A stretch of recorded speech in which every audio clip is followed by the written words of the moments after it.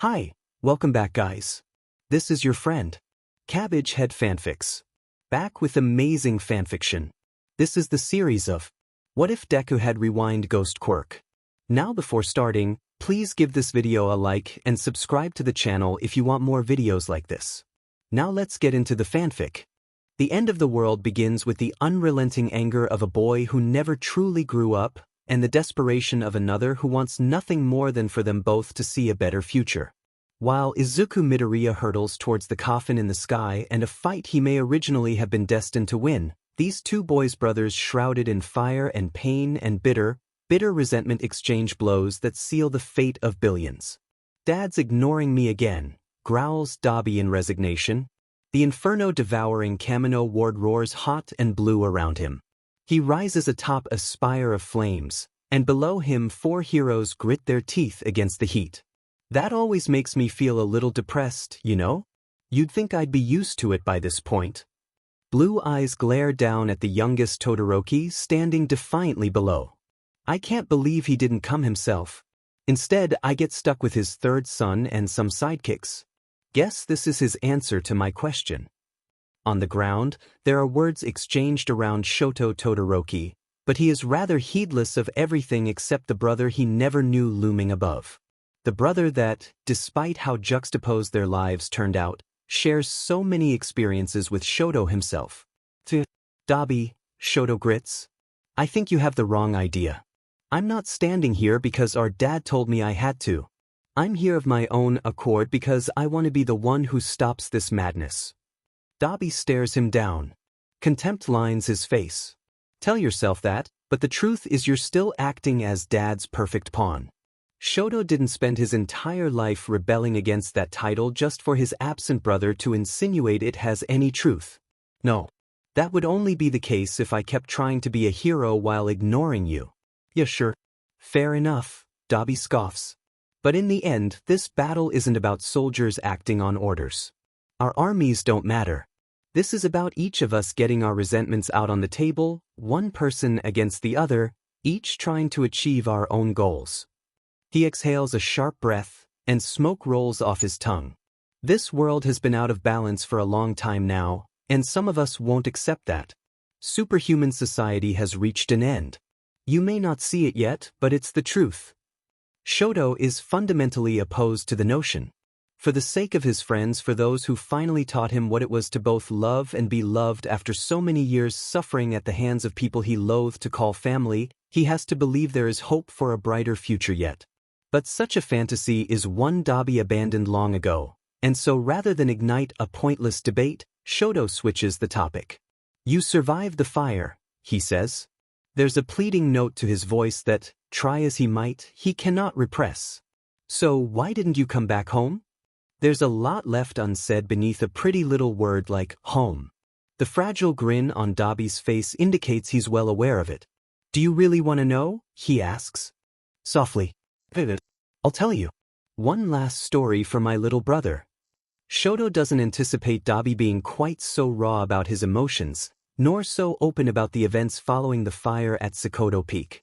His brother gains a far-off look after uttering the first few sentences, and from there seems to forget he's in the middle of a fight entirely. Shoto knows he should take advantage of the distraction, but neither he nor Endeavor's sidekicks move as the eldest Todoroki's son recounts the last decade of his life. It doesn't feel right to attack someone so deeply, mentally entrenched in the past, nor does it feel right for Shoto to interrupt his brother when he's finally getting answers to the questions he's had for months. At some point, Dabi's flames roar high around him, shrouding him from view of those below. When he concludes his story, they flicker apart to reveal a figure that looks minutes away from total cremation. Shoto's jaw clenches at the sight. You've been prepared to die this entire time, he says. It's a statement, not a question. Dabi doesn't grin, but his eyes scrunch in a way that implies he would, had he still had lips. I'll burn all that Dad holds dear, he rasps. That's the reason I'm still alive. His suffering will be proof I existed. I told you I'm not going to let you do that, big brother. And so their fight begins in earnest. More words that are meaningless in the grand scheme of things get exchanged as the broiling heat of Dabi's fire skyrockets at an unbearable rate. It takes all of Shoto's concentration to maintain the cold flames rippling across his chest, strength building slowly as he waits for Dabi to make the first move. When Dabi unleashes whip-like arcs of fire upon the battlefield, a larger and more sloppy imitation of Endeavor's Hell Spider attack, the few heroes and villains scattered around go flying. Ingenium Tenya Ida gets blasted to the fringes of the flame-shrouded arena, where he hesitates. With his metal armor and engines prone to overheating, Ida is a very large liability in this fight. Already he can feel the sharp pain of sizzling skin where his exhausts meet flesh. Although he had jumped at the chance to help Shoto, nothing about him is built to withstand the blows these brothers will exchange, so he hangs back, observing every detail he can to determine when his speed may be needed. On the front lines, Endeavor's sidekicks try to push through the brunt of Dabi's inferno as Shoto prepares to launch a counterattack, but Dabi is fast, and in less time than it takes to blink he's skittered behind Shoto and sent his younger brother flying. He screams words that the youngest Todoroki doesn't hear, mind too preoccupied with ensuring the only upper hand he has against his brother doesn't flicker out of existence.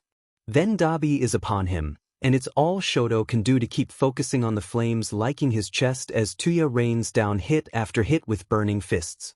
The younger Todoroki's head snaps to the side with every punch he's forced to endure until suddenly he's in the air, one last quirked punch from Dabi propelling him painfully into the side of a building.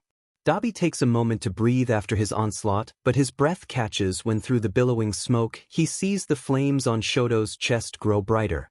Ice creeps its way across the building face, and a glance down at his charred, frost-covered fist confirms what his little brother has accomplished. Flash fire, Shoto whispers, pained and reverent. The roaring blue fire around them dims under his presence. Dabi's mind hooks onto every word. I want to show you how I turned it into something better. A move meant to stop you.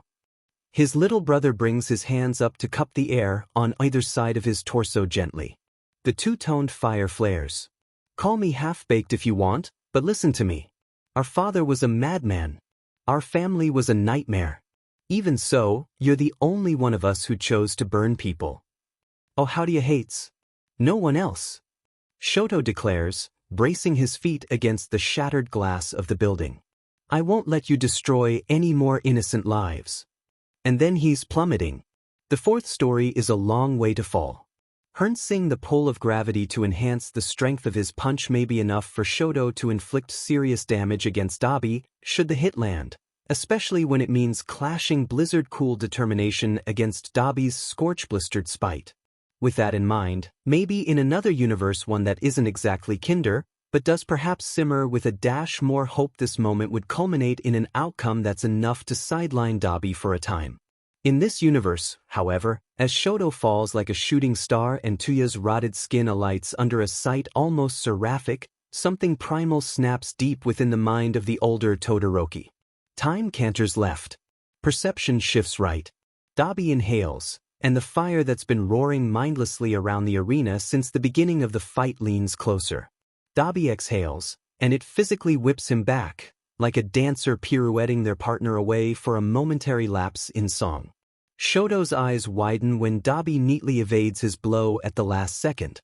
He reroutes his offensive blast into something soft that peters out at the edges, desperate to cushion his fall before he hits the ground hard and takes himself out of commission.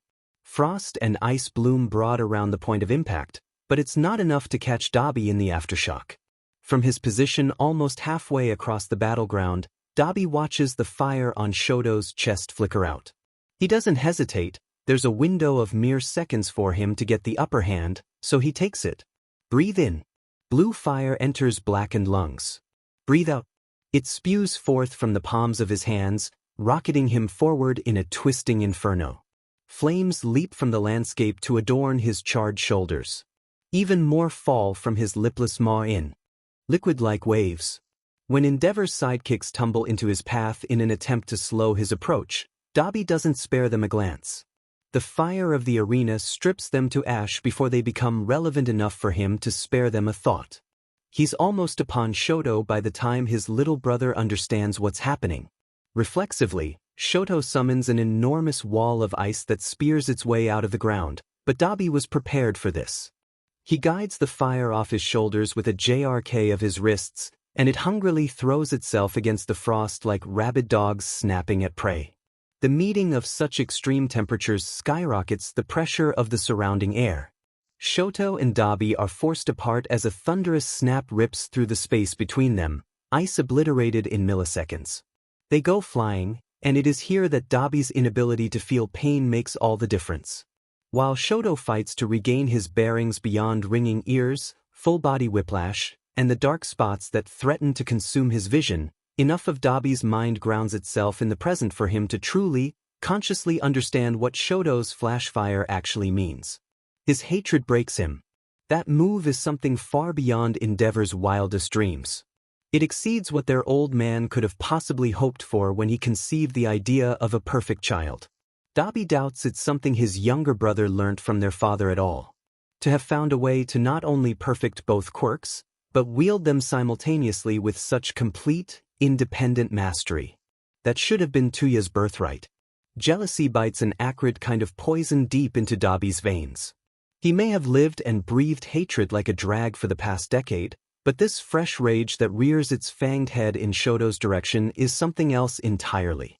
It tastes like battery acid antipathy collapsing under the weight of a supernova. It feels like being 10 years old and realizing your father no longer thinks you worthy. It makes Dabi's hatred of Endeavor seem almost juvenile. An ungodly scream rips itself from Dabi's scorched vocal cords. With such newfound white-hot fury bolstering him beyond the limits of his useless limbs, he blasts his charred corpse of a body towards his younger brother. Shoto gets precisely 2 seconds to cough, look up, and witness all the hellish glory of his brother shrouded in a maw of writhing, hungry blue fire before the flames are upon him. It's in these last few milliseconds of heat and ash and anger where Shoto Todoroki realizes the incredible pointlessness of his existence.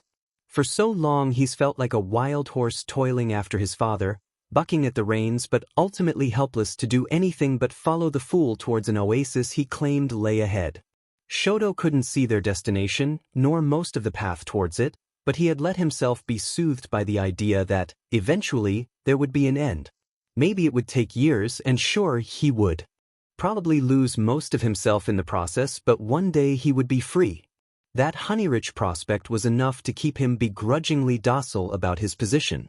At this moment, though, as he stares at flesh and bone and blood who, a decade ago, was in a position not too dissimilar to Shoto now, he can see that his hope for an unshackled future was nothing more than his own foolishness obstructing his vision like blinders.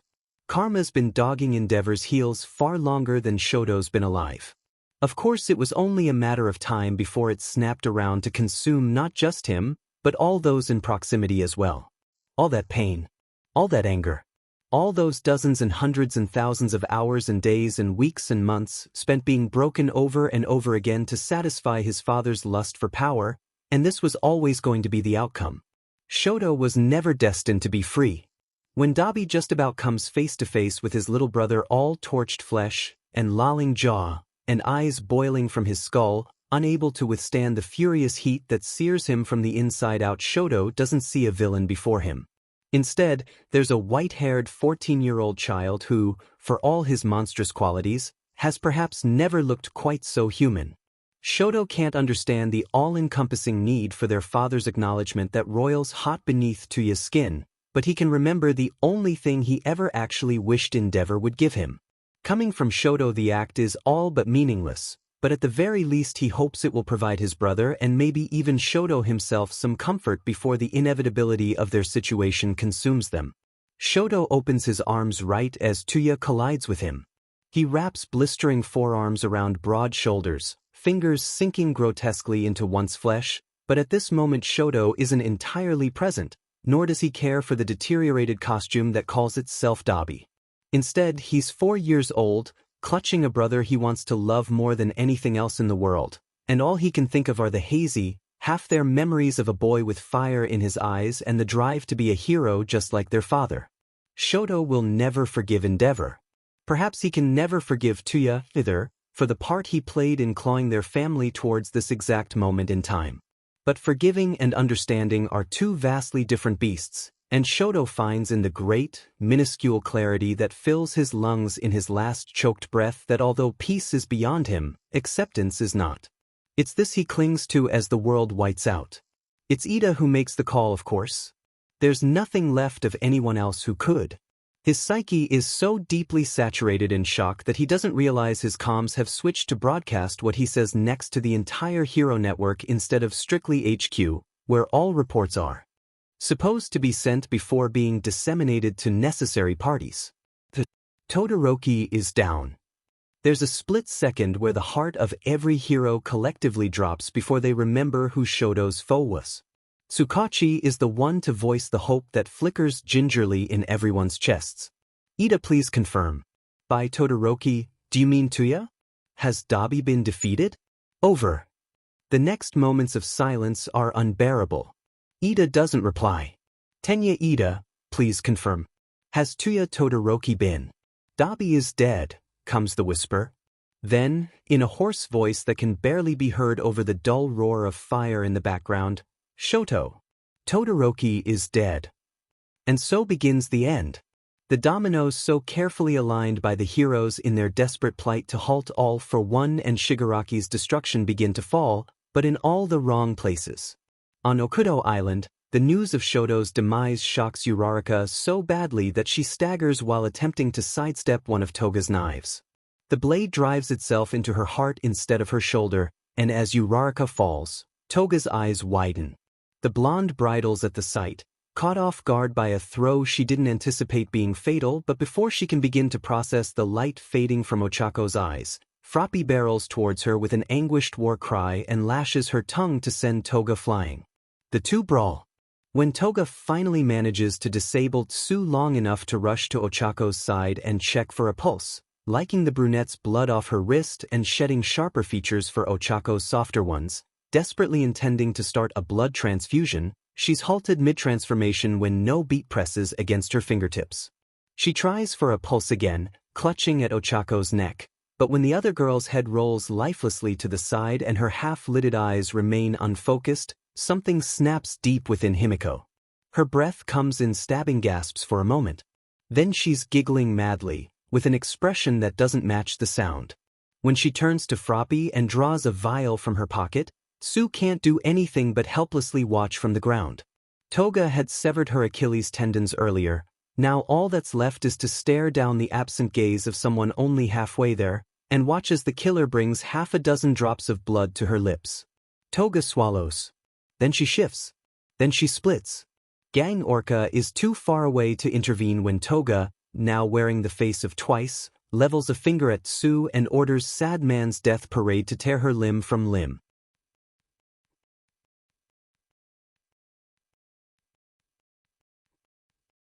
At the Jaka Hospital ruins, in front of the warehouse currently keeping a sleeping Gigantomachia contained, Ashido hears Ida's message and freezes. Beside her, Mineta asks what's wrong, but Mina can't have heard that right. There's no way Todoroki, of all people, could have lost let alone been killed. He was one of the strongest in their class. If he was defeated because she refuses to believe he is dead, what chance did the rest of them have? Pinky, watch out! Kodai from 1B shouts, and the sound of metal slamming into something hard rings out from behind Ashido's head.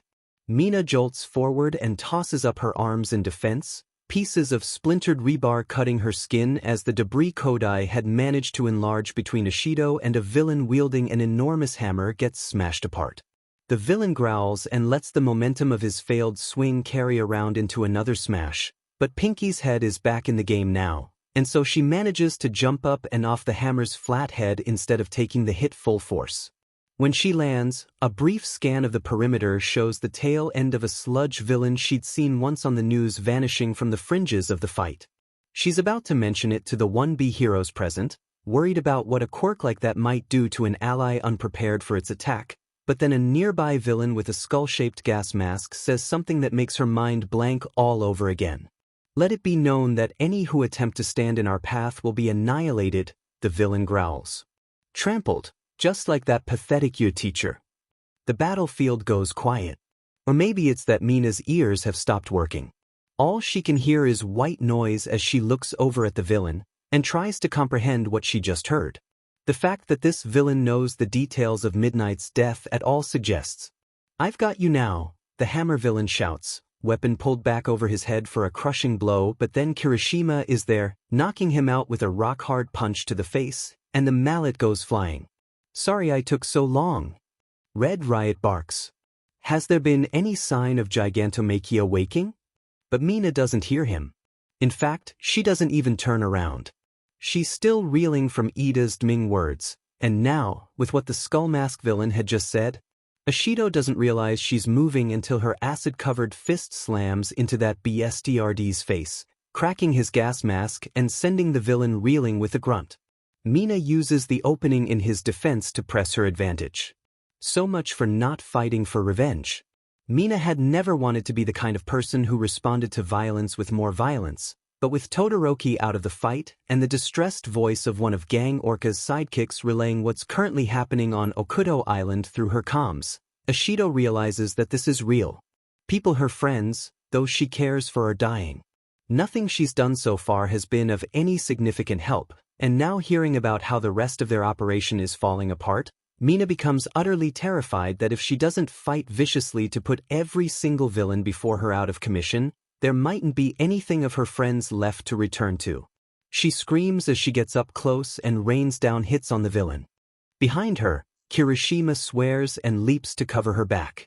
The masked villain tries to pull away from the onslaught, but right as Pinky is stepping back with hands pressed together, intending to down him with a funneled spout of acid, the villain gets pulled into the air by another enemy with a purple cloud-like quirk. Before Mina can adjust her attack angle, the masked man holds some kind of device high in the air and presses a button. Immediately, a deafening, high-pitched noise screeches across the battlefield. Ashido winces and clamps her hands over her ears instead. "That's enough of that," the villain snarls. There's a kind of bubbling noise when he speaks. Ashido thinks his nose must be broken. "Even if you pathetic heroes try to stand in our way, we've outsmarted you." These sound waves have been fine-tuned to perfectly mimic all for one's voice. They can slip past any obstacle, no matter what measures you may have put in place. Mina only has a second to feel her gut plummet before Gigantomachia bursts from the warehouse behind her with an earth-rending roar. "Demen-it!" Kirishima yells. "Okay, plan B. I'll get Shinso." But when Kirishima moves, the Skull Mask villain crashes down on top of him and gets him pinned. It's a slight delay, and one that Red Riot ultimately shrugs off quickly, but those 30 seconds of struggle mean that when he reaches where Shinso should be safely hidden behind a small building, he instead finds the purple-haired boy in the clutches of the sludge villain.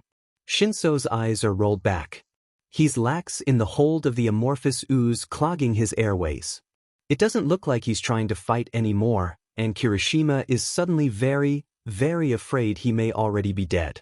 "Looks like another brat has blown my cover," the villain gurgles. "And just when I was about to slip out of here in this new meat suit too. He was so much easier to subdue than that kid from last year." Kirishima is already moving, tearing hardened fingers through the parts of the villain that aren't in Shinso's throat, but a quirk like this isn't something his own power can combat. His fingers slide through grime, and it splashes right back into shape.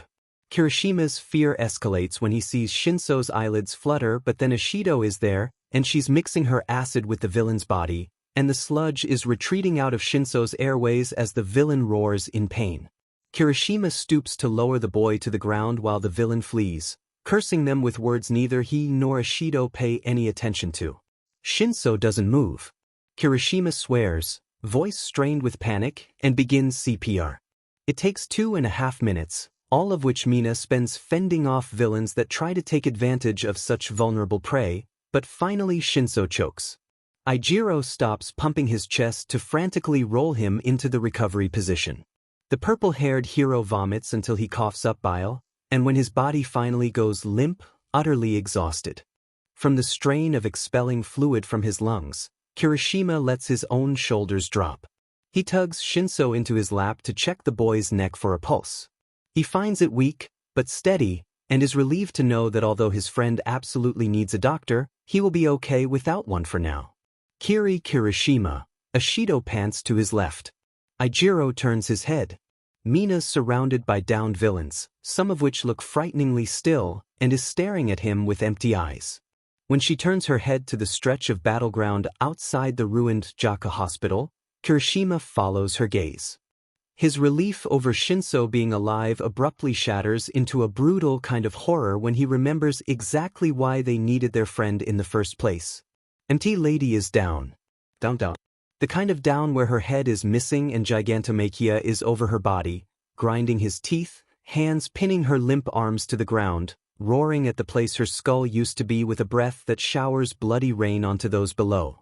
Then the monster tilts his head as if he heard something, swings his gaze southbound, and begins to lumber towards whatever has called for his attention. More than likely towards All for One. With the giant gone, the battlefield falls eerily silent. Even the villains don't seem to know how to react. Oh my god, Ijiro whispers. Oh my god.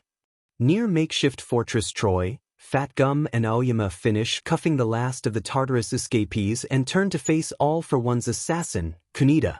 It's only when they lay eyes on him that they realize the villain's Quirk has been spreading unfettered this whole time, slithering across the battlefield to restrict the movements of the other 31 heroes present. Aoyama tries to take a few steps back, but a vine slides around his waist before he can and rips the naval laser belt from his body. It retreats to deposit the ruined support gear into Kunita's hands. Aoyama feels sick knowing that without it, his Quirk is more a hazard than a help. He falls into a panic when the villain strokes a flower by his head and Fat Gum goes down, smothered beneath writhing flora. Then Aoyama's own arms are being tugged into suffocatingly tight bindings, and when he tries to pull free, the plants thicken to keep him rooted in place. The villain starts singing All for One's praises. It's all Aoyama can do to ignore the slimy feeling bubbling in his gut. Kunita says he is a fool for going traitor, but Aoyama already knows this. He was a fool before, thinking he could betray his friends, and he's a fool now to turn on the single most powerful man in the world. The only redeeming part of it all is that by already being a fool, making more foolish options becomes all the easier. Even though he knows this plan could go horribly wrong, Aoyama stops fighting his Quirk and lets it spill unrestrained from his body. The battlefield glows under the arcs of light that shoot across it. Aoyama doesn't have faith that his attack will cause any substantial damage, is just hopeful that maybe a stray blast will be enough to break free of Kunita's plants, but then Hagakure is there, absorbing Aoyama's power and refracting it back at the surprised assassin. The villain falls dazed to the ground. Hagakure quickly cuffs All for One's lackey. Then she's at Aoyama's side, stripping the last of the plants from his feet, and they both rush to free the other heroes before Kunita's plants devour them whole. Ultimately, this fight is the only one that goes according to plan. Aoyama, Hagakure, Fat Gum and the other heroes round the villains up and obey Tsukachi's command to return to the UA bunker before their luck can go awry. At the brawl with All for One, Endeavor hears the news of his son's deaths and utterly shuts down right there in the middle of the fight. The flames around his feet keeping him airbound flicker and die. Hawks curses and sends feathers he can barely manage to do without into the other hero's costume to keep the man from plummeting to the ground. All for One can't stop the hysterical laughter that bubbles in his throat at seeing his enemies so distraught. After a few words of gloating that go unanswered by a vacant-gazed Enji, the Scourge of Kamino launches his attack. Hawks rushes in and desperately tries to redirect the blows, but with All for One simultaneously using 5 different projectile quirks that all move in unique, unpredictable ways, there's only so much he can do. A serrated, bone-like lance spears Endeavor in the gut, while a crystalline crescent cuts deep into the groove between his neck and shoulder. Hawk's eyes widen at the pained grunt that rips from his hero's throat. In the split second Hawks freezes, All for One jolts forward in a flurry of blue-gray. Bruised flesh and grooved metal teeth snap into existence to replace his arm. He plunges his fist towards the hero, and the mouth his hand has distorted into bites deep through Enji's side, punching clean through his lung and severing one arm from the elbow down. The man goes limp. All for One's grasp becomes the only thing preventing him from falling to the earth far below. Hawks screams Endeavor's name, but the man is unresponsive. All for One wishes this broken hero before him could see the delighted smile that spreads across his face. With his helmet in the way, however, he satisfies himself by conveying this insane glee through his voice as he leans in to whisper Dming words next to Endeavor's head. A perverse ripple of euphoria makes his fingers twitch when NG coughs, and the hero's blood splatters against the side of the villain's mask. Poor Tuya's body. The scourge tenderly sighs into Endeavor's ear when the man stops convulsing. You never found it. He leans back just enough to see a void of hopeless realization flicker through Endeavor's eyes. Of course not, he continues. It wasn't there anymore. The son you thought dead was returned to you through my work and foresight, and where is he now? Dead at the hands of your youngest. What a waste it was to lose them both. All that effort on both our parts. I suppose our work is quite thankless. Pure, unbridled hatred kindles deep within Endeavor. With the last of his fading strength, the number one hero tries to detonate himself in the hopes of wounding All for One even slightly, but this shattered father was defeated. The instant word of his son's deaths filtered through his comms. All for One merely chuckles and lets a cocoon of slime-like liquid wash over the man's fickle attempt to harm him, and Endeavor's fire snuffs out for good at the same time his eyes go glassy. To the side, Hawks watches in horror. Endeavor was the only shot they had at defeating this demon. Without him, their fight is hopeless. When All for One turns the hero's way with an outstretched hand and a snide, "Now, Nagant's replacement, tell me, are you quick enough to dodge this?" Hawks knows he doesn't have enough time to evade. This is really it. Well then, good. How disappointing. Kigo had always known that his dream for a future where heroes had too much time on their hands was a far-fetched one, but he'd really hoped he'd be proven wrong one day, you know? Maybe he would never get to enjoy a society like that himself, but at the very least the next generation could have enjoyed that time of peace. With the way things have been going, though, Hawks would honestly be surprised if there was going to be a next generation at all. There's not much to do other than close his eyes and accept his fate. All for One's arm swelling with power is the last thing he sees before he surrenders himself to his inevitable death. He mentally braces for the pain and nothingness, and then he's flung to the side, a bright flash stinging through his eyelids, ears suddenly full of a painful screech. His eyes snap open, and he takes a second to right himself in the air before looking around, bewildered, to see who saved him. "Go, Hawks!" Tokoyami shouts. On the kid's back is Jiro, her earphones extended and blasting whining sound waves towards All for One. Somehow, it's nullifying the villain's power. What the hell are the kids doing here? Get away! Hawk screams. This is no place for you. You'll die. That they will, All for One growls. Hawks whips around and slams his wings down, moving himself as fast as he can into the villain's line of attack, but he's a fraction of a second too late to stop one of the 5 boomerang-like projectiles that peel themselves from All for One's cuticles and grow in size as they slice through the air. Hawks manages to stop 3 of the remaining 4 with one of his wings. His feathers get torn to shreds, and he falls lopsided for a second before he can right himself. Then the 4th projectile lodges in his shoulder, and he stifles a shriek as it digs into his flesh, rolling over the top of his arm to create a crescent cut before coming to a stop. The hero frantically turns to see where the last boomerang ended up, hoping beyond hope that Tokoyami dodged it. He's relieved when he realizes the kid has, then his heart plummets when the projectile swings sharply around in midair and hurtles back towards All for One on a path that will cut right through the student's new trajectory. Hawks opens his mouth to shout a warning. Jiro sees the look on his face and whips around, raising an earphone in an attempt to stop the boomerang's return slice, but the projectile is moving too far, too fast.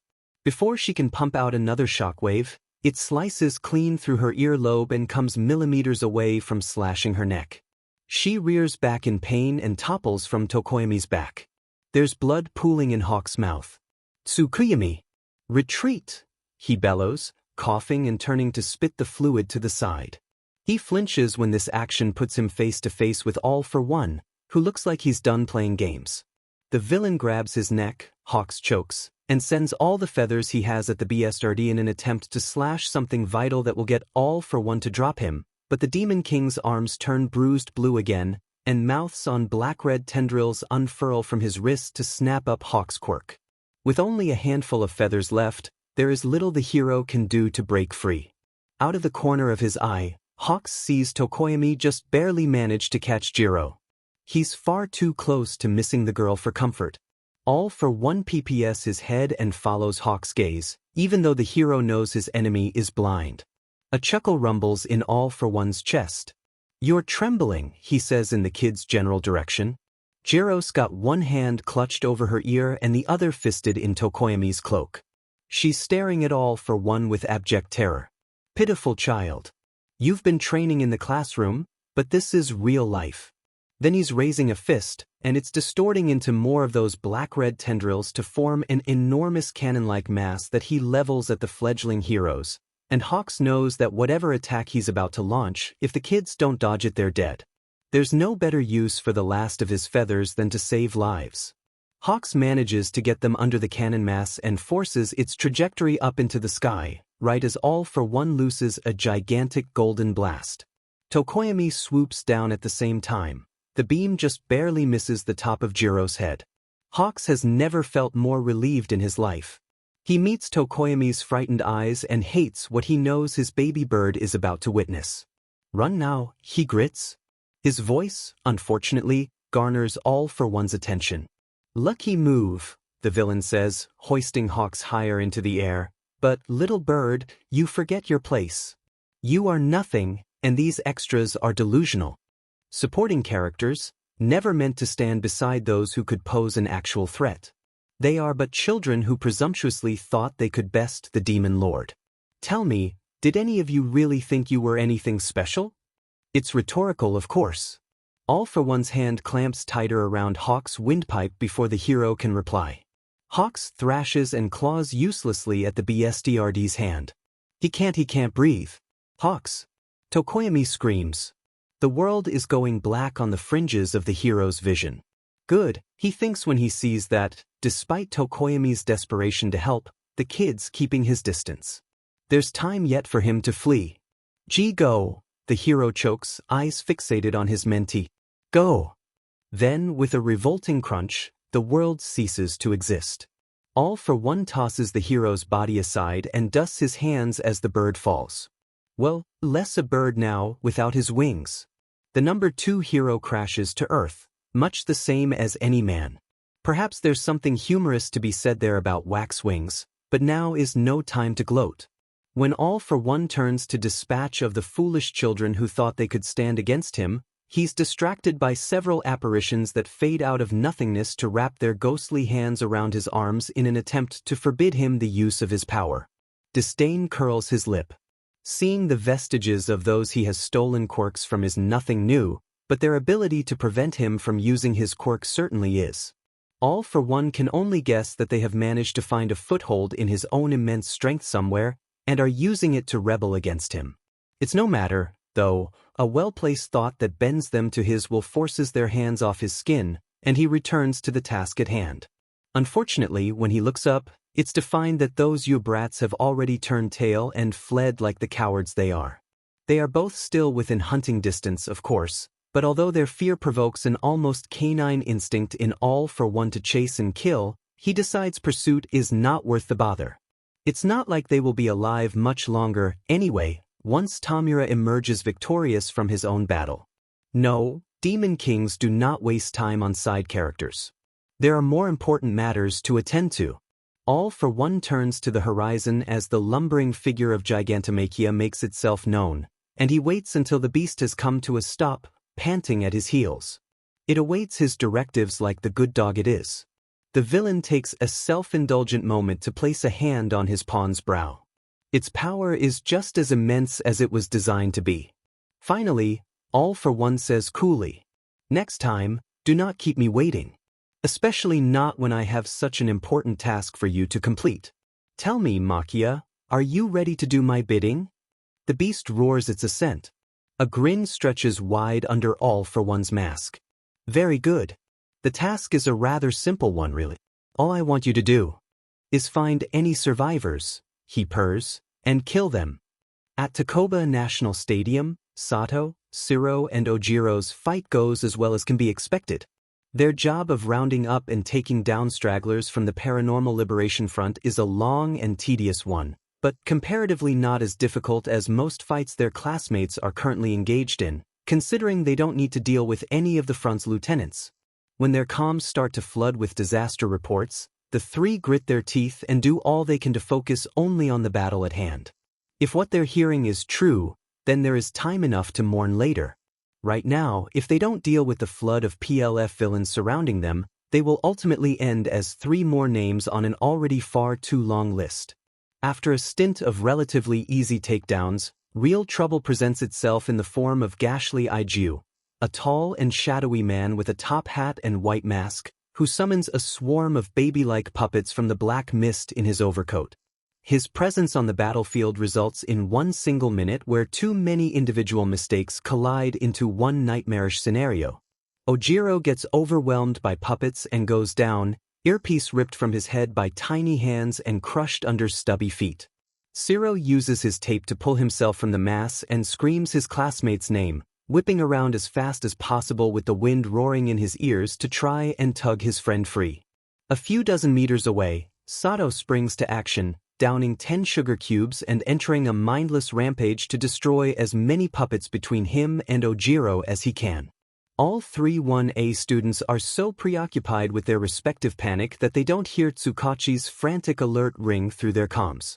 Zero's first attempt to free Ojiro fails when a stray blast from a PLF villain slams into the side of his helmet, breaking his earpiece and sending him flying off trajectory. His second attempt almost works. Sato manages to crush enough of the puppets to let Ojiro extend a hand and Zero grabs hold, but more baby-like minions swarm over Ojiro's lower half, dragging him back down before the tape hero can pull him to safety.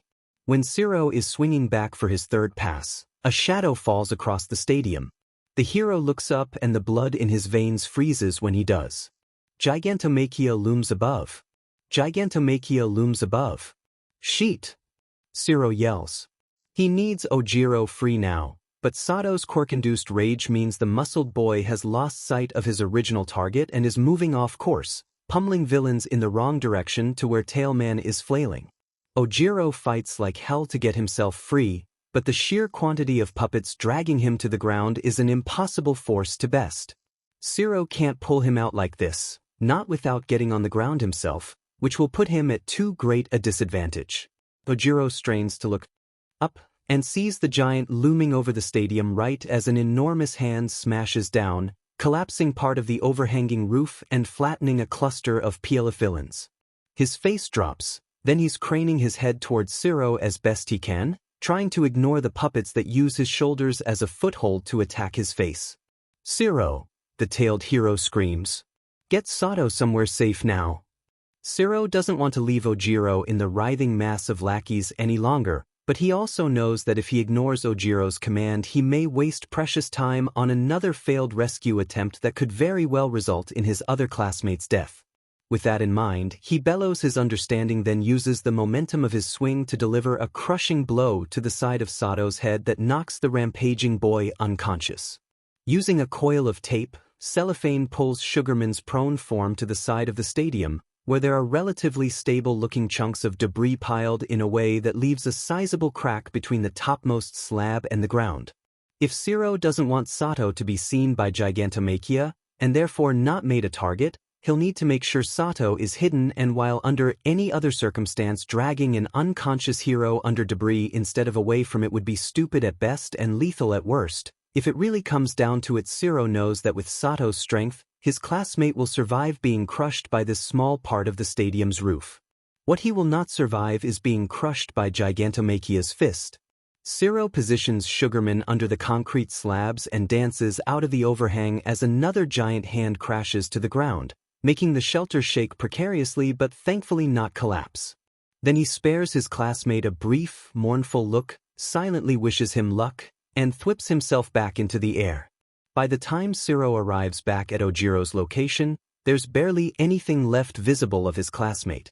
A shock of blonde hair flashes between the puppets' bodies every now and then, but otherwise the only evidence of Tailman's presence is a slightly deformed lump in the sea of enemies. From above, Gigantomachia roars, and must decide that fists are no longer an efficient form of attack. The giant stoops a shoulder and crashes through the side of the stadium, collapsing a huge chunk of the wall and sending debris flying that squashes a number of puppets on the fringe of Ojiro's fight. When the towering figure steps into the arena, the ground rumbles enough to dislodge some of the faux babies from Tailman's head. Zero takes advantage of the opportunity. He sends a quick prayer off to whatever gods will listen and throws himself into the fray. Ultimately, he knows there will be no coming back from this decision. But what is a hero if not someone who puts their life on the line to try and conquer the impossible? When puppets shroud both students' visions except for a tiny patch of blue sky that soon grows dark. Under the descending heel of Gigantomachia's foot, Ojiro hates that he finds comfort in the fact he will not die alone. Small mercies, he guesses bitterly. The world goes black. At Central Hospital, Koda hears the news of his friends' deaths and goes immobile. His control over his animals slips. Shoji sees the flock of birds that had been swooping across the plaza disperse, and leaps back from his fight with a scale mail-clad spinner to see what's gone wrong with his friend. When he spies a shell-shocked Koda being smothered by kicking and screaming heteromorphs, he doesn't hesitate to fling himself off the side of the building he's perched on and descend into the fray. He's too focused on ripping bodies out of his path to notice how Spinner takes advantage of the distraction and scuttles towards the hospital. Towards Kurogiri. Present Mike sees the lizard go and is about to pursue, but a yelled, "Sensei!" draws his attention instead. Koda's in his arms before Mike can react. He gently sets the hyperventilating kid against the building ledge they're on, and glances down at Shoji, who is struggling to get loose from the heteromorphs without inflicting them with any serious wounds. "Go!" Shoji yells. "I'll be fine." "Stop, Spinner." Yamada only hesitates a moment before sking in a breath and letting loose a powered scream at the crowd, dispersing them enough for Shoji to get the upper hand. Then he's nodding at the kid, leaping to the ground, and yelling at Rocklock and the police to back up his students while he sprints towards the hospital. As he goes, he hears the spider heteromorph who had been acting as Spinner's right-hand man yell something at the crowd that has the people screaming their assent. He forces himself to put their battle to the side and focus on the task at hand. He needs to get to Kurogiri to Oboro and do whatever he can to ensure the Nomu doesn't break free. When he rounds the corner to the hallway leading to Oboro's room, he skids to a dead stop. Spinner is at the far end, in a pool of his own blood from where he's bled around the scale mail armor that's ripped through his flesh, and is laughing to himself in stilted hiccups. When Yamada looks at the chair where Kurogiri should be, no one is there. His gut plummets. They had one job, and somehow he'd managed to arrive too late and lose track of the single most important person in this entire war. With Kurogiri on the loose, there's no telling how their fight will go. Everything is about to be turned on its head. Yamada retreats around the corner and lets his back hit the wall. He radios in the bad news to Tsukachi. Then he turns the corner again and stalks down the hall, intent on disabling the villain who caused everything to go awry. By the time he's done with Spinner and re-emerges relatively unharmed from the hospital, most of the heteromorphs have fled. There's a defensive group of armed policemen surrounding a lump on the ground. A small group of doctors from the hospital have laid out a stretcher, and several of them alongside Rocklock are gingerly moving someone onto it. Koda stands off to the side with a blank look on his face. Hisashi's heart leaps into his throat. He can already tell what's happened before he sees the kid's face. When the doctors hurry past with the stretcher held between them, Yamada gets a clear view of Shoji looking beaten, battered, cut up, and bruised. He isn't sure which wound is the one that took the kid out, but the amount of physical trauma he has sustained doesn't look good. When Shoji's time of death is called 35 minutes later, Hisashi has no idea how he's going to break the news to Shoyuta that one of his kids has died under his husband's watch.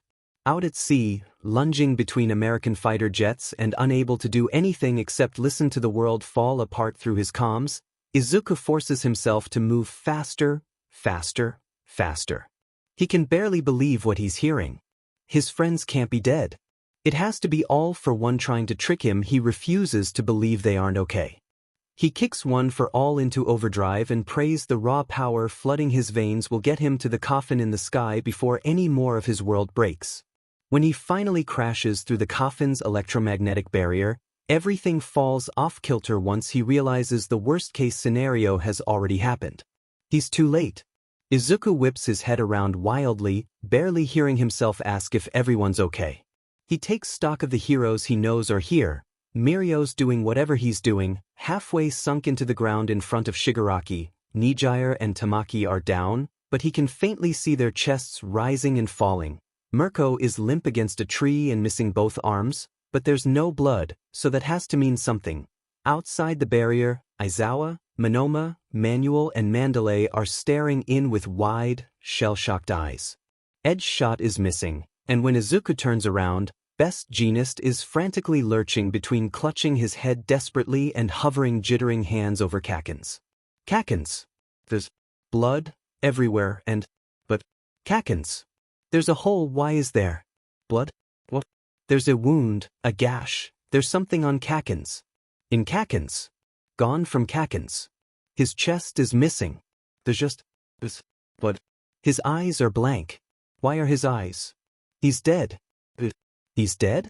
He's not. He can't be. But Katsuki cannot die. Izuku won't allow it. If anyone speaks, Izuku doesn't hear. He stopped hearing everything the instant he saw.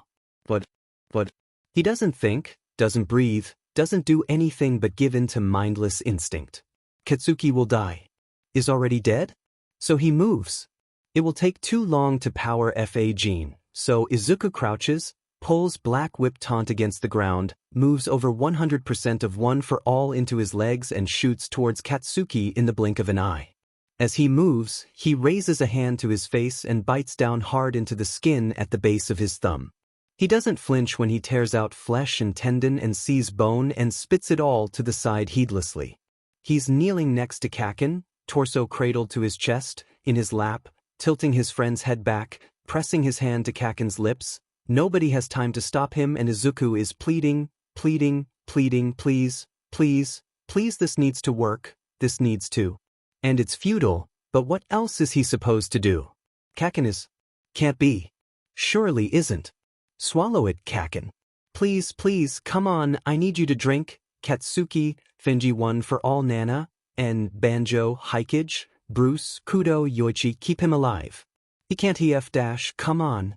Kaken isn't breathing.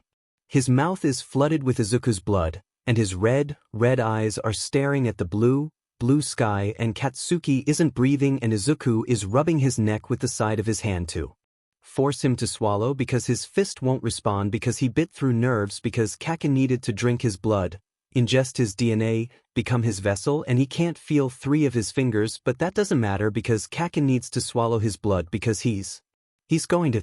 If you can't. He swallows. It's faint, but Katsuki swallows. Izuku sees it. One for All is in his system and that has to. He has to be okay because One for All is going to. Midoriya. Izuku is yanked to the side and Katsuki tumbles from his lap and Deku is reaching for him with a strangled cry, but there are hands on his shoulders forcing him back, away, turning him to look at. Midoriya, get it together. Mirio snaps, grasping Izuku's cape and shoving them both down to dodge the hands that lash the space directly over their head. Mirio sinks into the ground and rockets back out with Izuku clutched tight, propelling them both onto the side of a building right before the space they were occupying gets crushed by what Izuku realizes are Shigaraki's hands. I'm sorry about your friend, but Edge Shot is doing everything Mirio launches out of the way of another strike that shatters windows in his wake and drags Izuku further up the building, everything he can to save him. Right now we need you, Midoriya, so get it together. But Kaken. Shigaraki swipes his hands horizontally and Mirio pulls Izuku to his chest, leaping them further up the building and then across to another rooftop as the top half of the structure they were on topples to the ground far below. Your friend will be okay, Mirio says. He motions down. See? Jeanist has already moved him out of the fight. They're doing everything they can to. Another swipe of those hands arcs down from above, and this time Izuku has the wherewithal to drag himself onto a floating platform with Black Whip. Mirio is hot on his heels. The older boy skids to a stop on their new perch and looks imploringly at Izuku. Izuku, I know it's hard to see him hurt. I can barely stop myself from going to Tamaki and Hado right now. But you know how dangerous Shigaraki is, and you're the only one who stands a chance at fighting him. We've done all we can to hold out, now we need you, or no one is making it out of the coffin. The weight of his statement hits Izuku square in the chest. A glance down shows that Mirio is right. Best Jeanist has used spools of thread to move Kakin to the very fringes of the battleground and is doing what he can to stem the bleeding. From here, Izuku can just barely see Katsuki's chest pumping up and down rhythmically. Edge shots work, he guesses. A glance to the side shows Aizawa yelling something he cannot hear, with a desperation and intensity that Izuku knows is directed at him, even if his sensei's glowing eyes cannot stray from Shigaraki. Across the field, Amajiki, Nijire and Mirko still haven't moved. An ice-cold jolt of fear lances through Izuku's body when he realizes that if he does nothing, if he doesn't wrap his fight up with Shigaraki quickly, there is a very real chance that 4 more lives at minimum will be lost here today. Izuku can't do anything for Katsuki right now. He can't do anything for his friends on the other end of his comms. What he can do is enact what they spent countless hours planning, and ensure Shigaraki does not leave this arena.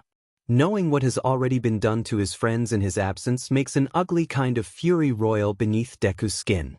Below, Shigaraki glares up at him and sneers. He whips his hands out to the sides, as if to accentuate the pathetic state the heroes are in. Poor Kakin, the villain snarls. Do you want to tell him why you're late? I'm sure you have an excuse. Toga's the one to blame, right? Izuku Midoriya? Izuku doesn't think he's ever really felt hatred. Not until now. To his right, Mirio gives him an evaluating look before nodding and vanishing through the ground. Why don't you say something? Shigaraki presses. How about, nobody expected this to happen? Or maybe, it couldn't be helped. Go on. Avoid taking responsibility, just like everybody else. Energy is burning so hot through Izuku's veins that he's barely keeping a lid on it. The excess sparks off his skin and leaks from his tear ducts and uncoils from his mouth and whips the air into a frenzy throughout the entire perimeter of the coffin. There's something acrid pressing against his sinuses. Perception narrows to only him and Shigaraki. The absolute rage he feels knowing that fate has allowed his world to be stripped raw by someone who desires nothing but its destruction bucks at his hands and leaks purple-black-green from his skin. Shigaraki's face twists into something beastly. I hope you like the present, he bites. Sorry it wasn't wrapped. Kid, Daigoro says from Izuku's left. Ninth doesn't react. Banjo eyes the tendrils of black whip spooling from his protege's skin, observes how it seems uncontrolled and notes how, deep within their shared one-for-all bond, he senses a clarity he knows Izuku hasn't felt in weeks. Something wild replaces the caution Fifth was going to offer. It's reflected by the feral grin that splits his face. I shouldn't have underestimated ya, eh? You know what you're doing. Go give him hell. And like a bloodhound let off its leash, Izuku launches from his platform and descends on Shigaraki with crucible-like power. The villain doesn't have enough time to move his hands between them in defense. He only has a split second to bring his arms over his head and plant his feet solidly on the ground before Deku smashes into him with enough force to make his legs buckle. Before he has time to retaliate, Izuku rebounds low and surges up from the ground with a roundhouse kick that launches Shigaraki back a few dozen meters. The villain digs clawed hands into the ground to halt his backwards trajectory and roars something terrible. Deku roars his grief right back. Their fight becomes a clash of brute force, billowing purple smoke, chains of black-green and enough pressure whipping the air heavy that it makes the ears of all present pop. A cold part of Izuku watches how each of his attacks are met with either casual indifference or strained loathing, catalogs what doesn't work, and tries to determine how much of Shigaraki is currently being occupied by All for One. He's not sure there's any Tamura left. Izuku glimpses Mirio moving Amajiki, Nijire and Mirko off the immediate battleground before the other hero loops back to assist in the fight against Shigaraki. The older student propels himself forward to take advantage of the sparingly few openings that present themselves. With him covering the brief PRDS where Izuku can't retaliate, they very, very slowly begin to whittle Shigaraki down. It's when Izuku is slowly ramping up his power for another ultimate attack that it happens. In mere seconds his comms, which he had been largely ignoring to focus on his fight, descend into absolute catastrophe. Over all the voices, Izuku can just make out Tsukachi screaming, "All for one suspected destination Deku, brace for." And then he hits. The electromagnetic shield flickering offline is the only warning Izuku gets of the imminent threat before All for One crashes into the center of the arena with a shockwave that blows everyone back. On the roof outside the now disabled force field, Aizawa, Monoma and Manuel barely stop themselves from being flung off the edge of their perch entirely. On the fringes of the fight, Best Jeanist curls protectively over Kaken. The other downed heroes tumble back like rag dolls. Izuku doesn't even stop to think. He immediately whips his head to where Mirio has frozen and shouts, "Lemillion, get everyone out of here now." It's enough to spur the other student into action. Mirio doesn't acknowledge the command, he just moves. Izuku spins back to All for One when the villain chuckles a low laugh full of far more amusement than the situation warrants. "How noble," the demon says, "but ultimately pointless. Regardless, what a pleasure it is to finally make your acquaintance." 9th. Beside the villain, Shigaraki snarls and tries to fling himself towards Izuku, but All for One holds up a hand that brings his other self to a dead stop. This is bad. It is, quite possibly, the worst outcome that could have occurred. Shigaraki alone was already an impossible matchup against both him and All for One. Not only is Izuku woefully unprepared, but there is almost no way he can possibly emerge from this fight victorious. Izuku needs to buy time. He doubts there is anything to be done now, but at the very least he can stall long enough for Tsukachi, All Might, Nedzu, and whoever else may be in the command center to try to figure out what the F to do. At least Izuku knows the self-anointed. Demon King likes the sound of his own voice. All for One, Izuku growls. Izuku Midoriya, the villain purrs. It sounds like he's tasting the words, rolling the syllables in his mouth to see how they feel. It makes Izuku physically sick. Was Endeavor not enough of a challenge? You just had to come and personally fight a 16-year-old too. All for One makes a sound that's not quite a laugh and not quite a growl. It's a noise more akin to that of a monster than a man. "Oh, come now, little hero," he says. "Don't sell yourself short. You are far more a challenge than those phony heroes thrice your age, even if your power is still incomparable to my own." "God, do you only speak in backhand compliments?" Izuku quips. "I have no idea how Shigaraki tolerated it so long. I would have expected someone of his temperament to have tried to disintegrate you years ago." Shigaraki snarls. All for One's mouth lilts into a not-quite grin. "Believe me, he tried," the villain says. "But that is to be expected from a child disillusioned by society." Then he tilts his head, and though Izuku knows he has no eyes, he feels intensely scrutinized. If anyone should understand such misfortune at the hands of the world, it should be you. All for One continues. "I have looked into your history, Izuku Midoriya. I know how your peers despised you. I know how your teachers overlooked you. I know how the heroes you admired rejected you on countless occasions. So how is it that, despite everything, you came to be All Might's successor? Do you not feel slighted? Do you not seek revenge?" He pauses slightly and rolls a wrist. "Would you not have rather wrought vengeance on the world by my side?" The insinuation that Izuku could ever be anything less than a hero is almost enough to give him whiplash. To be honest, it wasn't something that had ever crossed his mind. Not even at his lowest. The thought of being anything other than a force for good, of being anything other than someone who would take the hands of all those kids misfortunate enough to be in the shoes Izuku himself once filled, and telling them they can do it, they can be heroes, too, is, quite frankly, unfathomable. Perhaps some people grew lost the older they got, when they lost sight of all the childish dreams that once drove them. Perhaps it took others most of their life to determine exactly what, if anything, they wanted to contribute to the world. But for Izuku, the instant he had learnt what it was to be a hero, he had known he found his calling. Truthfully, there wasn't room for anything else in his life. Amid all the bullying, all the rejection, all the jeering words and cruel eyes and I'm sorry, Izuku's, anything less than that all-consuming, helpless need to save would have broken him long ago. He'd seen the statistics for kids like him, after all. He'd known that without that something in his life, without the underlying drive to be more than what he was born that came hand in hand with heroism, life would simply not be worth living. Izuku's merit had always been tied to his capacity to give. If his ability to sacrifice was the only thing of worth he could contribute to the world, then of course he would relinquish everything he had. What else could possibly be greater than that? Why would he ever need anything more than that merit? Izuku meets all for one's gaze head-on. I would see myself dead before I ever even thought to become what you are, he spits. All for one considers him for a few moments. Then he hums. It's a dissatisfied kind of sound. How interesting it is, he says emotionlessly, that two people can be so different. Izuku doesn't think it's all that interesting at all. There had obviously been something deeply wrong with all for one long before he gained the power he has now. All the time in the world, all the power at his fingertips, and the villain consciously chose to become this. Izuku will never be capable of understanding it. I suppose it makes little difference to our situation now, all for one size, although I had hoped you would indulge me with a more detailed answer.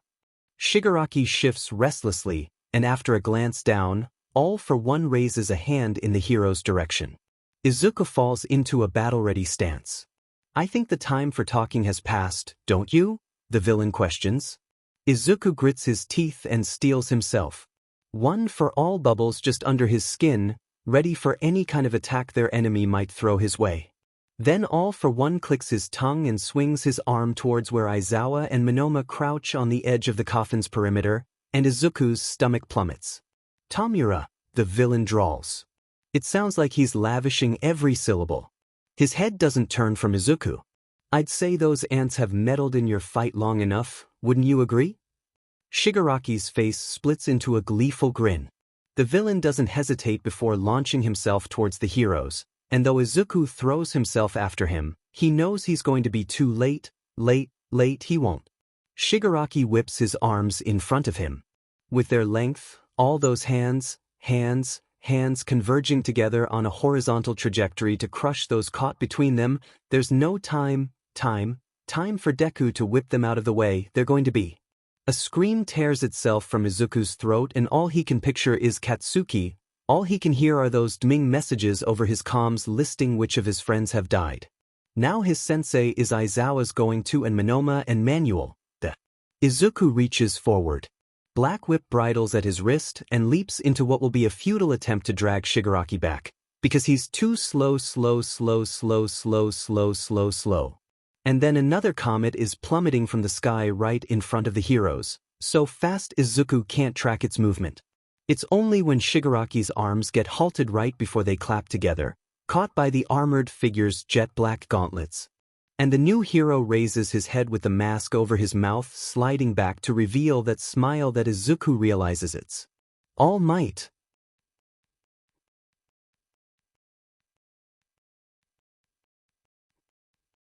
With All Might present, the fight evens out. Izuku has rarely had the chance to fight by his side, but they fall into a rhythm quickly, and from there rotate between combating All for One and Shigaraki as the battle demands. Even with their combined might, however, All for One's mere presence destabilizes what might have otherwise been their win. All Might's gear takes several harsh blows and starts to spark. Izuku suffers a bludgeon to the head and remains stunned long enough for Shigaraki to dislocate his shoulder and break his wrist. The villains remain relatively untouched and press their advantage. At some point, the American fighter jets arrive and assist in the evacuation of the wounded heroes. Mirio stays long enough to see his friends and comrades safely loaded on board, then he shoots back to the perimeter of the coffin and helps protect the aircraft from stray blows that come their way. The jet carrying Aizawa, Monoma, Manuel and Mandalay falls back a considerable distance from the battleground, but within a close enough range to let the two Quirk racing heroes keep their eyes fixated on the villains. Out of the corner of his eye, Izuku catches a glimpse of the electromagnetic barrier flickering in an attempt to be brought back online, but whatever All for One did to take it down persists. There's a palpable frustration building in the air. Without his quirks, All for One is weaker and easier to handle, but where he falls short, Shigaraki's physical strength prevails. Similarly, although All Might's armor puts him at a level significantly above the average hero, he doesn't have anywhere near the power he did in his prime. He cannot wield One for All's Inferno any longer, and so his and All for One's matchup becomes secondary to Deku and Shigaraki's almost deific brawl. Although their injuries mean that the heroes are being whittled down, neither side makes any significant progress. They fall at an impasse. When the break needed to tip the scales finally arrives, it does not lean in the hero's favor. Izuku has rend some of Shigaraki's larger limbs from his body, and All Might has just gotten All for One on the ground to rain hits upon a now maskless face, when the grin All for One has worn throughout the entire fight splits into something positively demonic. All Might halts, fists drawn back, and something in his guts sinks deep. He's well accustomed to All for One's flair for the dramatic. He knows that a smile like this means something worse is coming. "What did you?" Yagi starts, but All for One is already speaking. Poor Toshinori Yagi," he purrs. "It seems your plans have already taken the lives of so many fledgling heroes, and in a matter of hours, no less. That you would come here after all that, and put even more in danger. Speaks to your arrogance." Yagi lets his fist fly and strikes a square hit to All for One's jaw before wrapping both hands around the villain's neck. "What have you done, All for One?" The villain chuckles past the blood that bubbles from his mouth and spits to the side. "Me?" he asks with a false affronted tone. He turns that sickening grin back on his adversary. "Why, I haven't done anything at all. You should be aware by now that every action in the world is either a provocation or retaliation. Hero Society has already issued the challenge by disparaging those who may have otherwise thrived under proper guidance. Now you are merely experiencing the consequences of such an action." Toshinori roars and raises the villain's head, only to smash it back into the ground. "Speak plainly, B." The villain wheezes out a bark of laughter. Then he presses himself off the ground, ignoring the hands crushing his windpipe, and bares blood-stained teeth in his rival's face. In a voice All Might will never forget, he hisses, "Look up." Yagi freezes for less than a second. Then, with a mounting horror greater than anything he has ever felt, he cranes his head back to see. Oh God. The sky is dark and swirling with black-purple mist.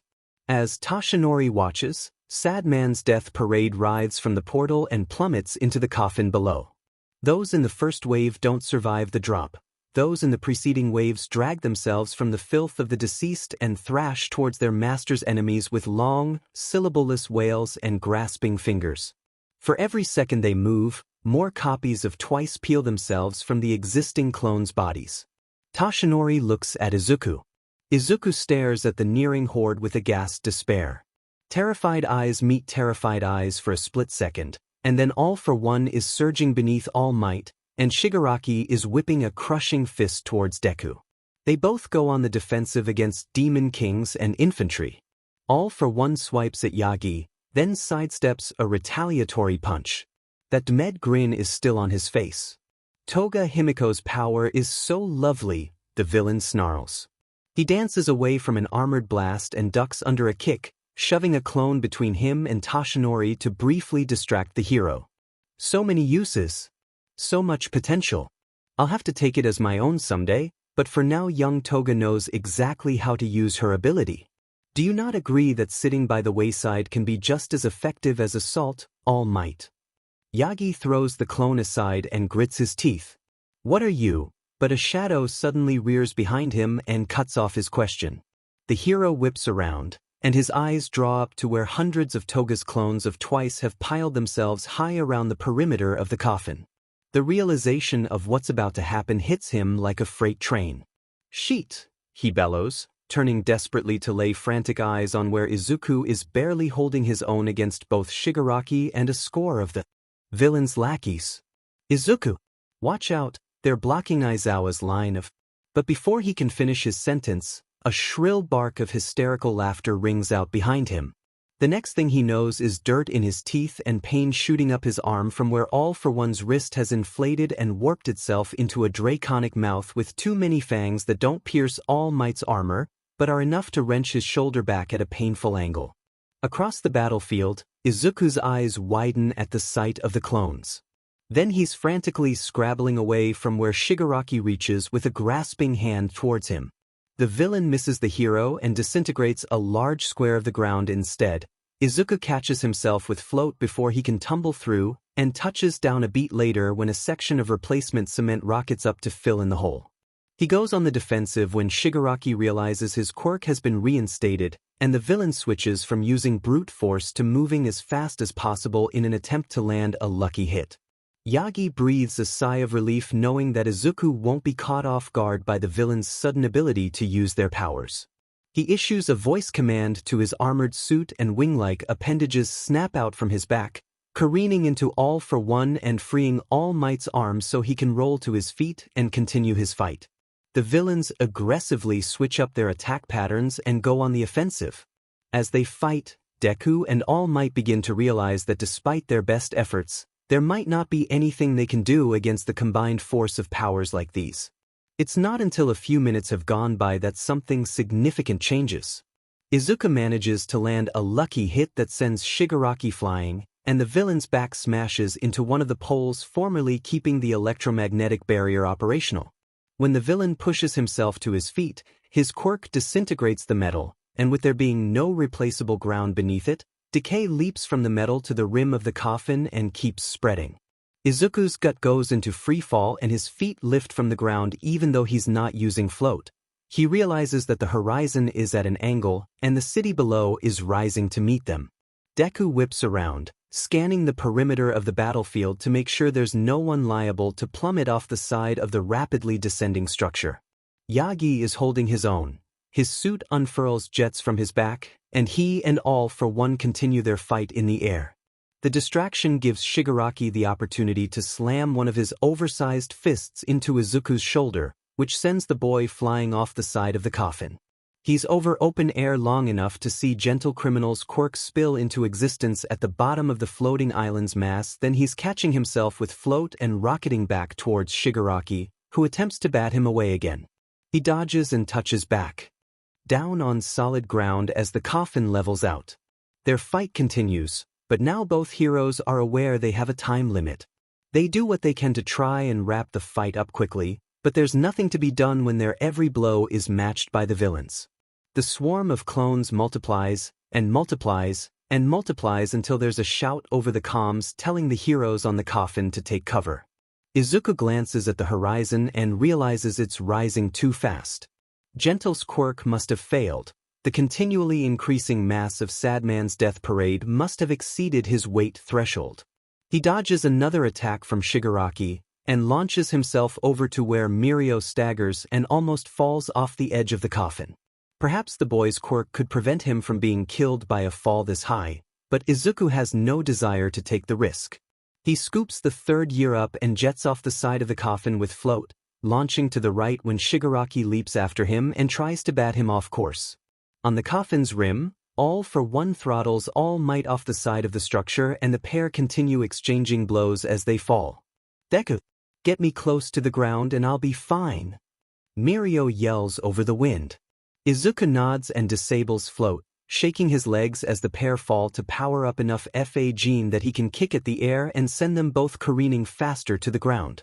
When they're about 50 meters from the earth, Mirio pats Izuku's arm and goes intangible. Izuku immediately pulls himself up and zips to where All Might and All for One are close to hitting the planet's surface.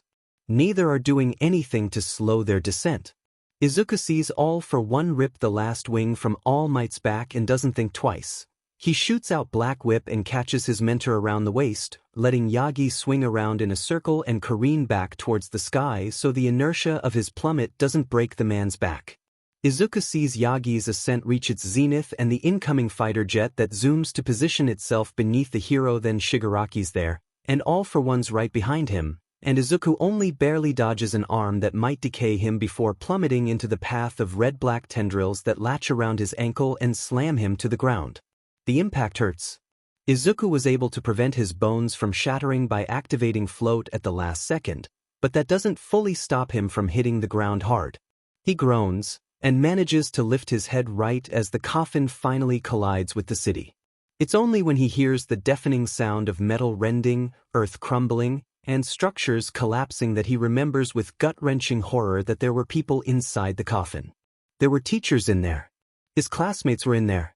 Cementos and Powerloader and Mei and the other support course students and Yaoyorozu and Kaminari and others from the hero course were in there. Shigaraki and all for one. Land explosively 50 yards from Izuku. Izuku cannot tear his eyes from where the coffin is still coming to a rest in the enormous crater its mass has created. Mirio appears at his side at some point, but Izuku can't look away. Izuku, come on, you need to get up, Lemillion pleads desperately, shaking his lower-classman's shoulder. We need to fall back. Tsukachi gave the command we need to leave. See what happens when you try to play hero? Shigaraki jeers from somewhere to the side. The villain steps forward, intending to put an end to Izuku Midoriya now, but All for One raises a hand to block his way. Tamura, All for One says, a wicked smile pulling his face into something inhuman, let them flee. We have all the time in the world to chase, after all. A guttural noise bubbles in Shigaraki's throat. But they're weak. If we strike now, why rush? They will not recover from the damage we've inflicted today. The villain turns his head, and Izuku's nerves burn under the intensity of his eyeless scrutiny. Let them rest. Let them recover. It will make the hunt all the more fun, don't you agree? The pause. Then Shigaraki's chapped lips also tug into an equally feral grin, and his head swings to rake Izuku with an evaluating glare. Well, master, when you put it like that. And that's the last Izuku hears before Mirio gives up on trying to rouse him and scoops him into a bridal carry, fleeing with Izuku held tight to his chest. Izuku can't think much beyond the nausea eating him alive. There are twin pairs of eyes dissecting his departure, failure and horror devouring him whole, and guilt submerging his brain into something horribly acidic. He knows, in the innate way one does when faced with the unthinkable, that there is nothing that can stop the way he is about to break.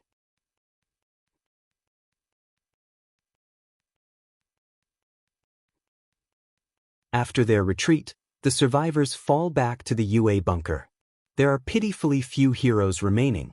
Of the 20 Class 1A students, only half return alive. Of the 10 deceased, only 4 bodies are recovered.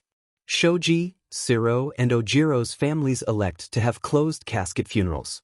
They want their memories to be of bright-eyed young men, not partially recovered corpses in no state to be seen by the living. When Mitsuki and Mitsubakugo demand to see Kaken one final time, Izuku curls outside the door to the morgue and forces himself to listen through their grief. He flees like a coward before they emerge, and cannot bring himself to answer when they knock on his door hours later. Despite their need for a respite, the surviving heroes aren't given any time to mourn the dead. Their failure to put an end to All for One and subsequent return to the bunker sends the civilians into a terrified frenzy, fearful that All for One will retaliate and put them all in the crossfire. The fragile tolerance society had for Izuku shatters completely.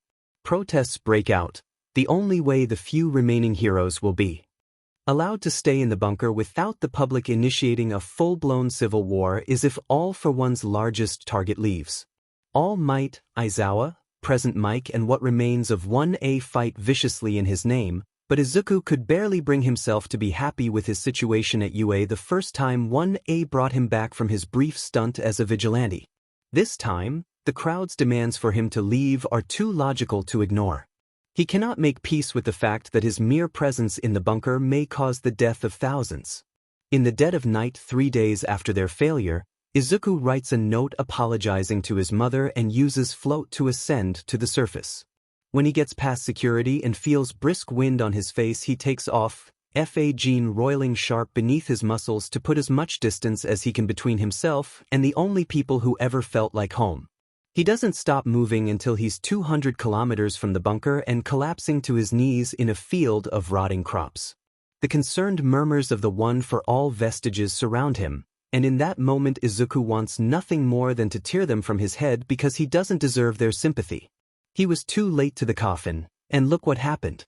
Things couldn't have resulted in a disaster any larger than this. The everything of the last few days catches up to him, and he can't support his body as the weight of it all finally settles in his brain. His hands crash to the ground, and then he's scrabbling at his chest because he can't breathe. Izuku had been in shock for the last 3 days, and now that he's alone and realizing his friends will never come back, it's like someone's punched a hole clean through his lungs. Yaoyorozu and Kaminari and Shoto and Uraraka and Tsu and Siro and Ojiro and Shoji and Mineta and Kaken are gone. They're gone, they're not returning, not ever, and they'd all just brought Izuku with them to UA not 2 weeks ago, but now that's gone too, and now they're gone, and he's never going to. It's a miracle all for one doesn't sick Shigaraki on him, because Izuku doesn't move for 56 hours. Every last second of that time is spent in a state of delirium between slightly more conscious panic attacks. All he can think of are those red eyes. His red shoes with Kaken's red blood staining the soles get ripped off at some point in a fit of suffocating fury and tossed somewhere into the distance. Izuku can't get those glassy eyes out of his head. On the 6th day post-failure, Ida finds him. With the help of Netsu predicting where Izuku may have ended up based on his trajectory, 1A had been sweeping the countryside desperately trying to find their missing comrade. The engine-powered boy notifies the rest of their class, and after placing a tentative hand on Izuku's shoulder that goes entirely ignored by the boy, Ida realizes that Izuku is far too out of it to respond to any of the questions he asks. He carefully scoops his friend up and moves to reconvene with their teachers and the rest of 1A. They head to makeshift Fortress Troy, where Aizawa, Yamada, Yagi and their classmates have set up their new base of operations.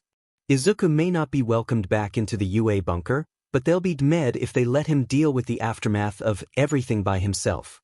After they get him comfortable and Aizawa works on grounding his student and bringing him back to the present over the course of a few weeks, Izuku is treated rather like a wild animal. No one has any idea how to help him, especially not when they're each dealing with their own grief. After all, what is there to say? Nothing that happened was okay. Nothing will ever be okay again. In the brief PRDS of lucidity Izuku has, he tries to leave. It's more half-hearted than it was that first time. His classmates take to keeping a guard over him, and eventually he realizes that all he's doing is causing them trouble. He curls up in his room and keeps himself bed-bound even as his limbs scream for him to move. Aizawa runs himself ragged, trying to support his class. It's only because of Yamada that he remembers to eat and drink, both of which are stunted and hard to track when the weeks blur together in a haze of nightmares and dissociative episodes. Yagi tries to support his students and fellow teachers where he can, but it's obvious his primary concern is Midoriya. Izuku flits between being unable to let the man go and incapable of looking him in the eye. Yagi lets the boy cry into his chest and wraps protective arms around his protege. It's not much, but it's all Toshinori has left to give. He buries his head in Izuku's shoulder one evening after the boy has exhausted himself into a fitful rest, and finally lets himself weep.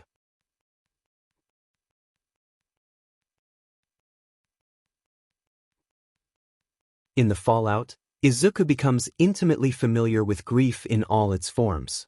He sees it in Ida, in how the boy stares with a detached sort of disgust at the mufflers in his legs, in how his fingers twitch as if he wants nothing more than to rip the offending quirk out over and over until he's faster.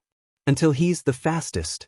Until there's no one he can't save in less time than it takes to blink, because he failed Shoto, and maybe if he hadn't been worried about overheating engines he would have been there for every other classmate who didn't make it off their own battlefields. As class president, the weight of his inaction bears heavy on Ida's shoulders.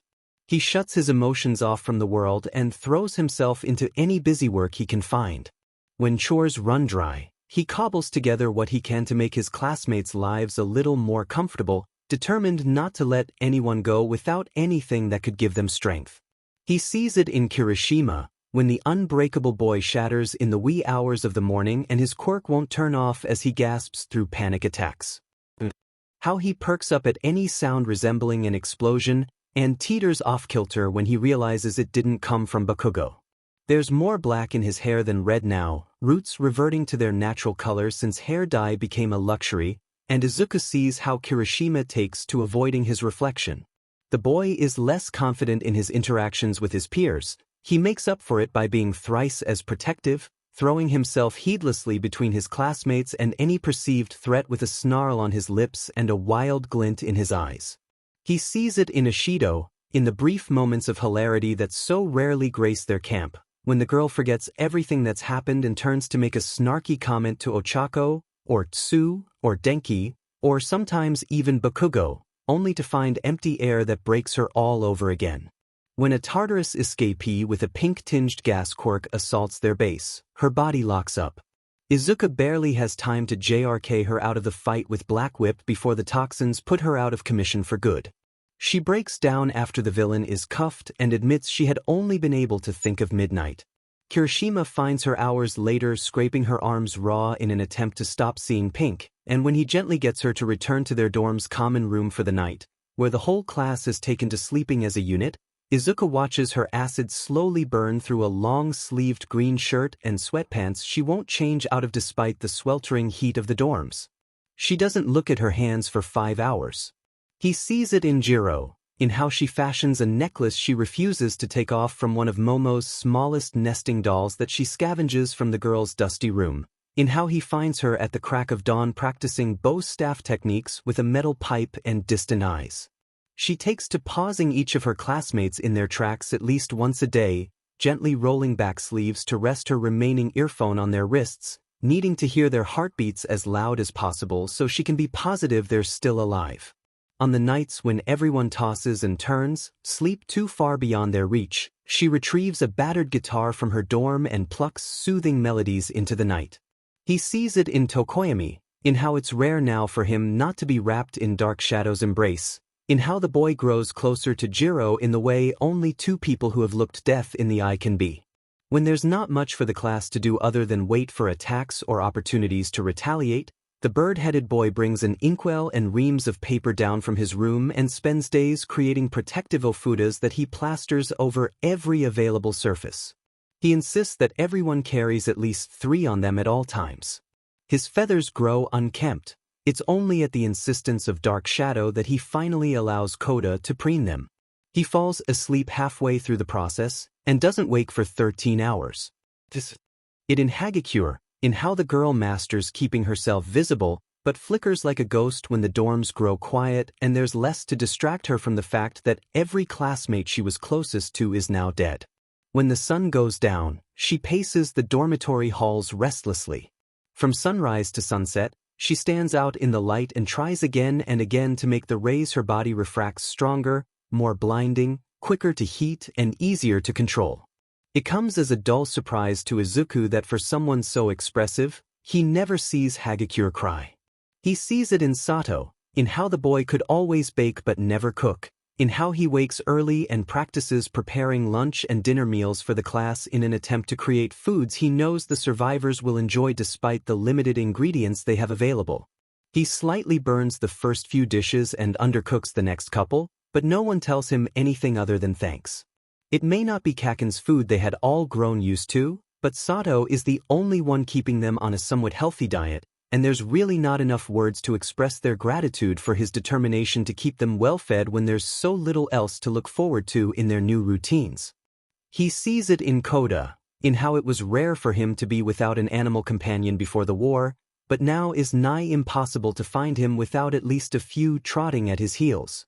The survivors take to leaving their doors open so the dozens of stray cats and dogs that flock to their base have more room to roam, and no one complains about the handful of times the animals create a mess.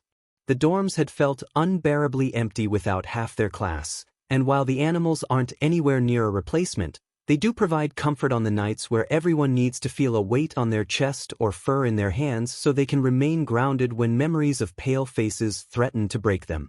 Izuku finds it devastating that Koda becomes somewhat of a chatterbox when there are so few people to listen. The boy gets into the habit of nervously rambling about everything and nothing whenever a silence drags on too long, as if he can't stand knowing that the people who would once fill the quiet will never voice their thoughts again. He sees it in Aoyama, in how the boy practically becomes mute, in how he refuses to voice his input when the class debates battle plans, in how he accepts any directive without question, because he's absolutely crushed by the guilt of thinking he's responsible for their friends' deaths, and although he could never do enough to atone, he can put himself into the survivor's servitude. The class tries to encourage him to join in on daily discussions, but Aoyama shuts down entirely and isolates himself, holing up in his room until it's time to complete a chore or attend a meeting. Izuku watches how after the boy has to engage with more than one person at a time, he retreats to the roof of Troy and collapses, raking nails across his skin with a frantic, vacant gaze, as if trying to physically scrape off the feeling of being watched.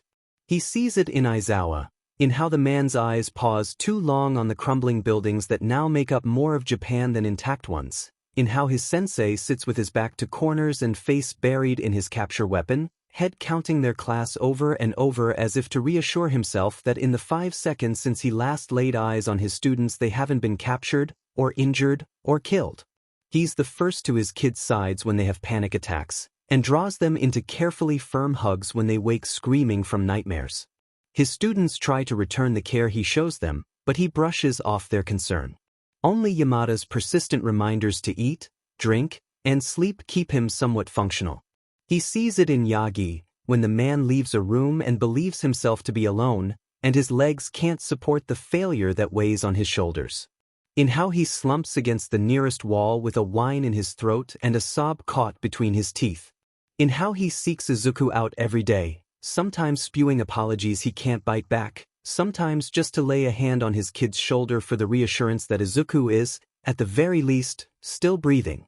Izuku finds him more often than not spending hours in a dejiza, prostrating himself before the headstones the class had placed behind Troy. There are no bodies buried there. Yagi pays his respects to the dead all the same. Izuku feels it in himself, knows it's there through the pages and pages and pages of notes. He feels compelled to write about everything from the villain's weaknesses, to what all for one might be planning next, to all the aforementioned observations about his surviving classmates, and every single detail he can remember of the deceased. A desperate kind of anxiety drives him. He fears that, without it all scrawled down, he'll forget what made the people he considers family so special. When he runs out of ink and paper and his hands get too shaky to keep within the lines of a notebook, he writes on the walls of half-decayed buildings using ash, or the sharp end of rebar, or sometimes even his own blood. He needs the world to know their heroes. He needs future generations, should they be so lucky to exist, to understand the people who gave everything to save them. He needs there to be tangible proof of what they sacrificed, and why the universe is all the darker for it. Yes, grief has made itself known to Izuku. These days, there's very little else to feel.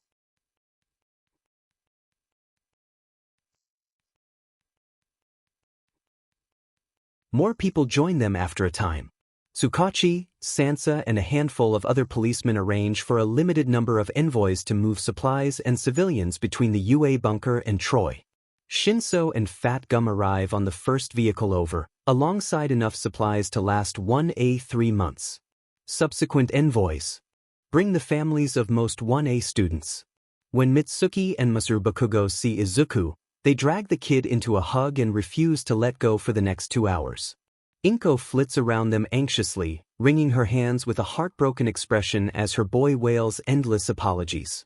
Mitsuki opens an arm when she realizes Inko is hesitant to intrude on their grief, and with tears tracking down both their cheeks, the two mothers gently lower their huddle to the ground. They quietly comfort Izuku and each other until the kid sags into an exhausted sleep. The families of the other deceased slip past silently, trailing light hands across the adults' backs in wordless gestures of support. Troy becomes a community of its own. It's crowded with so many people, but not uncomfortably so. The surviving 1A students had already mostly taken to sleeping as a group in the communal lounge, so they collectively decide to offer up their rooms to their families instead. When they go to pack necessities from their dorms to take downstairs, they hear muffled sobbing through the walls as the families of the deceased go through what few possessions their children left behind. Time trickles slow from there. With so few heroes remaining in reasonable enough condition to fight, going on the offensive is impractical. Life becomes a simple matter of survival and defense against the few Tartarus prison escapees who are psychotic or desperate enough to attack Troy. Although many of the jailbreak villains intend to do harm, their skirmishes are more an annoyance than a legitimate threat. The real danger lies in the fact that All for One and Shigaraki go radio silent, keeping everyone in a dreadful sort of suspense for months. July has almost come to an end before the villains finally make their move.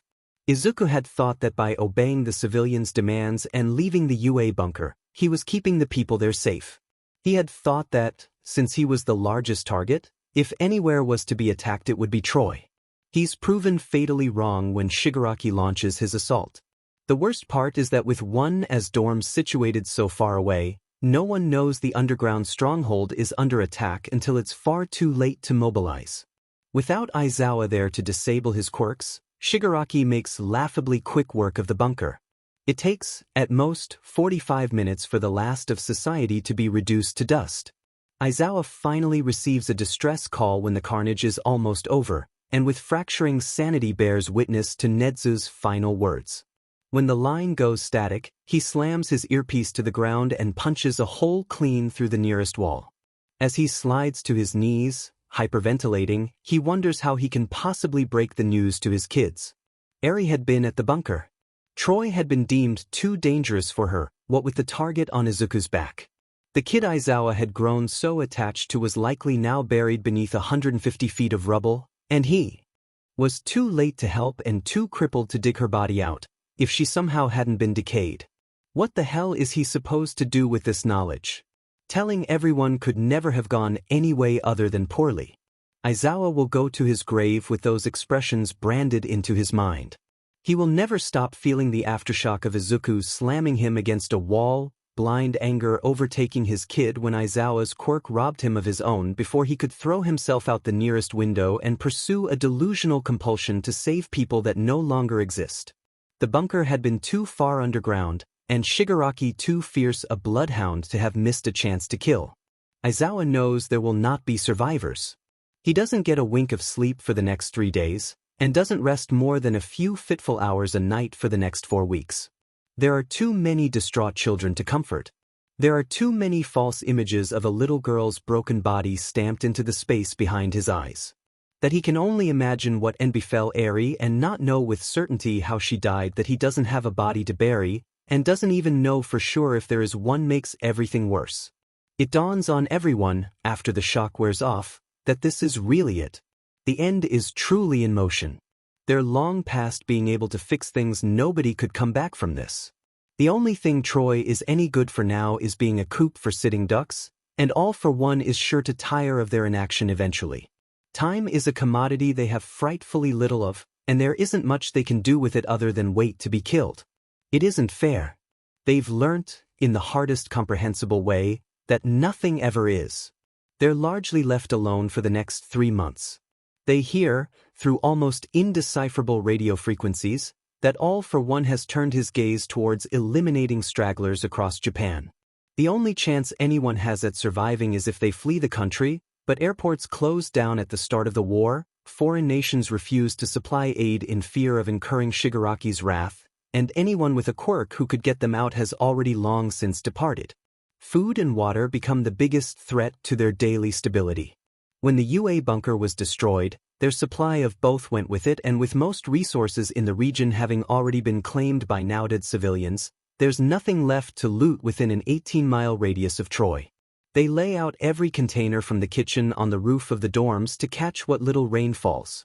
It tastes like rust and something acidic. Koda locks himself in his room when the few woodland creatures that had hesitantly taken to sheltering outside their base need to be butchered. It's enough to keep them going for a few weeks, if everyone keeps their water and food intake low, but with so many mouths to feed it's nowhere near enough. Yamada, Yagi, and half the parents and older siblings volunteer to venture further from Troy in an attempt to find a supermarket or grocer that's been overlooked by scavengers. The idea is met with reluctance by everyone, but they have no choice if they want to remain alive. The goodbyes that follow are teary and final. Nobody wants to imagine the worst, but at this point anticipating anything else would be foolishly naive. When Izuku wakes 12 days later drenched in sweat to the feeling of something fundamentally wrong shifting inside one for all, it's to see the vestiges comforting Yagi. At first, caught in the bleariness of having just awoken, Izuku feels his heart soar knowing that his mentor is safe and back home. Then he glimpses the kitchen through All Might's shoulder, and it finally clicks why the sight of the dead comforting the man is so out of place. The understanding of what's happened hits Izuku's gut hard, and he desperately heaves himself up to lean over the back of his couch and empty his meager stomach contents on the ground. Half of his classmates are already awake. The other half have slept light ever since the start of the war, and quickly come to consciousness from all the noise Izuku makes. They try to comfort him, assuming his bile to be because of a nightmare, but they don't know.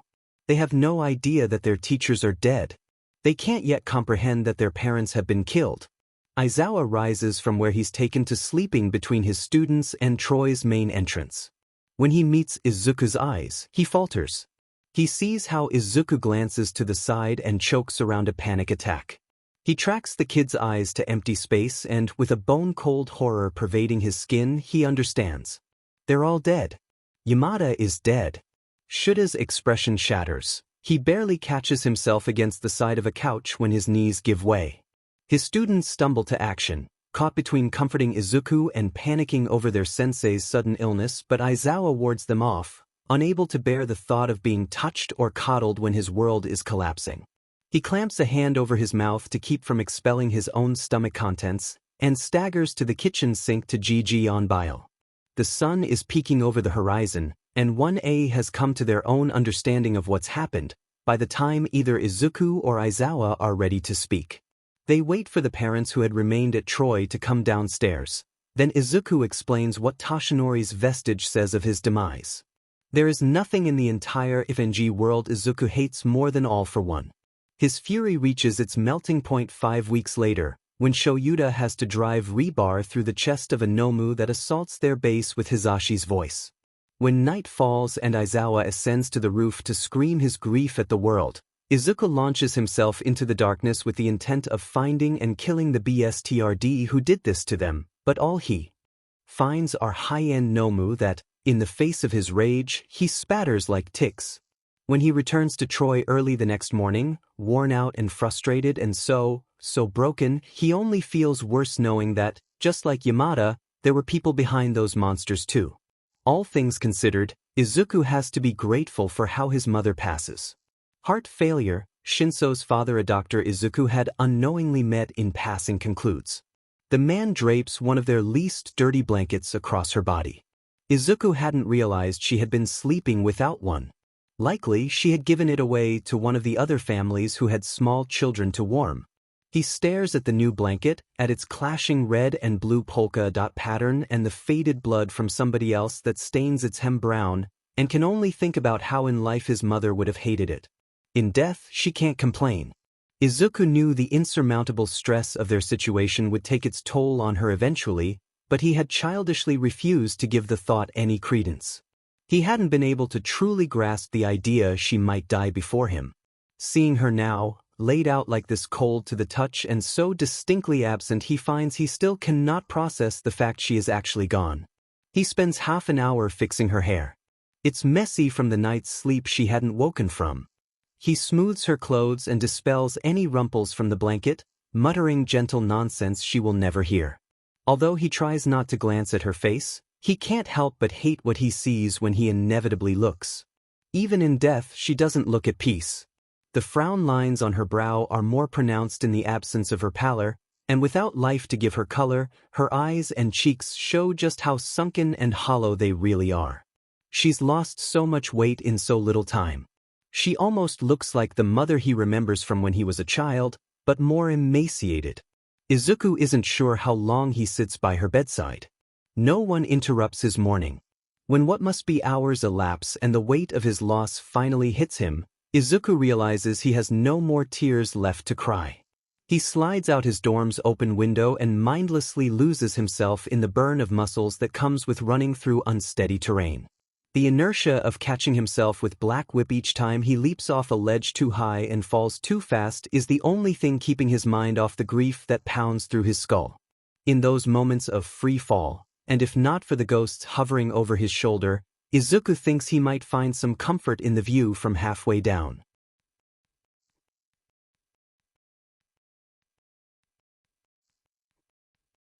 Shigaraki descends on Troy late one afternoon in what the survivors can only guess is November, based on the way frost nips at the air. His arrival isn't quite a surprise. They knew All for One would grow tired of waiting eventually, and the sparse radio communications they'd been receiving had gone silent weeks ago. All things considered, they put up a good fight. Everything is still over in less than 15 minutes. By the time the villain decides he's had his fill of death, only Aizawa and Izuku are left standing. Shigaraki bares his teeth in something too feral to be a grin and tells them they have a week. Then he leaves, taking the last of the hero's strength with him. Izuku collapses. Shoyuta turns to the side and heaves. They both stare at piles of dust being blown away by the wind and choke on the fact that when they die, the only proof Class 1A existed at all will die with them. Death has come to be numbly expected. Izuku just wishes he had something left of his friends to bury. For days after they lost what little remained of the world, Aizawa gives up on his attempt at an early morning sleep and finds Izuku sitting on the only intact ledge of Troy's roof. His kids staring out over a devastated landscape, watching sunrise paint Japan in bloody hues. There's a faint breeze in the air that stirs up the dust coating what used to be a city, and as Shoyuta breathes it in, he wonders which of his students are poisoning his lungs. Unseen by Aizawa, the vestiges of One for All drift aside from where they had been hovering around Izuku, giving the man a clear path to their ninth. All 8 had spent the night in a sickening kind of silence, lending Izuku what little comfort their presence could offer whilst giving him the space he needed to get his thoughts in order. They had all felt the shift or perhaps the nauseating halt of something deep within their kid. The knowledge that their time within One for All was coming to an end was a difficult thought to bear. From his place to Izuku's right, the youngest vestige of Toshinori Yagi spares Aizawa a mournful glance. As the other vestiges drift away, he tries his best to provide one last gesture of comfort to Izuku, but he's painfully reminded of his new ghostly reality when his hand phases through the boy's shoulder and his kid doesn't react. Yagi closes his eyes, turns his head away in grief, and prays as he floats back that Aizawa will do what he cannot. Although it's awkward to maneuver with only one good leg, Shoyuta hoists himself up next to his kid and settles down on the ledge beside him. Izuku inclines his head in acknowledgement, but his eyes don't stray from the skyline. They sit like this for a time. It's despairingly companionable, in the way only dead men can be. Aizawa glances sidelong at Izuku and can't help the way his face darkens at the sight. His kid's eyes are deep-set and distant, red-rimmed with dark purple smudges below each. His sunken cheeks belie the fact he is starving.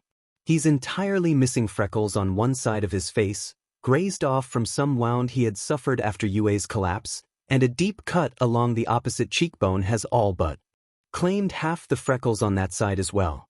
His hair is longer than it's ever been, swept back and brushing his shoulders.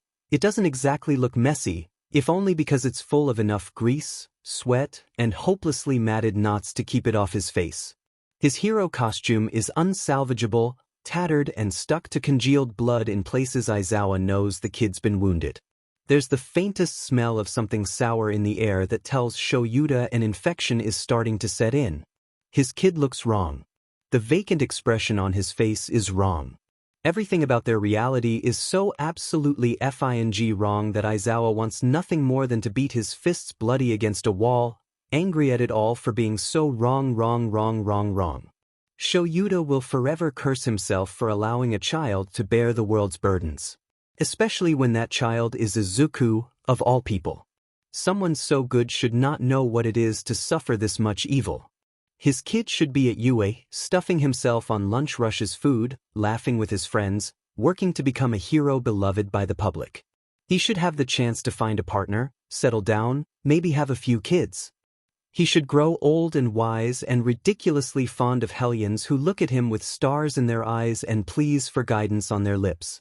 He shouldn't be here, in a world on its precipice, in a Japan that blames him until its dying breath for incurring the wrath of a demon, all because he had the selfless ambition to take on the impossible mantle of his idol. He shouldn't have inherited a war he was never warned of, and didn't that fact make Shoyuda want to wring Yagi's neck when he learnt of it?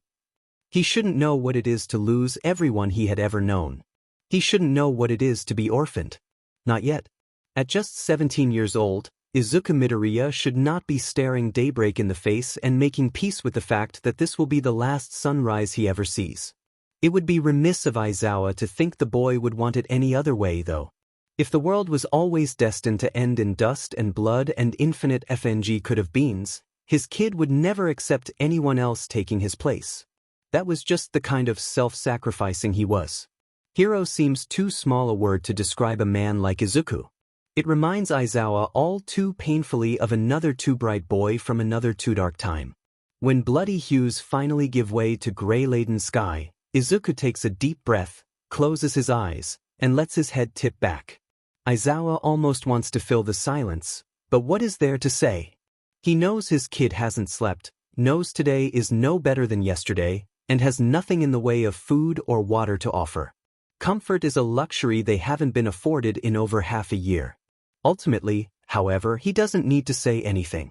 Izuku speaks first, and proves himself every bit the hero Aizawa knows him to be.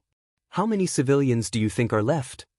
Shoyuda grimaces at how parched the kid's voice sounds. His own words don't sound any better when he replies, "If I had to guess? None." Izuku nods. Silence lapses. I tried since. I really did. I know, problem child. I know. Silence again. One beat passes, then two. The vestiges don't know where to go from here. But if Yagi and the others expected any more of you, I'd find a way to bring them back just to kill them myself. A light snort. After a moment, Aizawa lifts an arm to drag the boy into a side hug, and Izuku melts in the embrace. They both hide wet eyes and downturned mouths behind capes and capture weapons. I'll be leaving today, Shoyuda. And I'll be leaving with you, Izuku. His kid nods. After everything they've been through, it would be almost offensive to assume Sho would be anywhere other than at his kid's side. Where Izuku goes, Shoyuda will follow. When Izuku falters, Shoyuda will be his crutch. Should Izuku die, Shoyuda will raise hell on his own way out. In the end, it's really as simple as that. It's not difficult to find all for one. There's a dark cloud of dust on the horizon where Shigaraki is going to town with decay, and as Izuku and Shoyuda draw near, it becomes apparent that the villain has spent most of the last 4 days quite literally carving his way through Japan. For as far as the eye can see, there are enormous chasms full of disintegrated matter and grotesque, overgrown, writhing amalgamations of what used to be hands. Thousands of fingers scrape the landscape to even more nothingness as they approach. At the center of it all is a delirious Tamura. His head is tipped back, eyes wide and sightless, face etched into a too-wide grin that spills forth disturbed, deranged laughter. He staggers in circles as a man without purpose, arms dragging like chains behind him, appearing to be more fixated on the decay of it all rather than any goal in particular. Floating above the fringes of the destruction is a white-haired man who Izuku realizes must be all for one. He turns when Izuku and Shoyuda enter audible distance, and the pair halt under the villain's empty eyes and languid grin. To his right, Yoichi steps into Izuku's line of sight. The boy has to admit he can see the familial resemblance. Ah, if it isn't the hero of our story, All for One says in lieu of greeting. You kept me waiting ever so long, Ninth. Izuku grits his teeth. His left foot shifts back into a weary, battle-ready stance. At his side, Shoyuda follows suit. All for One's grin widens even as he clicks his tongue in disdain. Oh, come now, child. You know fighting me is pointless. His gaze shifts back to the destruction before them. He extends an arm, as if to casually encourage the heroes to bear witness to the end of the world. Tamura's true power is quite something to behold, is it not? He asks. It's rhetorical, of course. I'm allowing him to indulge in some of his more primal desires. His body may be nothing more than a vassal for my will, but even I have to admit that his drive to destroy is quite powerful. It's more than skin deep, you see. In all my time alive, I've found it quite rare for someone's soul to resonate so strongly with their ambition. Izuku's gaze flits to the side, where Nana is staring at Shigaraki at Tenko Shimura with a quiet, resigned grief. Yagi is a step behind and to the side of her, his hand resting hesitantly between his mentor's shoulder blades. The sight puts a foul taste in Izuku's mouth. A sense of overwhelming failure crashes onto his shoulders, which is exacerbated when All for One idly tries to follow his line of sight and knowing stretches his wicked grin wider. How interesting, the villain drawls. He drifts down from his place in the sky and steps softly onto the sand-like consistency of Shigaraki's destruction. You see them, don't you? The vestiges of One for All. At this distance, a mere few dozen feet separating heroes from villain, there's something naggingly familiar about the man's face. Izuku tries to dismiss it as his resemblance to First, but the thought coils furtively at the back of his mind. Izuku doesn't respond. It makes little difference to All for One. I had theorized you would, the villain continues. He begins to pace slowly around the heroes. Izuku and Aizawa shuffle in place, keeping the villain firmly in their line of sight. After all, One for All mirrors my own power, if more underdeveloped. And yet you kill to have it all the same, Izuku says evenly. What, haven't had your fill of ghosts? All for One seems to be implying that he has vestiges of his own. Izuku doesn't particularly care. Knowing the BSE, he probably derives a sick sense of pleasure from seeing what remains of all the people he's stolen from and killed. Izuku wishes he could help them, but unless he can kill All for One, he doesn't see how that would be possible. The villain chuckles slightly and waves a hand dismissively. Oh no, I've had quite enough of these side characters. There's only one I wish to see return to me. You should come willingly, Yoichi, if you do not want your ninth to suffer. Beside Izuku, Yoichi laughs sarcastically. It obviously falls on deaf ears. If only that was enough to stop him. He glances at Midoriya, and his expression softens into something full of regret. For what it's worth, I am sorry it has come to this, Izuku. It was never my intention to let my brother drag our feud out over so many lifetimes. You should not have to endure the failings of a ghost. Something must shift in Izuku's face, because across from him, All for One makes a sound of faux resignation. Of course not. Just what I would expect of my little brother. Perhaps he and I are not so different after all. Izuku doesn't respond. He grits his teeth, and after a second lets One for All spark across his skin. The villain eyes him contemptuously. Izuku sees the moment his enemy. Realizes their current line of small talk won't lead anywhere. Speaking of similarities, All for One trails off languidly and takes a moment to consider his foe. You know, child, there is one hilarious truth behind this entire ordeal that none but I am aware of. I personally find it to be quite the humorous thing. Would you like to know what it is? Izuku wants nothing less. No. I don't want to hear anything you want to tell me. You're just a psychopathic lunatic with grandiose delusions. Nothing you say means anything. Not anymore. Fight us, All for One, and we can finally bring the last 200 years to an end. Come out. I'm sure it will mean something. Especially to you, boy. The villain leans forward. A crazed smile stretches wide across his face, and there is real mirth in his eyes. After all, is that any way to speak to your father? Silence. Izuku's brain short-circuits. It's almost like the time Toga told him she loved him, but even more incomprehensible. Because what? Just what? How does and, come on, does he think Izuku is stupid? It's so obvious he's lying, but then why? Bullshit, Aizawa hisses. Izuku startles. He had quite forgotten his sensei was there. Stop trying to mess with the kid's head. Every longevity quirk ever recorded comes with the drawback of declining FRTLTY, and you're at least 2 centuries old. You can't be first generation related to a teenager. Can't I? All for One asks in amusement. 8 billion quirks in the world, and you don't believe there may be a single one that could bypass such a fickle restriction? Aizawa hesitates at this. The fact is, statistically, All for One is right, but the notion there may be any truth to his claim is something he can't help but vehemently reject. Honestly, finding the quirks to make it possible was easy. All for one continues. Finding the women was too. Love may be the single greatest currency in the world, right after fear. Thousands are so desperate for it, they'll let you do quite anything you please with so little persuading. That's why it took so long to realize Izuku here was one of my own, the villain purrs. There have been so many failed experiments over the years. You can understand why I rather lost track of them all. Failed experiments? Show you the seeds. You're talking about children, not science projects. Do none of them mean anything to you at all? Of course not, all for one sneers. Why should they? Quirkless brat after quirkless brat, none of them inherited my quirk.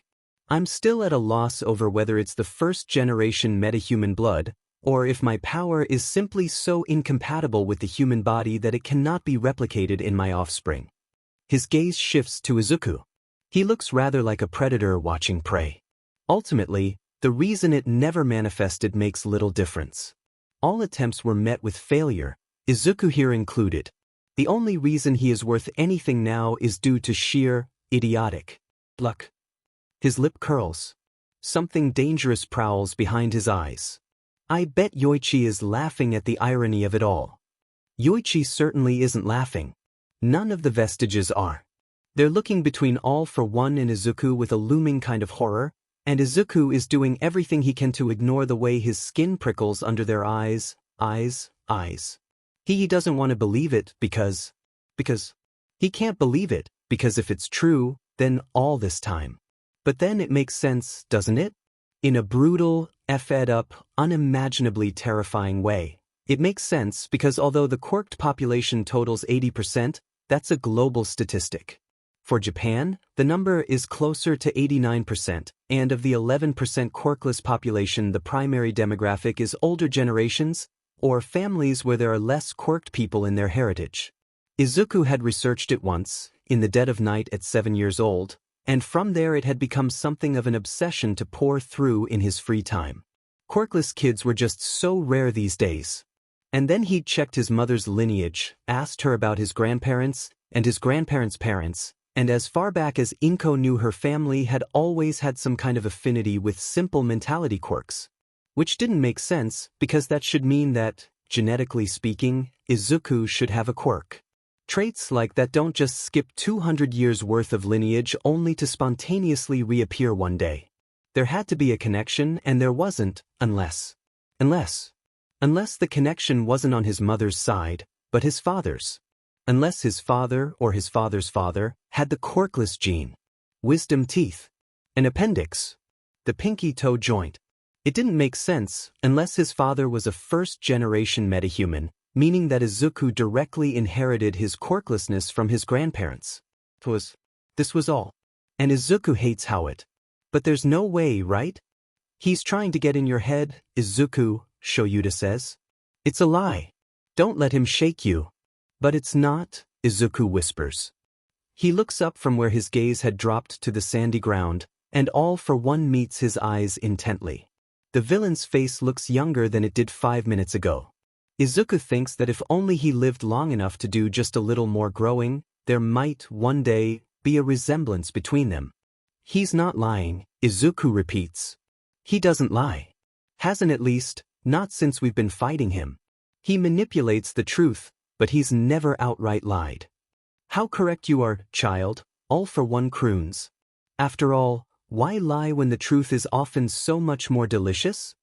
Aizawa eyes his student like he's something delicate about to break, but Izuku honestly doesn't feel much of anything right now. He's not sure what to think. Not sure what to feel even. Is there any room for emotions in this situation? When All for One sees that the child's face hasn't fallen, that the kid's just staring at him with impassive eyes the villain can't read, he pps his head. Too shocked to speak? He crows. I can't say I blame you. Learning that your mortal enemy, the man who killed every one of your quirk's predecessors, and most other loved ones in your life, is your blood relative must come as quite the shock. When Izuku still doesn't respond, he chuckles. This all reminds me of a rather interesting debate, actually. I've entertained it here and there over the years. Nature versus nurture. Which do you think wins, Izuku-kun? Nurture, Aizawa says in his kid's place. He must be trying to stall so Izuku has time to process. As a teacher, I've seen it time and again. Children are complex beings, but if you know how to help, they usually grow into upstanding adults. Even in your own response, you use weak terminology. The villain raises a hand to his chin in feigned interest. Izuku hates how similar it is to his own subconscious habits. You claim a child will usually respond well to nurture, but that implies you know it's not always the case. Nature does win out in some regard, then, does it not? Sure, but there are exceptions to every rule, Aizawa argues. We don't define normalcy by those exceptions. Chemical imbalances in the brain may be misconstrued as one's nature, but those instances are clear outliers to the debate at hand. Then let me pose a scenario, All for One says. A son is never given the chance to meet his father. They have zero contact with each other for all 17 years of the boy's short life. The child doesn't learn a single thing about the parent he's never met. So then why, as the boy grows older, does he begin to mimic his father's habits? Why does he begin to love the same interests? If it was only nurture that influenced his upbringing, how can he be so similar to a man he's never met? Aizawa looks furious. Similar? To you? He scoffs. If I believed you were being truthful about being related to Izuku, that question makes it obvious just how much of a deadbeat you are. You don't know the first thing about the kid. He's nothing like you. Perhaps not in the ways that matter to a hero, All for One growls. But there is more to a boy than his misguided. Izuku has had enough of All for One's manipulative prattle. He waits until the villain lets his guard down, then he rockets forward and smashes a full-powered punch square across the man's face. All for One goes flying. He tumbles across the ground once before catching himself with his levitation quirk, and when he whips around to face the heroes, he's forced to throw up his arms at the last second to block a furious kick Izuku aims at his torso. The two begin exchanging furious blows.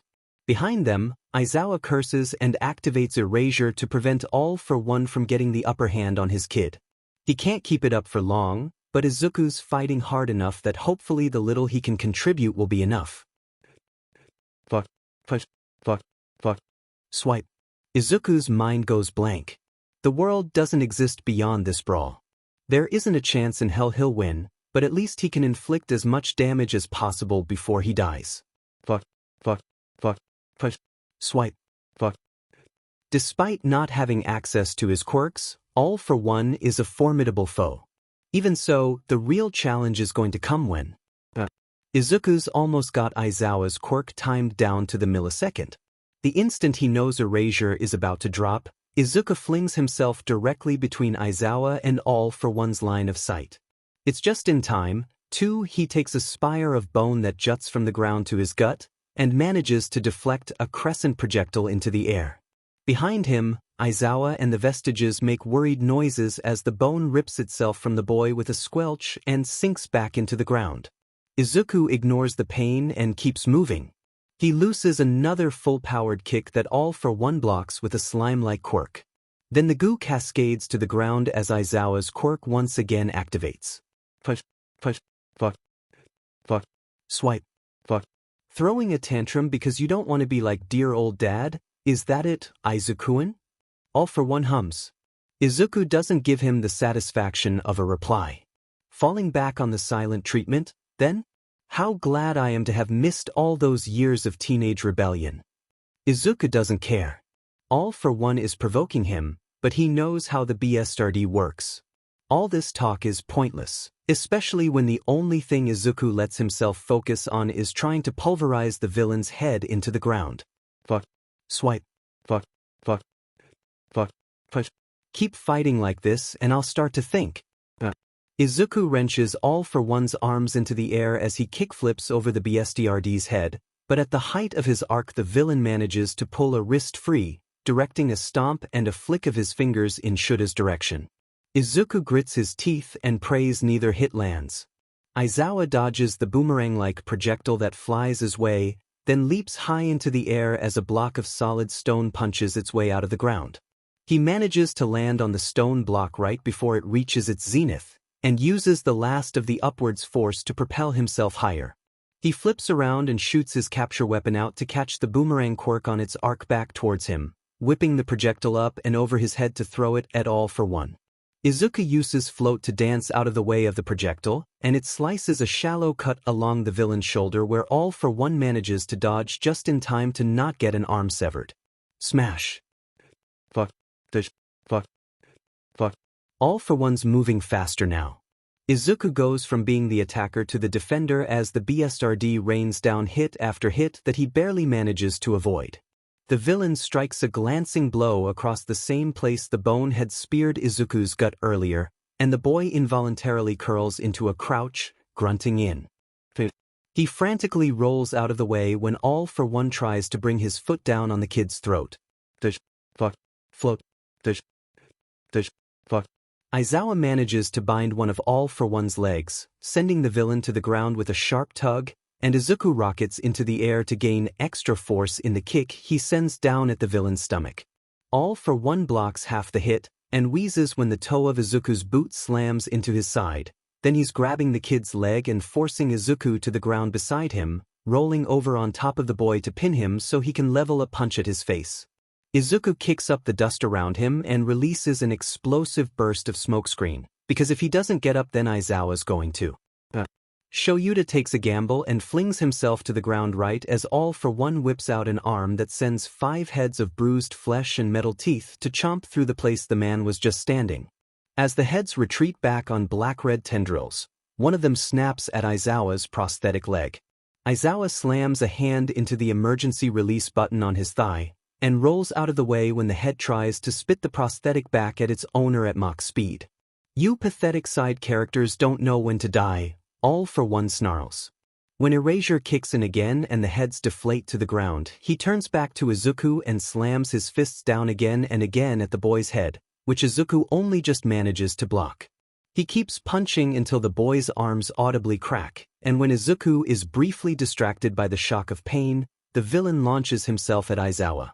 Shoyuda curses and tries to fling himself out of the way, but without the stability of his second leg he can't get to his feet nor roll a significant enough distance to dodge the villain's blows. He tangles his capture weapon between his arms and uses it as a net to ensnare one of All for One's feet when the villain tries to kick his head. He pulls the limb with him as he rolls away from the man, and once more sends the BAE to the ground. All for One roars his outrage and rips himself up onto his knees, grabbing Aizawa's hair and yanking the teacher's face up to deliver a punch that knocks Aizawa's goggles from his head and momentarily breaks the teacher's line of sight. All for One plunges a hand into the dust beside him and rips up the bone spear from earlier, gripping it over his head and bringing it down to skewer Shoyuda in the neck. Izuku smashes into the villain with a screech, tearing the spear from All for One's hands, and they both fall into a feral tussle. Aizawa takes a second to recover from the dazed feeling of being clocked in the skull, then turns to reactivate Erasure, but before he can, All for One punches a hand into the ground that sends a wave of dust flying back at Shoyuda. The teacher is too close to react. The dust assaults his eyes and nose, and he reflectively blinks, gagging away from the villain. Not good. Izuku tries to use float to shoot up from the ground, but All for One's quirks are back. The villain uses slime to shroud Izuku, slowing his movements, then he pins the boy with rigid black-red bars that prevent Izuku from moving more than an inch in any direction. For good measure, he summons the bruised blue-gray heads and directs them to tear at Izuku's armor, biting off fingers and wrists and feet while Izuku screams and tries to thrash free. It's futile. Something odd happens while all this is going down though. All for One grows more tense, and even as the heads bite away at his flesh, Izuku feels a hauntingly familiar sensation creep across what should, by now, be phantom limbs.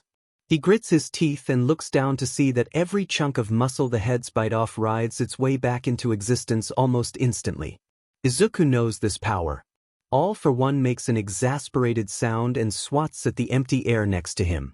Pesky quirks, the villain growls, looking at something Izuku can't see. You listen to me. I won't tolerate such insolence. Submit, or I'll make your precious Izuku regret it. Don't listen to him, Izuku pants. He can't see who All for One is talking to, but that doesn't mean they can't hear him. He's going to kill me anyway. We might as well make him suffer for it. Wherever you are, don't give up. You still have a way to fight back, so fight. All for One slams a fist into Izuku's jaw that whips the boy's head to the side. Blood pours from his nose. Thank you for reminding me you can't see them, the villain snarls. I intended to give this to you as a parting gift, but I think we're close enough to the end that I may as well reward you now. Before Izuku can process what exactly that means, All for One places a hand over his face and there's a sensation of something being forced into his skull. Izuku can't stop the hoarse yell that tears from his throat. Something almost smoky seeps into his bloodstream. His eyes become two spheres of solid pain. Nausea washes over him alongside dizziness, and it feels like the earth ticks to the side even though Izuku is lying flat and knows he can't move. He writhes, keening pathetically. Somewhere, he thinks Aizawa shouts. Then the muted sound of a crowd roaring slowly reaches his ears, and whatever bubble was separating Izuku from the full brunt of the noise pops when All for One withdraws his hand. Immediately, Izuku's ears are assaulted by an absolute cacophony of noise. His eyes shoot open, but he grunts in pain when everything is suddenly too bright. It takes half a minute of rapid blinking and the rising feeling of being way too overwhelmed before he can focus on what's happening around him. When Izuku squints up at the world, he, Shoyuta, and All for One aren't alone anymore. Ghostly apparitions are absolutely blanketing the landscape around them. There isn't a single square inch as far as the eye can see that isn't filled by ghosts. The vestiges of One for All are in their midst. Somewhere Izuku gets glimpses of them trying to struggle their way towards him, but the ghosts are too busy screaming profanities at a hysterically grinning All for One to pay any mind to the new figures in their crowd. Izuku makes a noise of distress and struggles, trying to back up and put some distance between him and the apparitions, but he can't move. He's starting to fall into a full-blown panic attack when a tiny voice next to his head shushes him. It's okay, Deku. The others are nice. They won't hurt you. And I'm here anyway, so I'll make sure they don't if they try. Izuku freezes. Then, ever so slowly, his head turns to the side and he sees Eri with her hands over his wrist, looking at him with eyes he can quite literally see through. Izuku's gaze gets stuck on her for a second. Then he looks past her shoulder and sees 1A, and beyond them, too many familiar faces of UA staff and heroes. His friends. The people who are dead. Most are fighting for a spot between All for One and Izuku.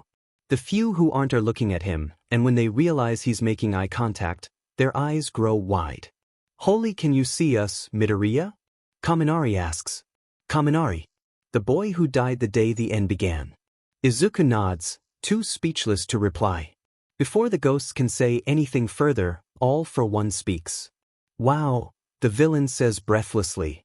He's staring at the sky and grinning like the maniac he is. So this is what silence sounds like. I can't say I've heard it in, well, it must be well over 150 years by now. I'd quite forgotten how empty the world could be. How delightful. It's hard to make out what he's saying. The villain might have transferred away the quirk that allows him to hear all the voices of the people he's killed because, God, that's what this is, isn't it? These are the people whose death All for One has played a part in, but now Izuku has it, and the only way he can piece together the words he barely hears is by reading the villain's lips. The apparitions are just so loud. They're loud and overwhelming, and Izuku feels like if this lasts too long, he's going to legitimately lose his mind. It doesn't help that he is stuck to the ground and can't so much as wriggle his limbs. Everything is suffocating, and Izuku can't. Everything's getting to be too much. This is all. A length of capture weapon shoots out and wraps around All for One's throat. The villain gets yanked forward. Izuku can't shield himself when the man half collapses on him before being dragged off in Shuta's direction. Unfortunately, the force of his fall doesn't break Izuku's bindings. The bruised heads that had fallen limp when All for One realized they weren't inflicting lasting damage get dragged off after the man, and as they pass over the wound in Izuku's side, Eri jerks forward and slams her tiny hand on the boy's stomach. He flinches when there's that writhing feeling again. The gash hurries to heal itself before the quirked mass slides away. The instant the heads are no longer touching his skin, the rewind stops. Izuku looks at Eri, astonished and not quite believing what he just saw. His wild thoughts go into overdrive when he hears the sound of a scuffle behind him. He can't see what's happening, so he makes himself useful in another way. Shoving all the emotions that are roiling inside him to the side, Izuku turns back to the ghosts of his friends. Kaminari is running between his classmates and frantically gesturing in his direction. There are more eyes on him now than there were before. Midoriya? Ida asks, and holy shit, it's going to be harder to ignore his emotions than Izuku thought. Kaminari says you can see us. Can you really? Izuku frantically nods his head. I whatever quirk all for one had that let him see you, I have it now. But this isn't the time. Listen. All for one's control over his quirks is slipping, Eri is proof. You can all do something. I don't know what quirks he has or how you can influence them, but find a way to. A loud thud right next to Izuku's head startles him. He whips to the side and sees. Izuku hasn't seen Shoyuda like this in years. It's almost too similar to the day of the USJ attack. Izuku's throat tightens impossibly and tears flood his eyes. His sensei's head is right there, a ruler's length from his student's own, and there's blood spilling from his temple. His nose is broken. Blood is smeared around his mouth. There's dust in his eyelashes and his eyes are open, but they're fluttering. The man strains to focus on Izuku. Kid, Aizawa wheezes. Sensei, Izuku sobs. No, please don't. Izuku, his teacher struggles to get out. I'm sorry, kid. Why whiny gotta know, how proud? F you. Shoyuda, no, Izuku begs pleads, but it's pointless now. Aizawa's eyes aren't fluttering, they've halted half open, and Izuku can't hear the bubbling rasp of blood in his mentor's throat anymore. The man just stops. He stops, and Izuku breaks. Finally, All for One says. There's a nasally sound to his voice. When he trudges into view, Izuku sees why. One of his eyes is hanging from its socket and half his nose is missing, shredded in a way that it looks like it's been bitten off. He's similarly missing an earlobe, and there are scratches along his cheeks and jugular that look like someone's physically tried to rip his throat out with their nails. His neck is one enormous bruise. Shoyuda did a number on him. A sick, fierce satisfaction rips a peal of laughter from Izuku's chest amid the tears he can't stop, and he chokes on the sudden hilarity of it all. All for One glares at him, then swipes a hand over his face. Eri gasps as she's tugged towards the villain by an invisible force, and when her hands touch his leg, All for One's wounds rewind until he's flawless again. But Izuku doesn't stop laughing largely because, by now, he can't. His mind is broken and he can't move and he's surrounded by ghosts that won't shut up and Shoyuda is dead and This is all hilarious, isn't it? It's all just one incredible joke, and Izuku, as always, is the punchline. So you've finally broken? All for One hums. I was wondering when you would. It seems you inherited your mental fortitude from me. Most everyone would have long given in by now. I am nothing like you, Izuku chokes around his laughter. I would never be the kind of monster you are. Interesting choice of words there, son of mine, the villain says. He crouches next to Izuku and tilts his head. I admit I could never see you being my specific brand of monster, but you know deep down that you do have the capacity to do monstrous things, don't you? I can see it in your eyes. Izuku bares his teeth and hisses. Oh, the things you wish you could do to me. I always find it fascinating how when you strip a person back to their instincts, you often discover that nature wins after all. Izuku spits in his face. The BSD isn't right, but Izuku would be lying if he said he wasn't thinking monstrous thoughts right now. What he wouldn't do to rip All for One apart. All for One gives him a condescending look and wipes the boy's saliva from his face. Classy, he snarks. You rebel against the idea because you've been nurtured into the mindset of a hero, but I see what you really are, boy. It's a pity you won't be walking off this battlefield. So much fire in your eyes. In another lifetime, perhaps you would have made the perfect successor to my own power. Izuku strains against the bindings holding him down. They flex, but don't give way. There's little keeping his sanity grounded now. He screams and thrashes and tries to bite at All for One's fingers when the man brings a hand to the side of his face. I have to admit, It is surprising you held on to your heroic urges as long as you did. After all, people love to overcorrect. There's a fine line between integrity and righteousness, and after finding the world at its worst, many see fit to cross it. Perhaps, if you had more time, you would as well. I would have loved to see the things you could have wrought. F off, all for one, Izuku snarls. Just FNG kill me already. End it. Stop with all the FNG talk. All for one pouts. He pouts. Oh, but Izuku, I never got to hear what you truly think of your father. It would be a shame to kill you before I got that reaction, don't you think?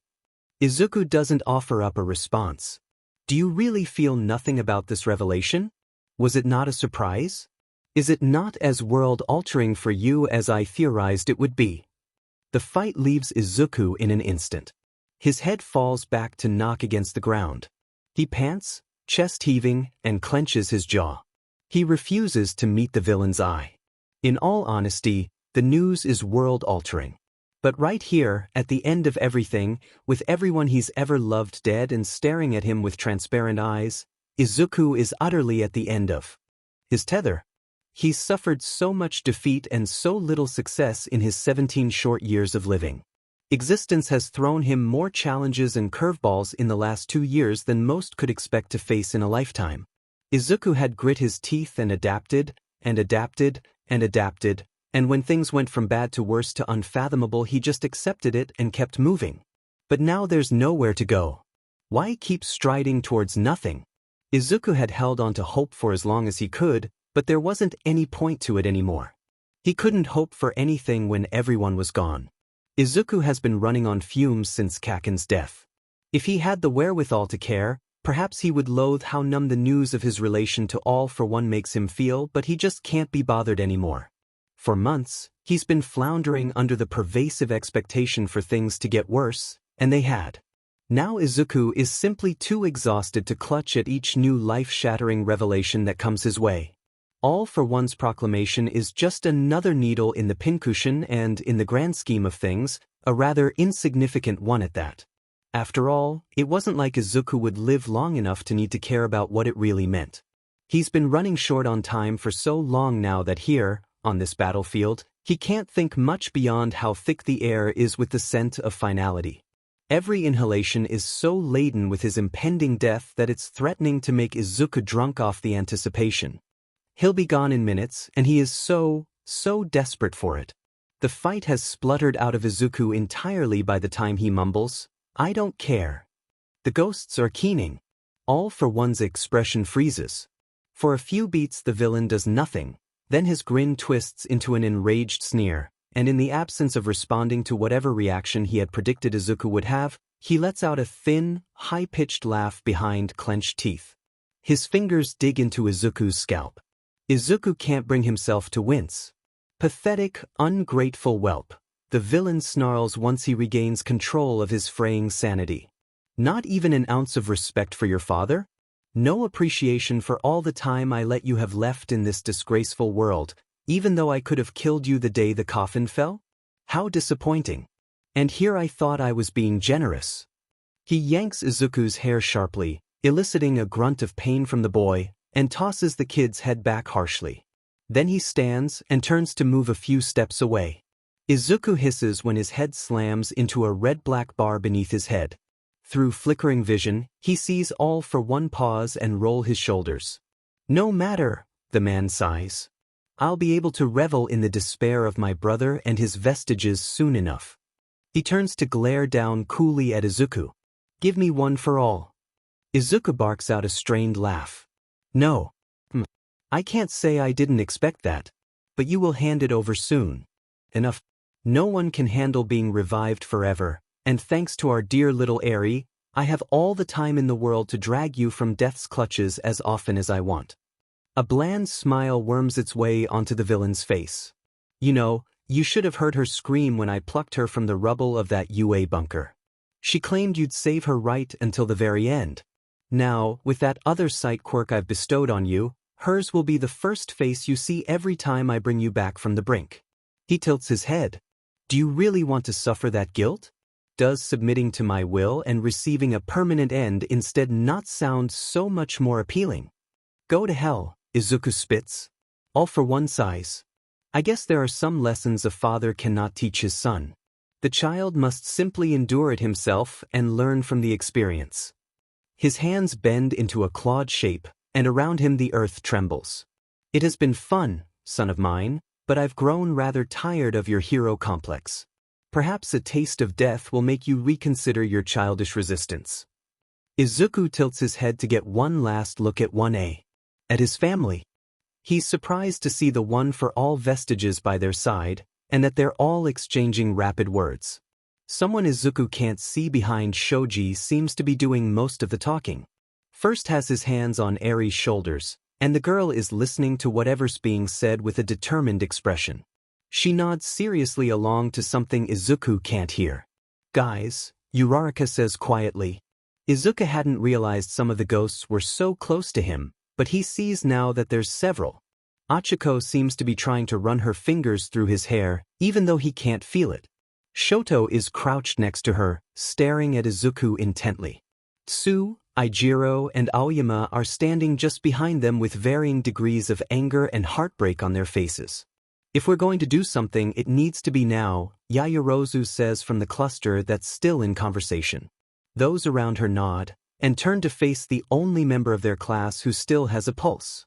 When Shoji turns, Izuku sees. Kaken stares back with a grim expression. His red eyes meet Izuku's green ones. There's a lot exchanged in a gaze like that. Then he's looking down at Eri, giving her a gentle push and whispering, "Go."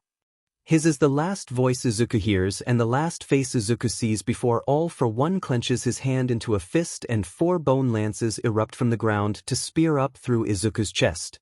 Izuku's eyes are involuntarily jerked from the vision of his family as the piercing pain makes him convulse. He tries to cough, but can't expel any air. His lungs must be punctured. Blood wells in his mouth and leaks over the edges of his cheek, and he struggles to not breathe around the pain.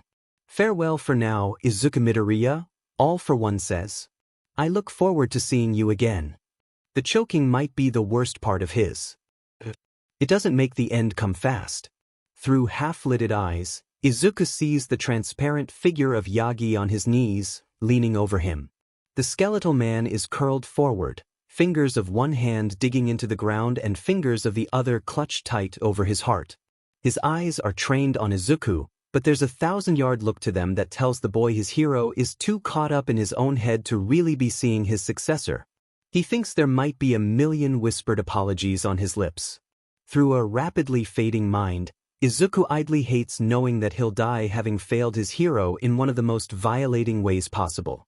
The knowledge that All Might had given his quirk to the son of the worst supervillain the world has ever known cannot sit right with him. But Izuku thinks listlessly as the lack of oxygen kills his brain. That's all in the past. For now, at least. He sees his classmates with their hands over their mouths and tears running down their cheeks, and then he doesn't have the energy to keep anything in focus anymore. He thinks he might feel tiny hands skimming over his heart, as if trying to find something, but for all he knows that's just a trick of his imagination. Death has come, just as Izuku prayed it would, but he can't help but wish he had just a few more minutes. Then he realizes that wish is a rather redundant one, seeing as he will be brought back to life soon enough. This, though, feels final somehow. The sky blurs out. Everything Izuku once knew frays into abstracts. Then the world tilts and Izuku is falling. But I'm not falling. Exist, but his body is weightless and that might mean, hey, you're starting to freak me out. Can you open your eyes? If you don't reply soon I'll need to, I probably do need to get the school nurse already, but I don't, hey, can you please open your eyes?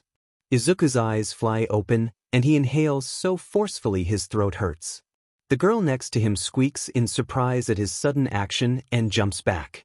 Izuku abruptly goes from feeling light as a feather to dead weight. His body sprawls, hand-eye coordination beyond him, and he can't do anything to break his fall.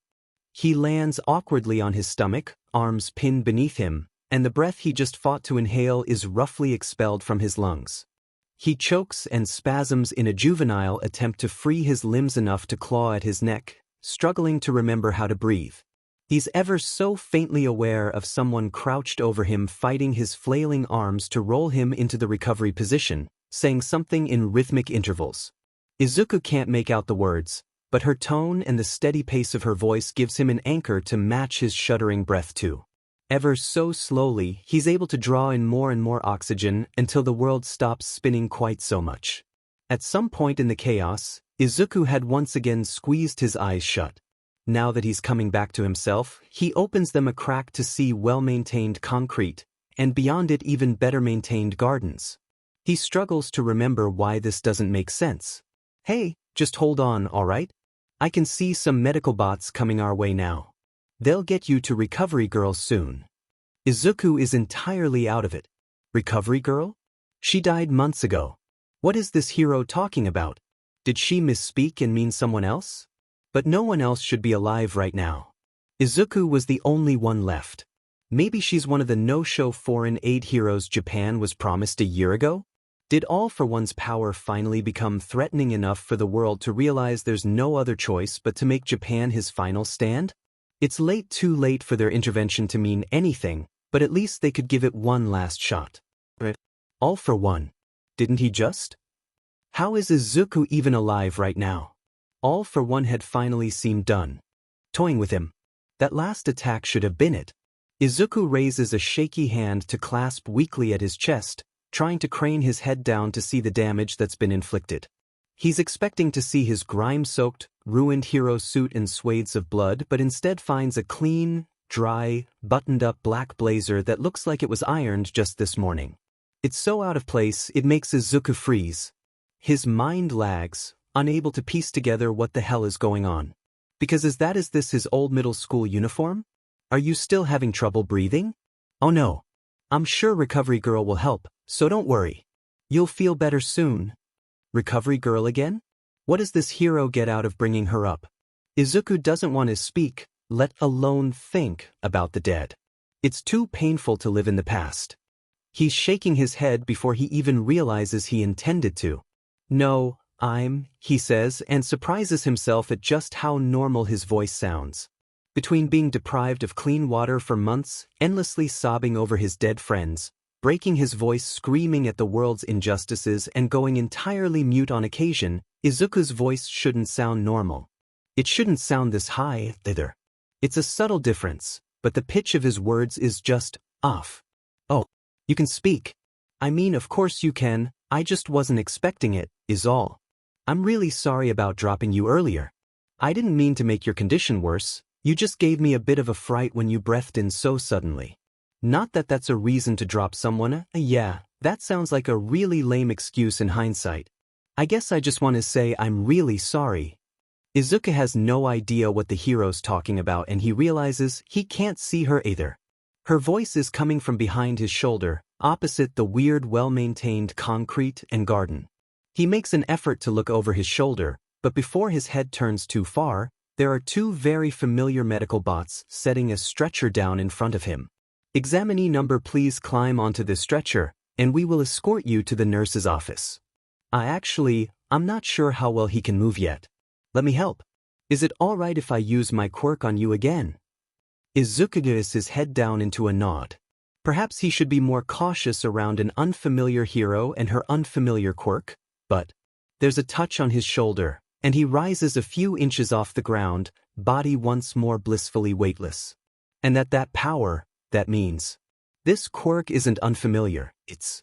The heroine pushes Izuku gently over the top of the stretcher and tilts his shoulder towards her so he's lying on his back. Izuku cranes his neck to look at her and comes face to face with Uraraka. But Uraraka is dead. How could she possibly? And she looks younger here, without the beginning of frown lines marking her brow. Her hair is longer than it was, less a military cut and more something she used to wear. Like it was back at the start of their first year, when they still had time to worry about trivial things like good looks.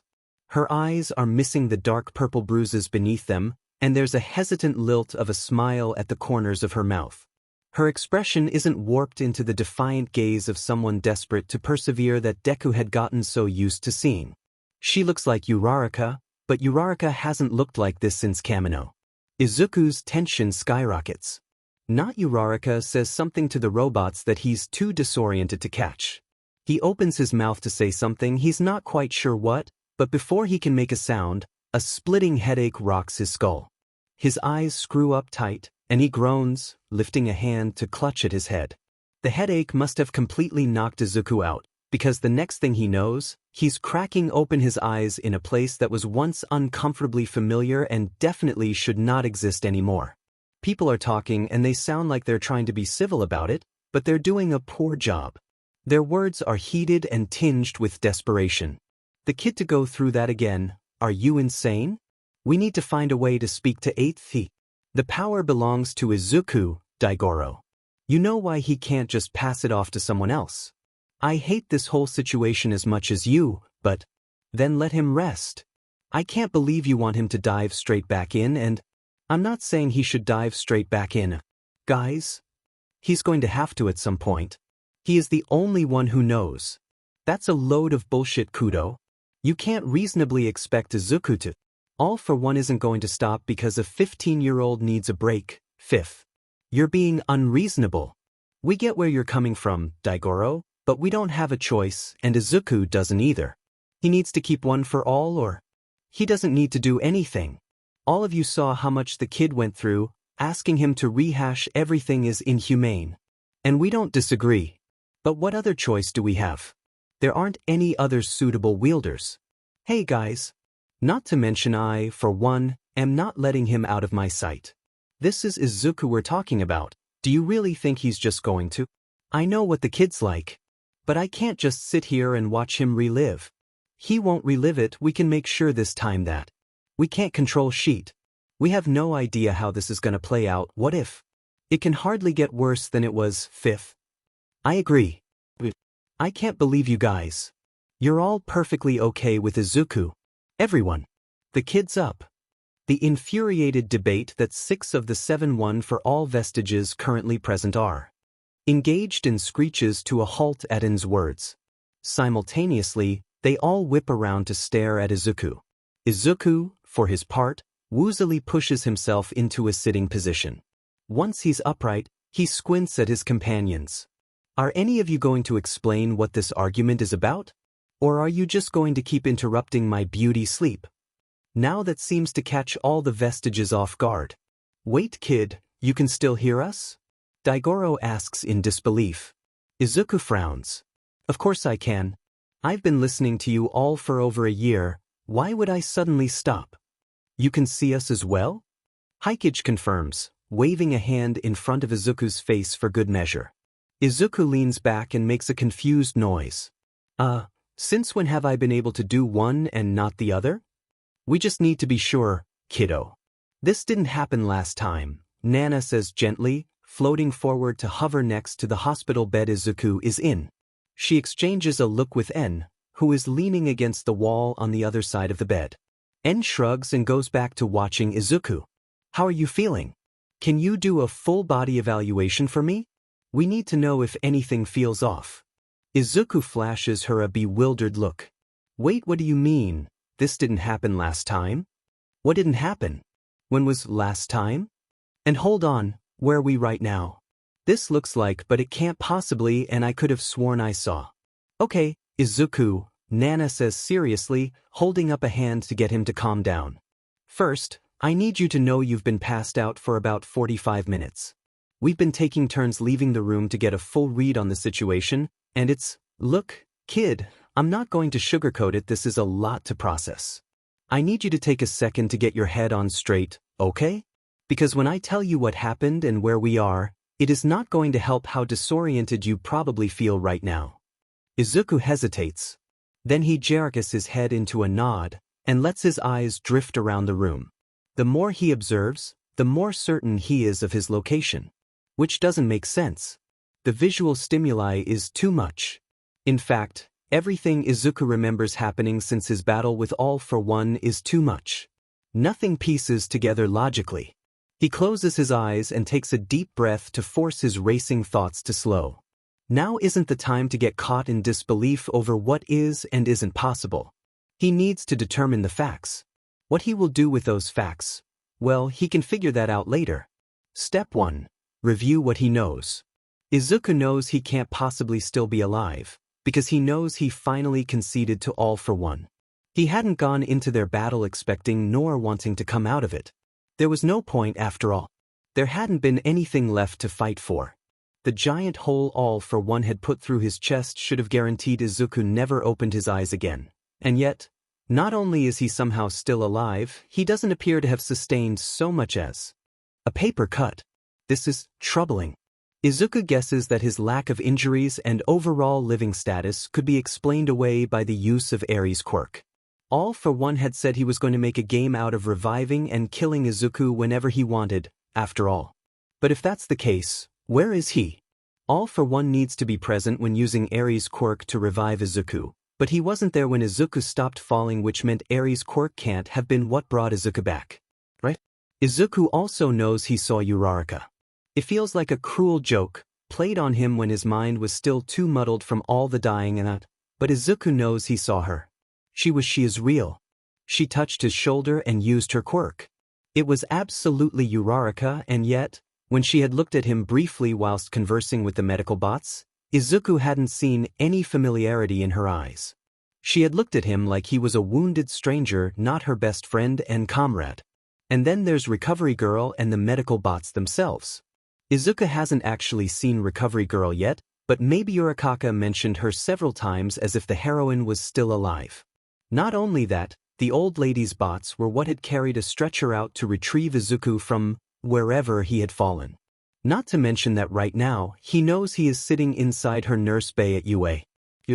The school that doesn't exist anymore, outside piles of rubble and fond memories Izuku can't bring himself to remember. The school Izuku knows he's sitting within, because this clinic looks exactly the same as he remembers. Izuku had spent so many hours in Recovery Girl's office throughout his time as a student that he had come to know this room more intimately than even his own childhood bedroom. From the contents of the medical infographics on the walls, to the slightly dented headboard where a previous student with a strength quirk had obviously leant back too hard, there isn't a single detail Izuku hasn't memorized. He hadn't had anything better to do in the dozens of hours he'd spent here recovering from various fights and mock battles, after all. No, this place can't be a faithful recreation or anything of the like. Everything isn't just accurate to his recollection, it's identical. This is the nurse bay, which means this has to be UA. Which means UA is still standing. Which is quite obviously impossible. And then there's what the vestiges said, again, Izuku can't go through this again. Rehash, relive, you can see us? This didn't happen last time. Those are extremely specific words to use in a situation like this. Aries' quirk. All for One's ghostly victims. The falling and then the knot. Uraraka catching him. His black middle school blazer. Aries' quirk. Recovery Girl's office. Again. This didn't happen last time. You can see us? Because I didn't have the quirk? Last time. This didn't happen. Aries' quirk. Again. You want him to... Again. We have no choice. And that's because... Oh, Izuku breathes. We looped. There's dead silence. When he opens his eyes, it's to see Nana staring at him with parted lips, a startled look on her face. The expression is mirrored by the other vestiges behind her. We did, didn't we? Izuku whispers in disbelief, slowly glancing between the 7-1 for all wielders, as if daring them to denounce it. We're back at UA. The UA before everything went wrong, right? But then if we're here, which day? Falling. Anchor, we'd need an anchor to. Aries' quirk? Other side? One for all? Rewind. Back to an origin point. Middle school blazer. UA? Uraraka caught him when he fell. Oh my god. Izuku feels the blood drain from his face as he processes what it all means. This is impossible, but if he's right then holy shit, they have a chance. A real, actual chance, because if Uraraka doesn't know him, and if she caught him when he fell, and if Aries' quirk can rewind something along its existence, then that can only mean. Today's the entrance exam. He takes a beat to not really process it. Then Izuku unceremoniously swings his legs off the side of the bed he's on and attempts to stand without a second thought. The vestiges protest loudly and start forward, but stop short when they remember their hands will, of course, phase right through him. Izuku stumbles to catch himself against the nearest wall when his legs buckle. Izuku! Nana hisses, falling back to stand with crossed arms between him and the path around the bed. It's like she thinks she can stop him if she channels enough mom energy. Get your sorry but back on the cot. This is one situation you cannot throw yourself at. We need to talk before you go ahead and do something stupid, alright? Izuku snorts and tries to push himself upright, but his arms feel weaker than they should. Me? Stupid? Never. The lady's right, kid, Banjo says, moving forward to stand behind Nana's shoulder. He shoots Izuku his best scowl. We're in uncharted territory. More to the point, you just died. All for one killed you. Get back on the bed. Izuku grits his teeth and clumsily turns his back to the wall. God, why do his legs feel like jelly? If today's the entrance exam, I need to pass it, okay? I can't just sit here and… Oh no, Sonny, that's exactly what you're going to do. Izuku freezes. His gut does a somersault. The voice comes from directly in front of him, but Izuku's looking left at the vestiges, and although he wants to whip his head around to confirm who spoke, the muscles in his neck lock up, preventing him from turning even an inch away from his current line of sight. Across from him, Nana takes stock of her successor's wide eyes and the tremble in his shoulders, and mimes taking a deep breath in and out. Izuku watches her motions and copies until the tension in his neck relaxes. Enough to let him haltingly crane his head towards the speaker. Recovery Girl is there, just inside the doors of the nurse bay, standing with her hands neatly folded over the top of her needle-shaped cane. She's looking at him calculatingly, eyes flicking to the side of the room and back again as she evaluates her patient. Izuku's heart leaps into his throat. He clenches his jaw around the sob that threatens to burst from his lips, and focuses on trying to keep back the stinging tears that build an aching kind of pressure in his skull. His eyes won't look anywhere but at the old healer. First Uraraka, now Recovery Girl. He hadn't yet had time to process seeing the former, and coming face to face with the latter makes him feel like he's barely keeping a grip on his sanity. It's one thing to merely guess he's in the past, and another thing entirely to be in the same room as someone he's mourned for months. Izuku's eyes are burning. His throat is tight. God, if this is how he's reacting to Recovery Girl, he doesn't want to imagine what laying eyes on half his class is going to feel like after so much time apart. It's weird to be staring at the old healer now and seeing just how well-fed and strong she looks. Well, as strong as an elderly woman can look in any case.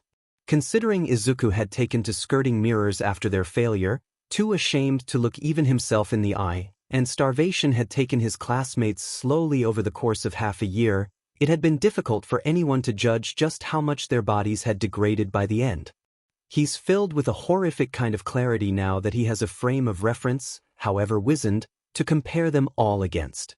Seeing Recovery Girl like this at the ripe old age of whatever the hell, with a lightness in her shoulders that tells of exasperatedly healing reckless students, not carefully piecing together traumatized teen veterans, she looks to be an almost utopian level of healthy. She's nothing like he remembers from her few brief trips to Troy before she had been buried with the rest of society under the bunker. There aren't any blisters on her lips from where she had needed to overuse her quirk, keeping self-sacrificing heroes alive. Her palms aren't rubbed raw from the countless bandages she had needed to wind and unwind from infected wounds. Her eyes aren't deep-set from lack of sleep, neither are her cheeks sunk from skipping meals and rationing. Although she has her walking stick, arthritis hasn't yet locked her knee into the almost unusable angle it had gotten stuck in a month before her death. God, seeing her like this, she just looks alive and like she wants to live. Izuku had forgotten how that looked on anyone. Sonny. Izuku blinks back to himself and glances around the room to get his bearings. Nurse's office. Recovery Girl probably asked something about his health. He must have spaced out. So, Izuku's voice cracks badly, and he pauses for a second, before clearing his throat to quietly ask, "Sorry? I didn't see a catch that." A small frown draws together on the healer's face. She hobbles forward a few steps and gestures to the bed between them. Kudo and Third drift out of her path unseen, of course, by the woman. I asked if you were feeling any better, but I'll take it from that response the answer is no. Please sit back down, lad, and let me have another look at you. Izuku hesitates, but come on, this is Recovery Girl. If he doesn't obey her request, she'll probably try to manhandle him onto the bed herself and she'll win, one for all be dead. With great reluctance, Izuku tears his eyes from the lady and sits on the edge of the bed, scooting around to give her access to his torso. Now that his gaze is no longer fixated on her, he finds the thought of looking back at the woman without bursting into tears a monolithic effort. He elects to stare resolutely at a chair just past her shoulder instead. His middle school blazer is hanging from it, which only serves to throw Izuku for even more of a loop. He absently and robotically complies with her instructions when she pulls out a stethoscope and motions for him to unbutton the top of his undershirt. The cold head of the equipment over his heart doesn't really register with his brain. As she listens to his breathing, Izuku's mind lapses. If he's back in the past, which, come on, there's nothing else this could be, he needs to get his facts straight. Right now, Recovery Girl has no idea who he is. That means he needs to make sure he doesn't act too familiar. He guesses that might be easy enough to avoid, considering the thought of opening his mouth again without crying feels impossible. He'll just keep quiet and hope Recovery Girl doesn't ask anything that requires a direct answer. Squashing his emotions into a tiny box at the very, very back of his mind takes a monumental effort, and Izuku isn't entirely sure if it actually works, but it has to be enough for the time being. He can process all this everything later. Until then, he needs to treat this whole situation like he's behind enemy lines, because if he doesn't go into this with a clear head and a few ideas on what to do, he's going to fumble his one opportunity to make it all right. He needs to get a lay of the land, figure out a plan of action, and do what he can until the entrance exam is over. Then, and only then, will he probably get a second to process everything. If he can just survive until nightfall, he'll find somewhere later to have the full-on breakdown he can feel buzzing in his peripheries. For now, he just needs to focus on putting one foot in front of the other. Is that a healthy strategy? Probably not. But throughout the entire duration of the war, it was the only plan of attack that hadn't failed him yet. Something about old habits dying hard, and all that other crap. Izuku comes back to the present when Recovery Girl hums and pulls her stethoscope away. She takes a step back, and he realizes he's inadvertently been holding his breath for the last few seconds. Izuku breathes in deeply and breathes out slowly. He keeps his gaze fixed firmly on a point just over her shoulder, because he knows he won't keep a straight face if he tries to meet her eyes. Your heart rate is rather high, Sonny, the healer says. You do realize you can relax, yes? As Yue's nurse, I'm only here to help. Izuku jerks his head up and down in what he hopes is a relatively normal nod, but knows probably looks more like an alien imitating human mannerisms. Recovery Girl hums again, non-committally, and taps her cane on the ground. I heard what you said about needing to take the entrance exam, the old woman says carefully, and although I think it would be best for you to remain here and rest, I know how you kids get when it comes to trying your hand at being admitted to UA. There isn't much I could say to get you to stay, is there? Izuku rapidly shakes his head. He hasn't yet had the chance to think this whole clusterfuck of a situation through, but if today really is the entrance exam, then he needs to take it. There's no conceivable reality in which he doesn't. He will not let his friends deal with the PLF. Wait, no, the League of Villains, because they haven't merged with the Meta Liberation Army yet alone. If he's the only one who knows what's going to happen, then he needs to be where the action is, and 1A was the epicenter for almost everything that contributed to society's downfall. Not qualifying for UA isn't an option if he wants to stand a chance at changing history. At changing the future. Recovery Girl, of course, doesn't know any of this. She simply sighs and shakes her head. Very well. I'll make you a deal then. You're lucky to have gotten here so early, because you still have about, she glances at a clock hanging on the wall, half an hour until the start of the written exam. You stay and rest until then, eat some of these energy gummies to recover your strength, and I'll allow you to participate. Does that sound fair? Izuku rapidly bobs his head up and down. Recovery Girl turns to grab the plate of gummies on her desk and extends them towards the boy with an encouraging gesture. Izuku takes a couple, then a few more at her insistence, and the healer nods, satisfied. "Very good," she says, placing the candy back down. She picks up her cane and hobbles a few steps towards the door, cracking it open before turning to look back at Izuku. "I'll leave you to rest, but if you start feeling faint again, or if you need help with anything else, please press that button by the bedside. I'll receive an alert and come right back in, you hear?" She waits until Izuku nods his understanding, then lets her eyes trail idly around the room. Izuku tenses when the woman turns an evaluating look on him once more, but she merely bids him farewell and quietly leaves. The door slides shut behind her. Izuku gives it a few seconds, swallows around the sob caught in his throat, lets out a shaky breath, and motions for En to check they're really alone. The man drifts to the door and sticks his head through before looking back a second later and nodding. At the confirmation that Recovery Girl won't overhear what he's about to say, Izuku turns to the vestiges. "Okay," he says in a soft voice, not wanting to speak too loud in case anyone else happens to stop by while he and the past one for all wielders talk. "I need you all to tell me what happened. I saw you talking to." His mouth goes dry, and he scuffs a hand over his stinging eyes, taking a deep breath in an attempt to compose himself. The vestiges exchange looks while their kid struggles to regulate his emotions. They know what he intended to ask, so they begin to explain without needing to hear the rest of the question. When he saw Eri using her quirk, first starts softly, Katsuki Bakugo had the idea to push rewind to its limits. "After all for one gave you other sight," Kudo says. The boy theorized that the quirk itself had to have fundamentally changed. "One for all makes the quirks within it stronger, after all," Third continues. "It would stand to reason that a new quirk would be similarly affected." "There was no point in rewinding your body though," Hikage hums. "Even at full strength, standing alone against both All for One and Shigaraki, you would have been unlikely to emerge victorious. So the kid suggested we try something crazy instead," Banjo scoffs.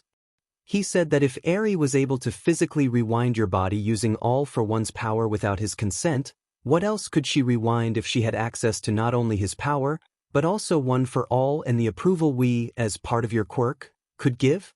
It's not like things could get any worse if we failed," and mumbles, "so we guided Eri to your quirk factor before you, and we alongside you died. Since her quirk was still being controlled by All for One, but she now had a direct link to you and us through other sight, we can only guess that when All for One tried to resurrect you, she was able to draw on both sources of power and change the intention of rewind. Which, as I'm sure you can see, became something far stronger than we anticipated," Nana concludes. "Honestly, the logic for it to work was shoddy at best, but it was either do nothing and be guaranteed failure, or try and have a chance. We obviously took the risk. And so we ended up back on the day of the entrance exam," Izuku says faintly, putting a hand to his head, "at the exact moment in time One for All first fully synthesized with my body. That's... like we said, it's a lot to process," First says softly. "You can say that again," Fifth huffs.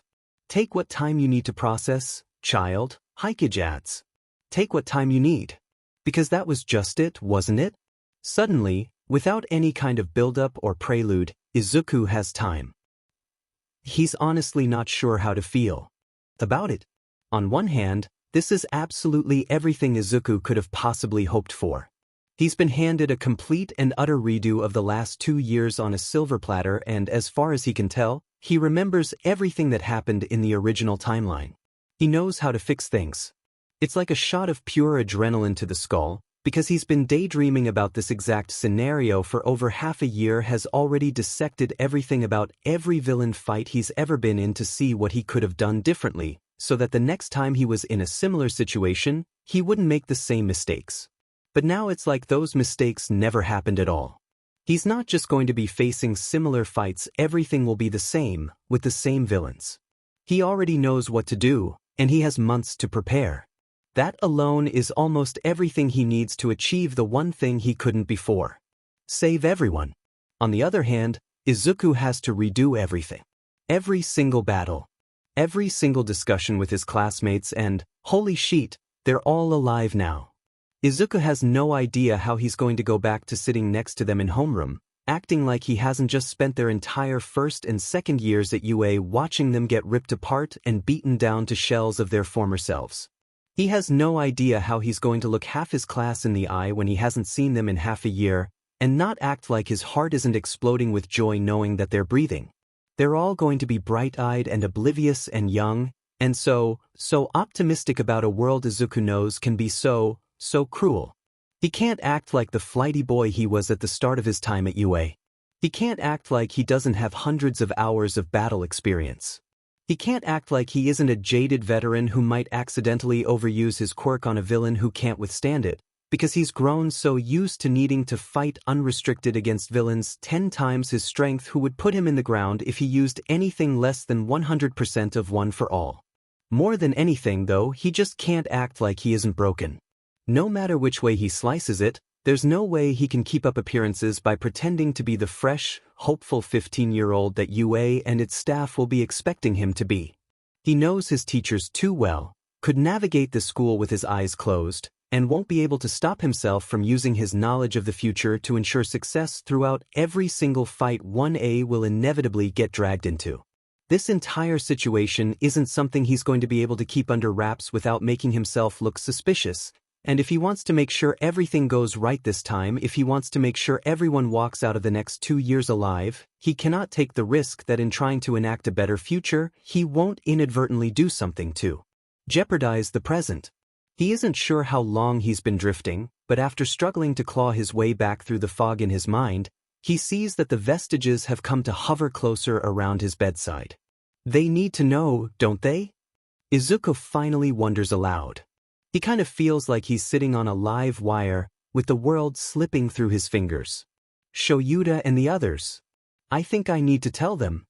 Yes, I agree that would be best, first hums. There's too much that needs to be carefully controlled about our next steps. Having people with authority on your side would make it easier. You will need strong allies, Kudo agrees, and the staff here have already proven their worth once before. From what little we've gathered while you were unconscious, and says, we don't think anyone else remembers the future. It may be difficult to persuade them that what you claim is true, but from everything we've seen of the pro-heroes at this school, they will not dismiss what you say lightly.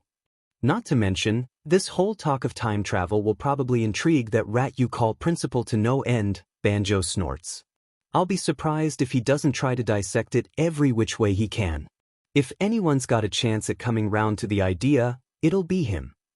Nana nods. At the very least, even if he doesn't remember the future himself, I know Toshi will have your back. Toshi? Tashinori? Wait is All Might. Izuku's head whips up and his gaze snaps around the room frantically. He can't believe he didn't realize it earlier. He hasn't seen All Might's vestige, and if he's time-traveled all the way back to the day he got one for all, does that mean? Yeah, kid, Nana says softly. He's alive. If it didn't feel like the earth had been ripped out from under him already, it certainly does now. Izuku's heart is in his mouth and his brain is in free fall because All Might is alive?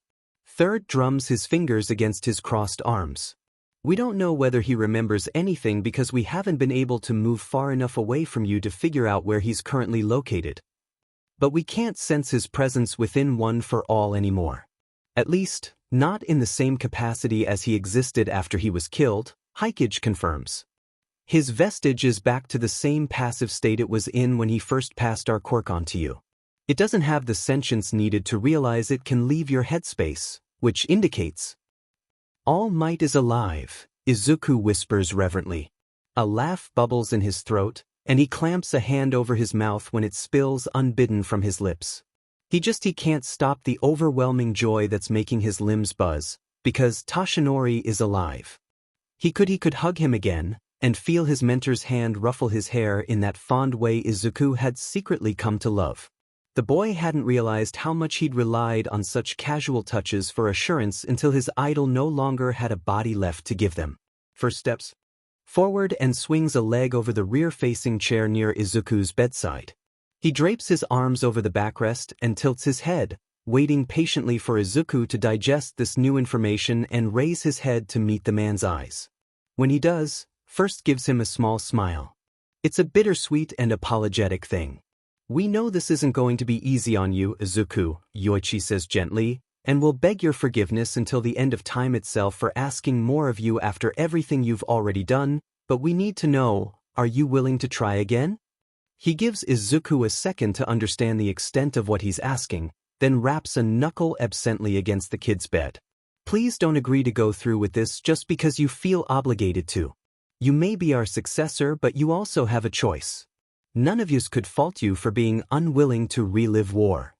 Izuku's eyebrows pinch together. He looks at First like the answer he's about to give is the most simple and obvious one in the entire world. "Are you kidding?" the kid mumbles. "This is all I've wanted since the day the coffin fell. The chance to do it over and do it right." He glances around the room and meets the eyes of all the vestiges evenly. "I know it's going to be a lot," he says in a strained voice. "I know it's going to feel impossible. No, I won't be okay.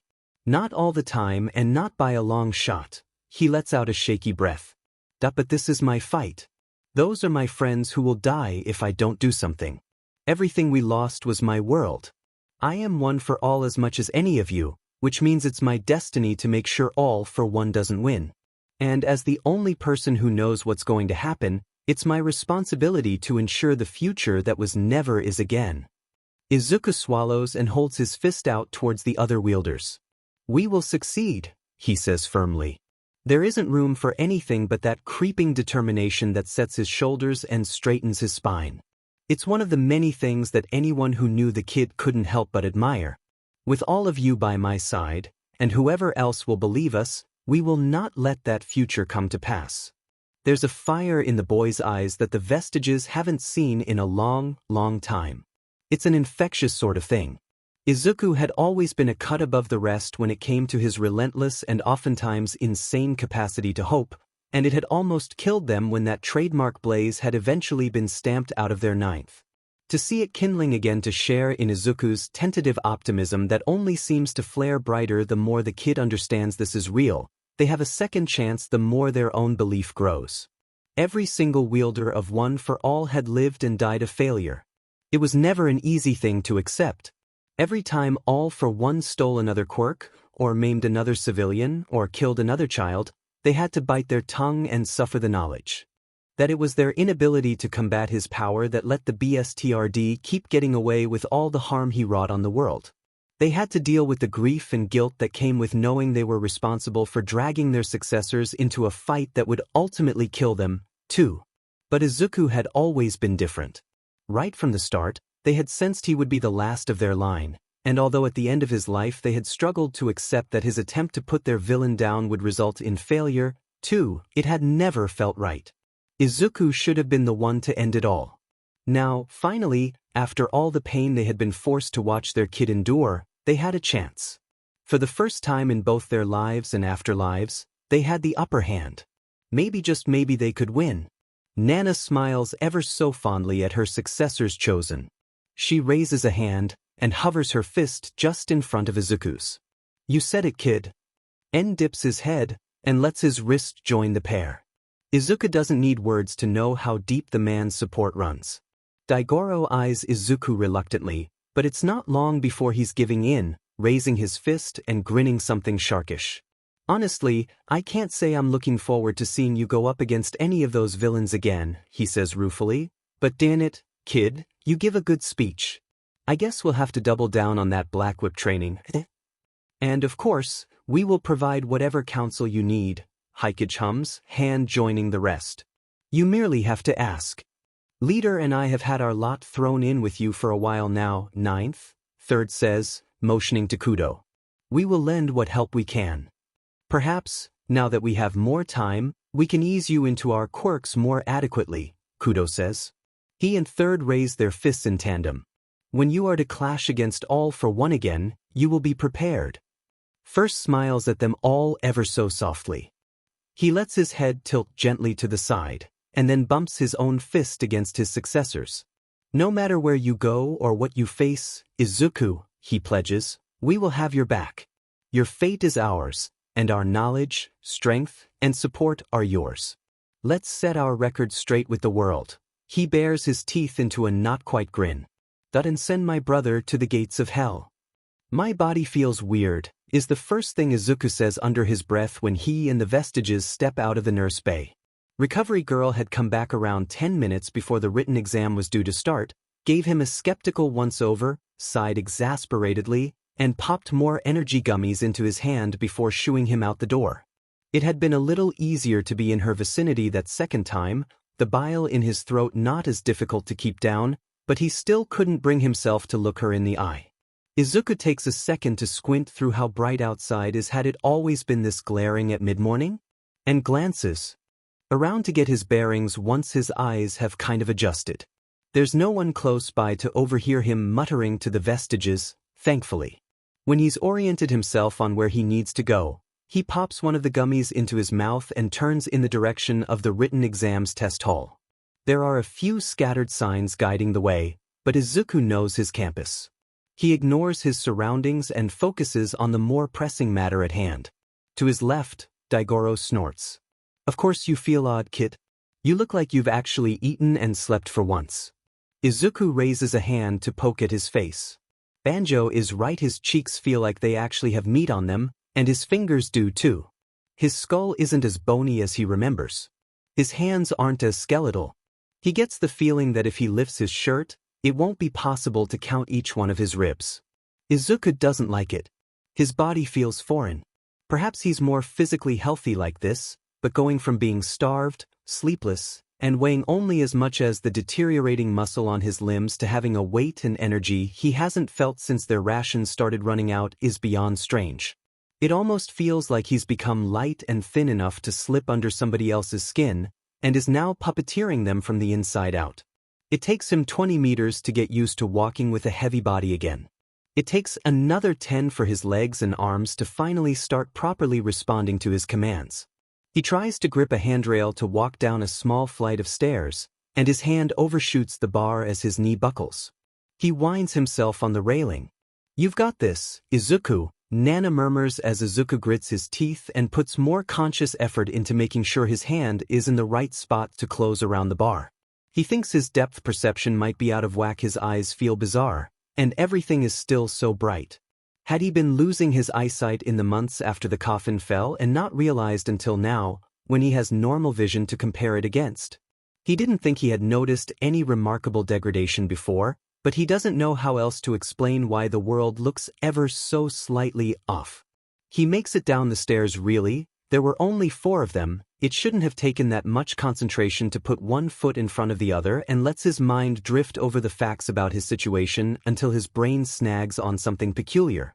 His brow furrows, and he glances around to double-check that, yes, all the vestiges are still hovering around him. "Not that I don't enjoy the company," Izuku says under his breath, letting his gaze refocus on the path ahead and watching as a student in the distance hurries through the UA gate and beelines to the testing hall. "But I'm surprised you're all still out here. Doesn't it usually take a lot of energy to manifest outside my head? I thought you could only really show yourselves one at a time." To his left, first turn, so he's drifting backwards, watching Izuku move forward. "That is correct," the man says, "but that was before you got other sight." He pauses and considers his response. "It's difficult to explain, but before you got that quirk it was less like we were ghosts, and more like we were hallucinations." "Because that makes me feel totally sane," Izuku snarks. Yuichi chuckles. "Yeah, well, it was weird for us too," he says. "Before, we were more like impressions that could sense a small perimeter around you and overlay ourselves onto your vision, but not really move much beyond that. We weren't physically in the world, if that makes sense. You were our sun, and we your orbiting planets." He bites his cheek and frowns. "But after you got the quirk, we became more like actual ghosts. Kind of kicked us from your head, in a way. We're still connected to One for All, and we can still get back in if we try, but it's like a complete inverse of our situation from before. It takes more energy to remain inside now than it does to exist out here." He looks a little thrilled for a moment.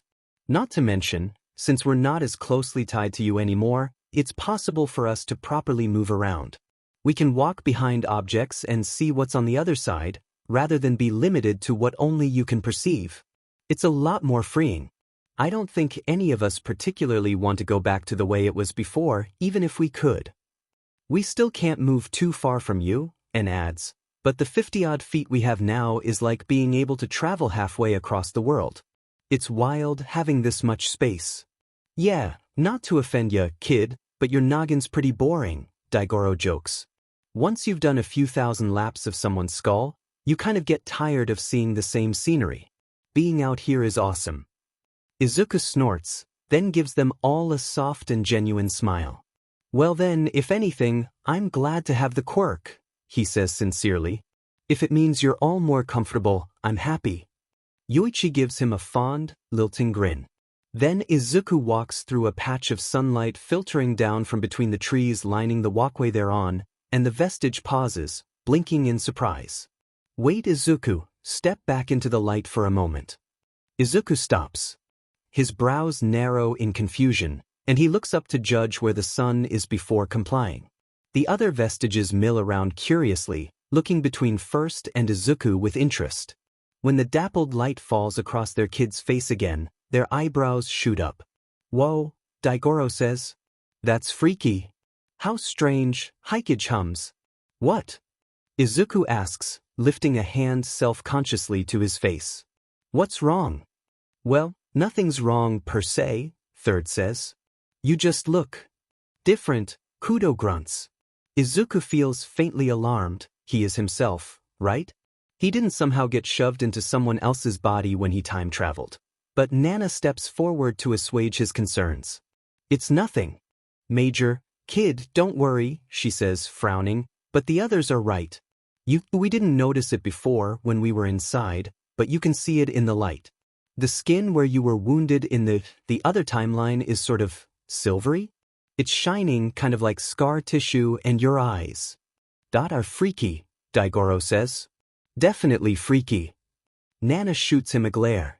They are not freaky, she says defensively, just different. They kind of look like animal eyes, and says helpfully. You know, when you shine a torch at an animal in the dark and their eyes glow.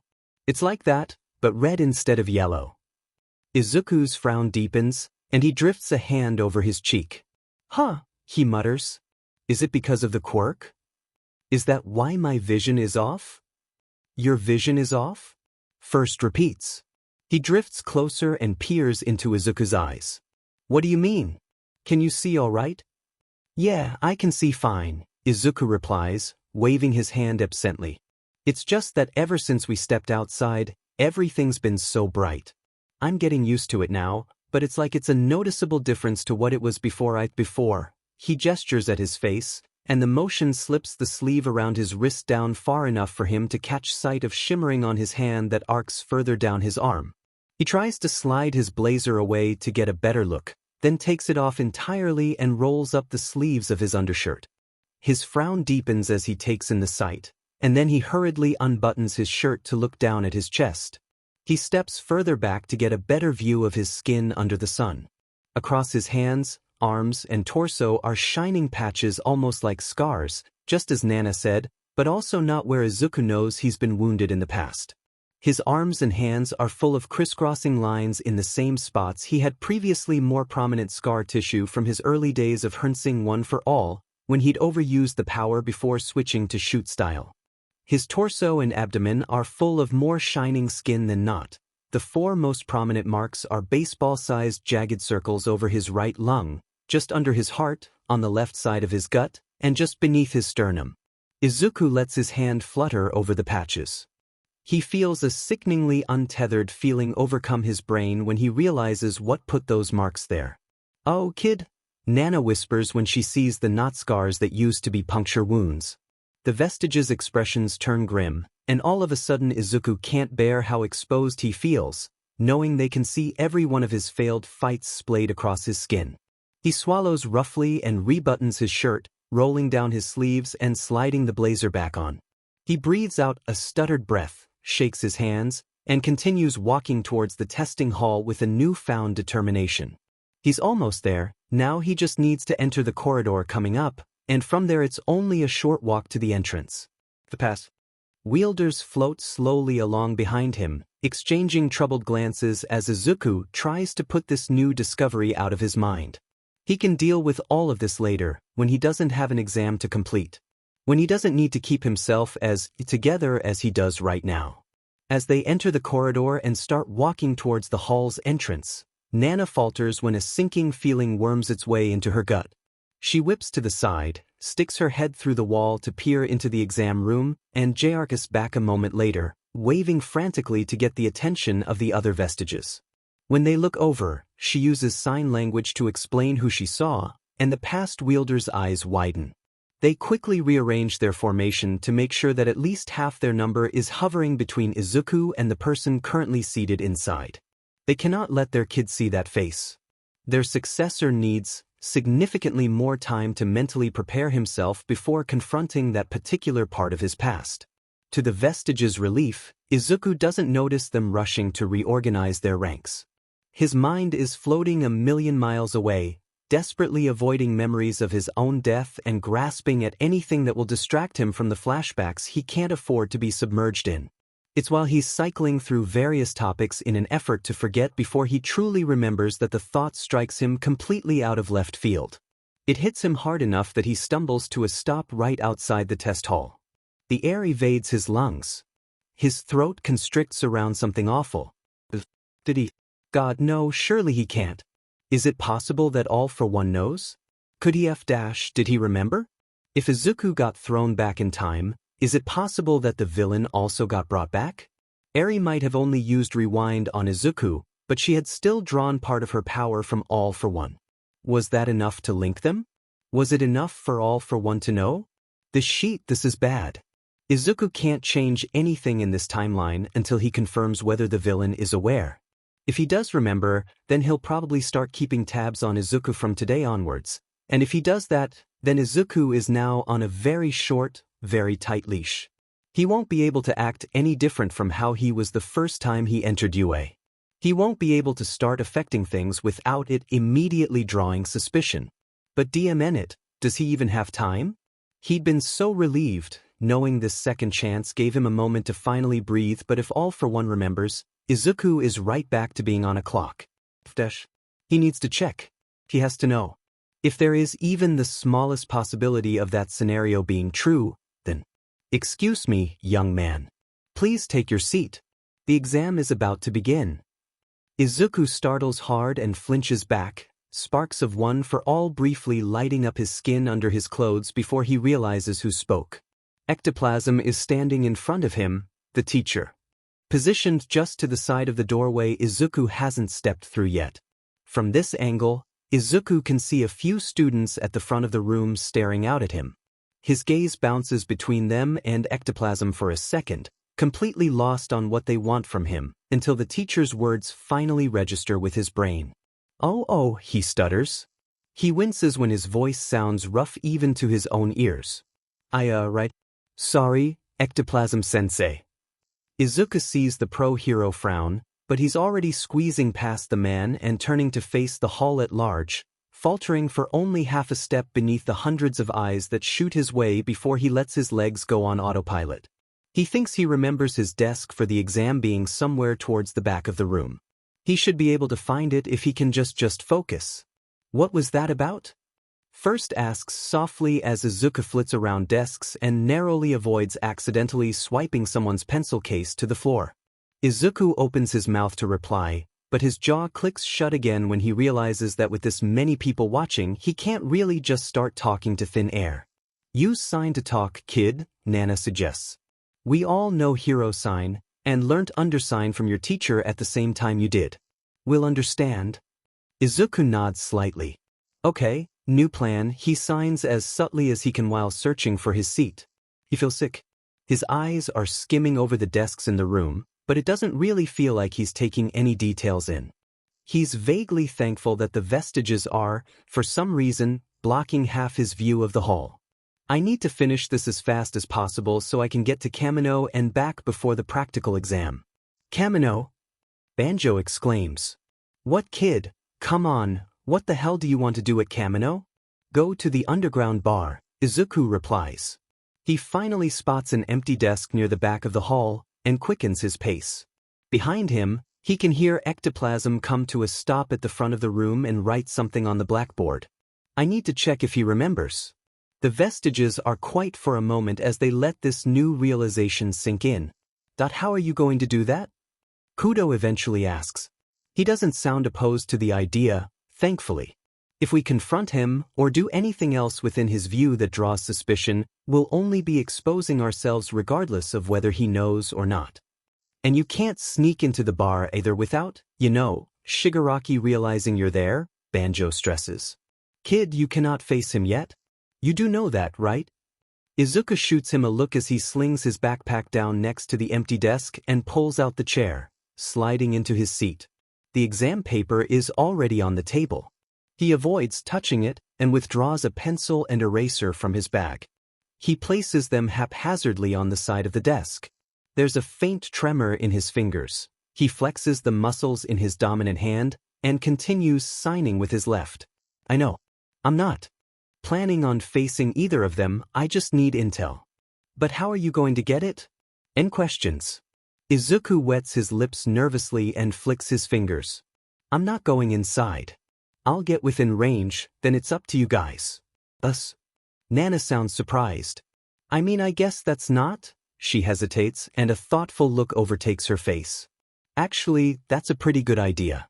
We could phase through the walls, and with the extended range other sight gives us. The corners of Izuku's mouth quirk up. So you want us to look for anything that indicates all for one remembers? First wonders aloud. Izuku can see him turning the suggestion over in his head. There are a couple of issues with that plan. The first is that it's unlikely my brother will even be there. He's more liable to be holed up in one of Garaki's labs somewhere, puppeteering things without being directly involved in Shigaraki's business. The man frowns. The second issue is that on the off chance he is there, it's entirely possible he might be able to see us. At the front of the room, ectoplasm says something about how the students have 2 hours to complete the written exam, but Izuku isn't paying attention. He bites his cheek and lets the vestiges steer the conversation. That's true, Hikage says. We have to consider what physical state All for One is in at this exact moment in time. He gave you the other sight quirk right before he killed you, but since we're almost 2 years earlier than that fight, that he probably still has other sight, and finishes grimly. The original version of it, that is. If, after Izuku obtained the quirk, we could also see and interact with the other spirits, it might mean that how we exist has been fundamentally altered beyond our new ability to roam. We could be visible not just to Ninth, but to All for One and his copy of the quirk too. Izuku doesn't realize the written exam has begun until he hears the other students in the room flip over their test papers. He startles and scrabbles for his pen, opening the booklet and trying to focus on the words. It's hard when his head is swimming and his focus keeps lapsing off the page. The pencil feels foreign in his grasp. The first section is multiple choice. Mathematics, Nana murmurs next to his head. She beckons Kudo over, and the man starts reading the questions while Izuku processes what the vestiges are saying. We'll just have to hope he isn't there, he signs close to his chest.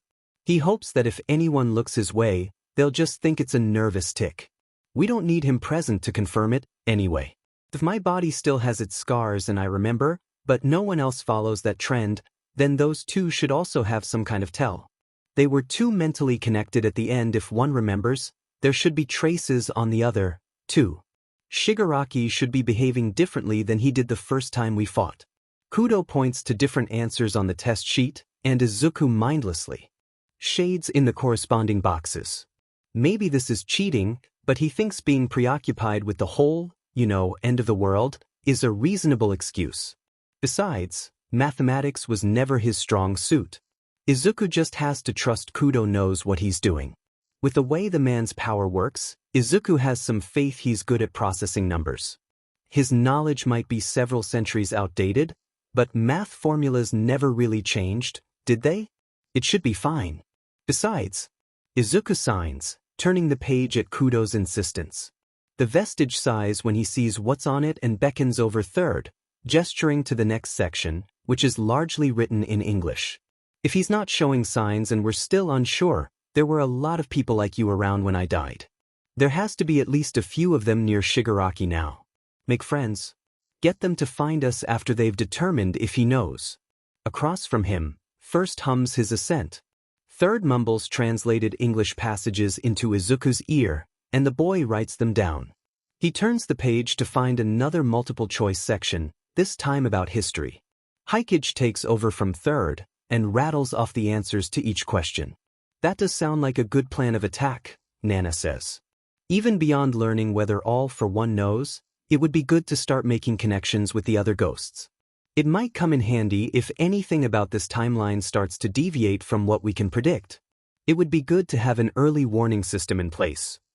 Everyone we saw definitely seemed to hate that BSTRD's guts just as much as we do, Fifth snorts. They'll probably jump all over the chance to do something that could take him down.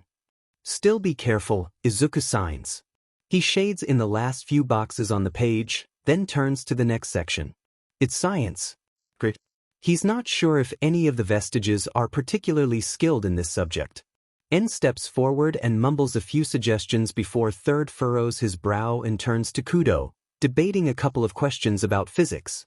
Eventually they settle on certain answers, and Izuku copies them down. Most are probably victims, but there might be some loyal underlings still sticking around. We can't let any of them know what we're doing. They might report back to him. Of course, first nods.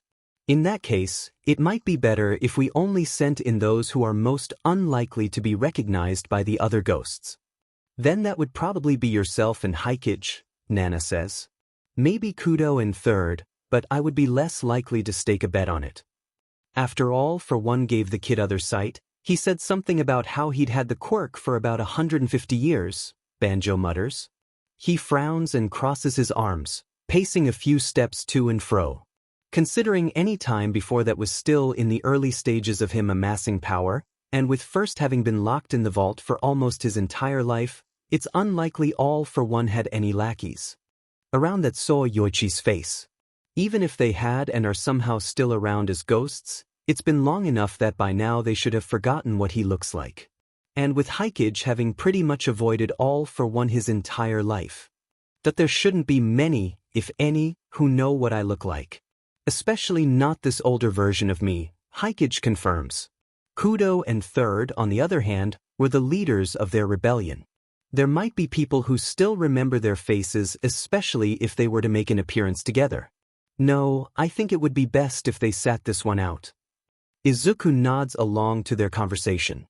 He scribbles his own answer down for the last science question, and turns the next page to find a section about Japanese linguistics.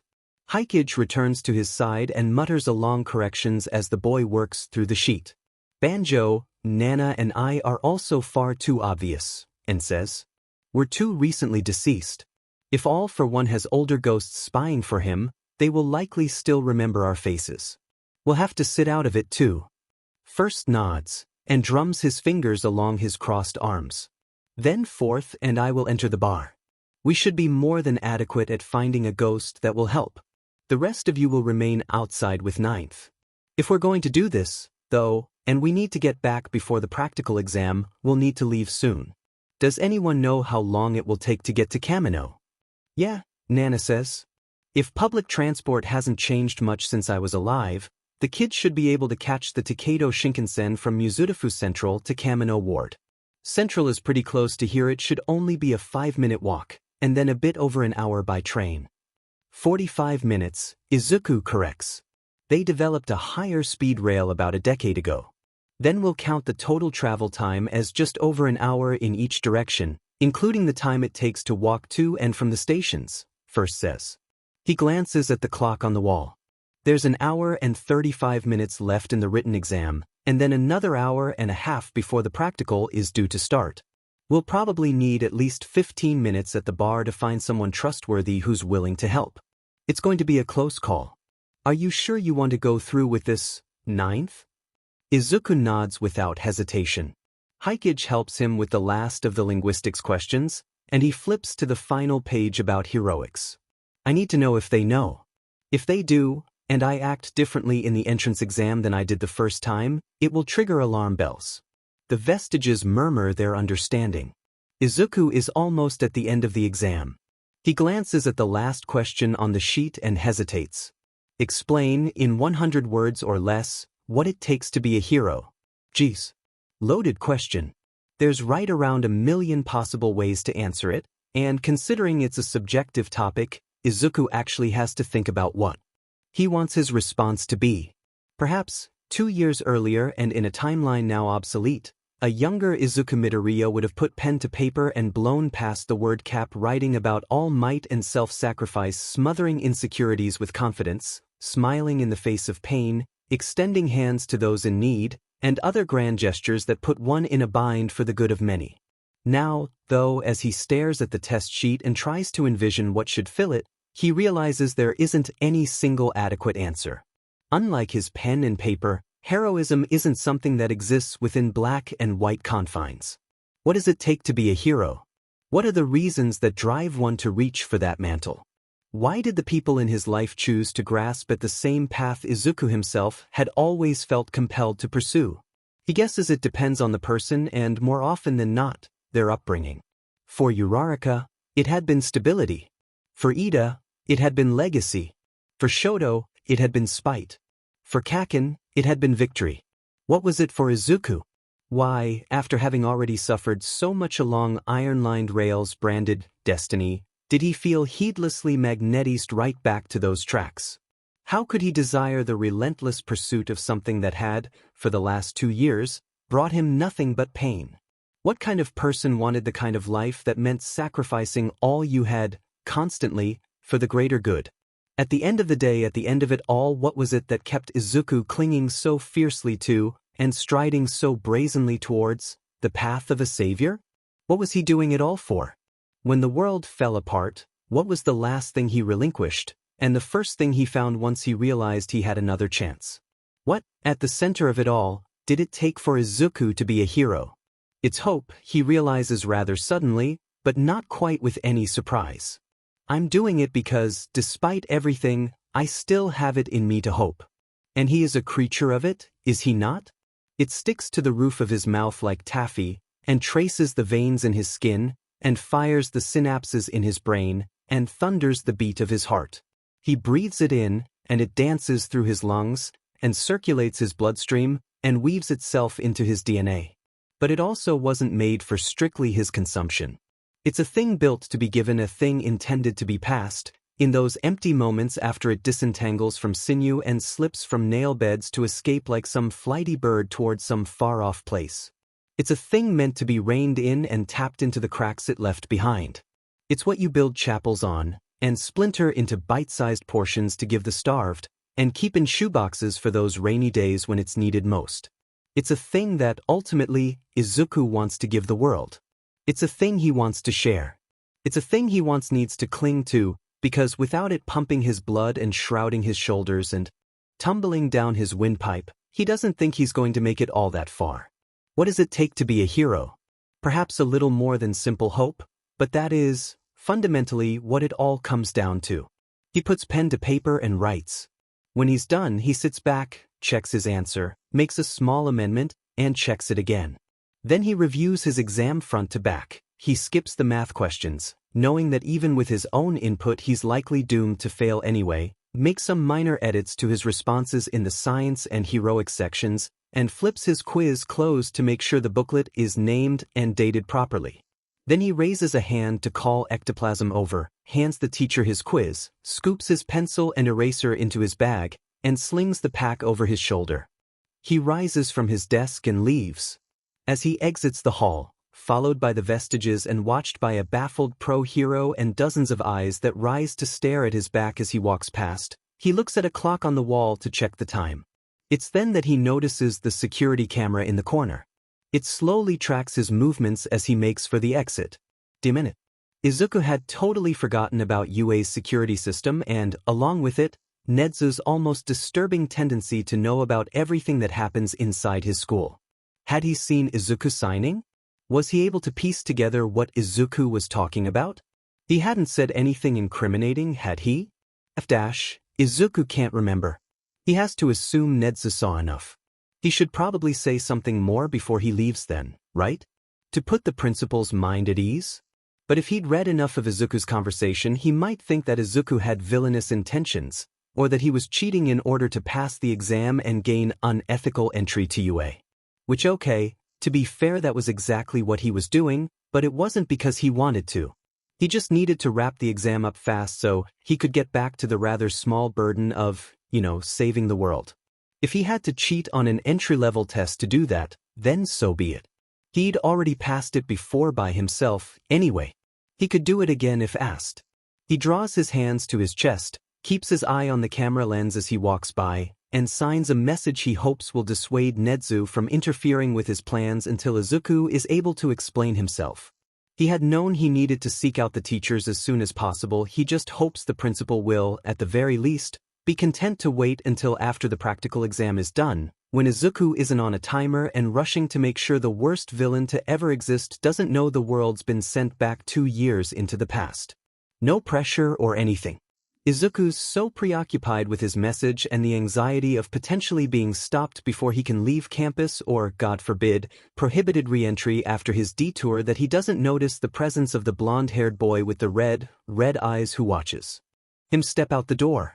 The morning of the first year's entrance exam began as a relatively normal and unremarkable affair for Shoyuta Aizawa. It started with him waking far too early to the murky light of pre-dawn and his boyfriend snoring directly into his ear.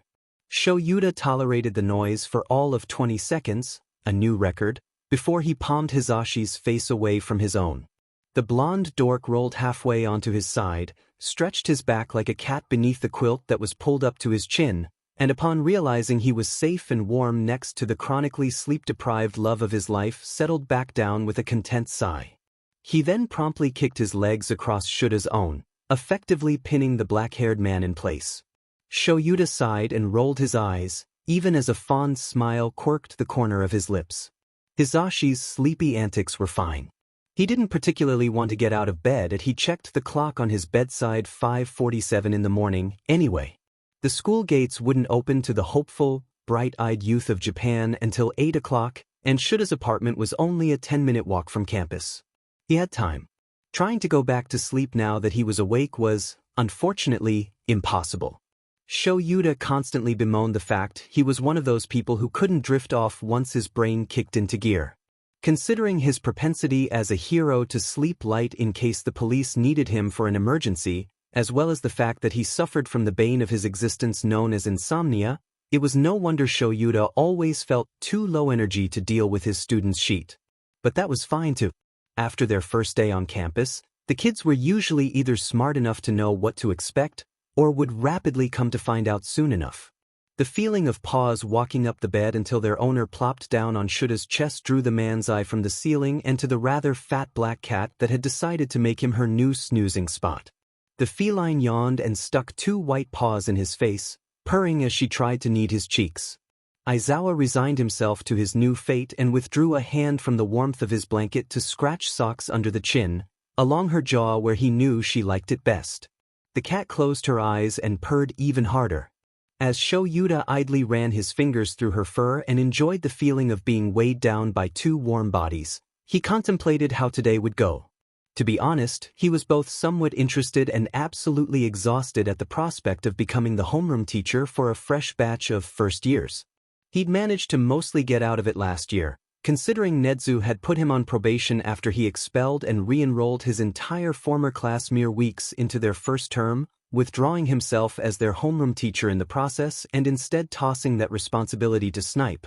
And although he had practically set off a bomb and evacuated only himself from the building, he personally thought the whole thing was rather worth it. The kids had gotten the shove they needed to take heroism seriously, and Shoyuta himself had enjoyed almost 11 months of uneventful bliss. He had never slept better in his life. Safe to say, the UA board had not been pleased to deal with the fallout of 20 angry parents and their distraught teens. Snipe had also been somewhat disgruntled to go from having the year free of homeroom responsibilities to suddenly being in control of 20 fearful 15-year-olds. Okay, Shoyuta could admit he was kind of lucky he hadn't been fired for that. To be fair, though, that entire cohort barely had any potential at the time, and was full of more snob-nosed legacy brats than normal. Shuda's teaching style would have been wholly incompatible with the 11-odd overprotective hero alumni breathing down his neck about their kids. Seriously, what the hell was Nezu thinking, sticking him with a class like that? Now that the board thought he'd learned his lesson, though, and Snipe had reassured Nezu that he didn't really mind being a homeroom teacher for that particular class, Shoyuda was once again expected to take 20 15-year-olds under his wing and shape them into the heroes of the future. That was also fine, he guessed. The number would probably drop by 3 or 4 by the time the first school term was over anyway, and at that point his class would have been whipped into shape enough to understand their teacher wasn't interested in making life all sunshine and rainbows like they were probably expecting UA to be. He wondered what kind of kids would be competing in the entrance exam this year. It would be interesting to judge them against the last cohort Shoyuda had seen through to graduation, considering each new year seemed to bring increasingly powerful quirks alongside increasingly cocky children. There would almost certainly be several troublemakers in their midst. He'd probably have to knock a number of them down to size before the first week was done. To be honest, that was always the most exhausting part of his role. Telling it straight to the kids who wouldn't cut it was a necessary evil, but not one Shoyuda particularly enjoyed, despite how his general demeanor might indicate otherwise. It always came as a shock to the kids. There were almost always tears involved. But the harsh reality was that, just as all men were not created equal, not all children were born to be heroes. Shoyuda had no interest in entertaining a fantasy for those who couldn't step up to the bar, and the unfortunate truth for a good many was that they simply did not have what it took. They were either chasing a dream crafted in childhood without considering the realistic implications of pursuing that goal, were in it for the wrong reasons, or did not grasp the full weight of the burden that would be placed on their shoulders by donning the mantle of hero. It was always rather tragic when, after their first week at UA, Shoyuda had to watch those bright-eyed kids realize just how disillusioned by society they had always been. A clatter outside the bedroom door pulled Shoyuda abruptly from his contemplation, and his fingers stilled in Sock's fur. The noise was followed by a thud, and a low marrow that sounded from somewhere deeper in the apartment. Skittered footfalls seemed to run on the spot for a moment. Then there was a minute of unnerving silence. Shoyuda looked at Socks. Socks looked at Shoyuda. They both looked at the ajar bedroom door that was kept cracked for the cats to come and go overnight as they pleased. Another marrow echoed down the hall. Shoyuda had all of about 2.5 seconds to brace for impact. Then rapid paws thudded closer as their owner shot down the hallway, and the bedroom door was slammed open by a fluffy white and ginger missile that barreled its way straight across the floor. The furry shape launched itself, narrowly avoided a collision with both Socks and Shoyuda as it flew right between their faces, and landed with each on Hisashi's head. Hisashi made a sound like a dying walrus and startled so badly he fell out of bed, taking the blanket with him. He hit the floor with a bang that shook the apartment and started blearily shouting variations of the word "w" over and over, kicking at empty air as he struggled to untangle himself from the fabric. Somehow, he only succeeded in making his situation worse. The orange demon clung to his face and yowled. Hisashi's arm emerged from the blanket long enough to swipe clumsily around his bedside table and retrieve his hearing aids. Then he quickly tugged his limb back beneath the quilt when the ginger monster attempted to bite at its new, moving target. Shoyuda sighed. So much for enjoying the blanket's warmth. He glanced back at Socks to find the cat looking rather affronted at the chaos on the other side of the room. Half her body had been knocked off Shuda's chest when the blanket got dragged away, and she did not look happy about it. "You can have an extra churro for breakfast," Shoyuda promised the feline to make her feel better as he continued to scratch her jaw. Socks, of course, couldn't understand him, but she seemed to appreciate the sentiment nonetheless. "Know why every single morning this cat show, get him off of me," Hisashi yelled. A bit of his quirk seeped into the end of his sentence, and the apartment walls shook. Grit. Shoyuda just couldn't wait to get another noise complaint. They'd only been living together for all of 3 months, and were already on track to getting evicted. Shoyuda leveled Hisashi with an erasure-fueled glare to shut him up. The dappled ginger nuisance finally let go of his boyfriend's face and jumped to the ground. Then it promptly spotted the blonde's toes wriggling under the blanket and pounced on its new target. The fabric got snapped up by sharp teeth and the ginger cat pulled. Hisashi, who was still struggling to untangle himself from the quilt, got dragged halfway across the room. He wants food, Shoyuta remarked helpfully, entirely unfazed by their pet's display of strength. And how the hell am I supposed to feed him if Macho, stop. The blonde finally got an arm free and reached out to grab Macho the cat by the scruff of his neck. He held the ginger demon at arm's length while he kicked the rest of his body free. When he finally picked himself up off the floor, Macho wriggled his way out of the man's grasp and bolted back out of the room like hell itself was on his tail. Shoyuta heard a bang as the cat tried to come to a stop in front of his food bowl and instead slid straight into a wall. Then there was the tinny noise of a metal bowl being flipped, and another rather hefty bang that sounded like it had been launched straight into plasterboard. They gave it a moment, but the bowl didn't clatter to the floor. An imploring marrow filtered down the hallway. Shoyuta sighed and resigned himself to the knowledge that there was likely another hole in the wall. I'll stop by the hardware store on the way home and get some more plaster. I can't believe we agreed to take in a quirked cat.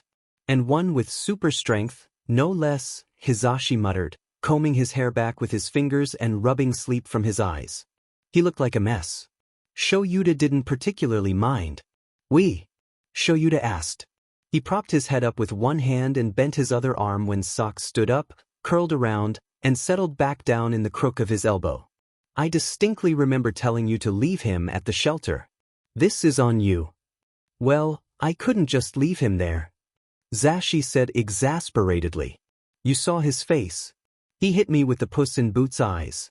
What was I supposed to do? Leave him at the shelter, Shoyuta reiterated bluntly. Hisashi blew one last lock of hair from his face and shot his boyfriend a playful glare. Admit it, Sho. You like the lil BSRD. If he makes you look this frazzled every morning, I can tolerate him, Shoyuta replied slyly. A blush swept across Hisashi's cheeks. The man bent to pick up the quilt from the floor and threw it at Shuta's face. Socks trilled in surprise when the blanket landed on her, too. Come on. Not on a school morning, the blonde muttered, flustered. For that, you're in charge of feeding Macho. Shoyuta huffed and reached up to pull the blanket from his head. Fine. I'll feed him, so long as you don't take more than 30 minutes in the shower. I want one before we head off to work, too. From where he had turned to start rifling through his clothes drawer, Hisashi's head tilted back and he groaned. Oh, fine. Then a devilish smirk crept across his face, and he shot Shoyuta a wily look out of the corner of his eye. But, if you wanted to make our prep time more efficient, you could join me in there. Shoyuta leant forward, grabbed the pillow from under his head, and lobbed it at Hisashi. The blonde squawked and ducked out of the way, laughing as he swept a pair of boxers from the drawer and danced out of the room to their en suite. A small smile wormed its way onto Shuta's face, and he let his head hit the mattress. God, some days he couldn't believe how lucky he had gotten to end up with Hisashi. It had taken far too many years of the blonde pining after him and Shoyuta being too much of an idiot to vocalize his own feelings, but eventually they'd made it. Shoyuta never wanted to go without the other man again. Another marrow from the hall drew his attention, and Shoyuta tilted his head to see Macho standing in the open doorway glaring at him. When they made eye contact, the cat fluffed his tail and hissed. Yeah, Shoyuta sighed. He gingerly retracted his arm from around Socks and let her stay curled under the quilt piled on top of her. I'm coming, demon cat. Give me a sec. Macho hissed again, then turned and waltzed back down the hallway.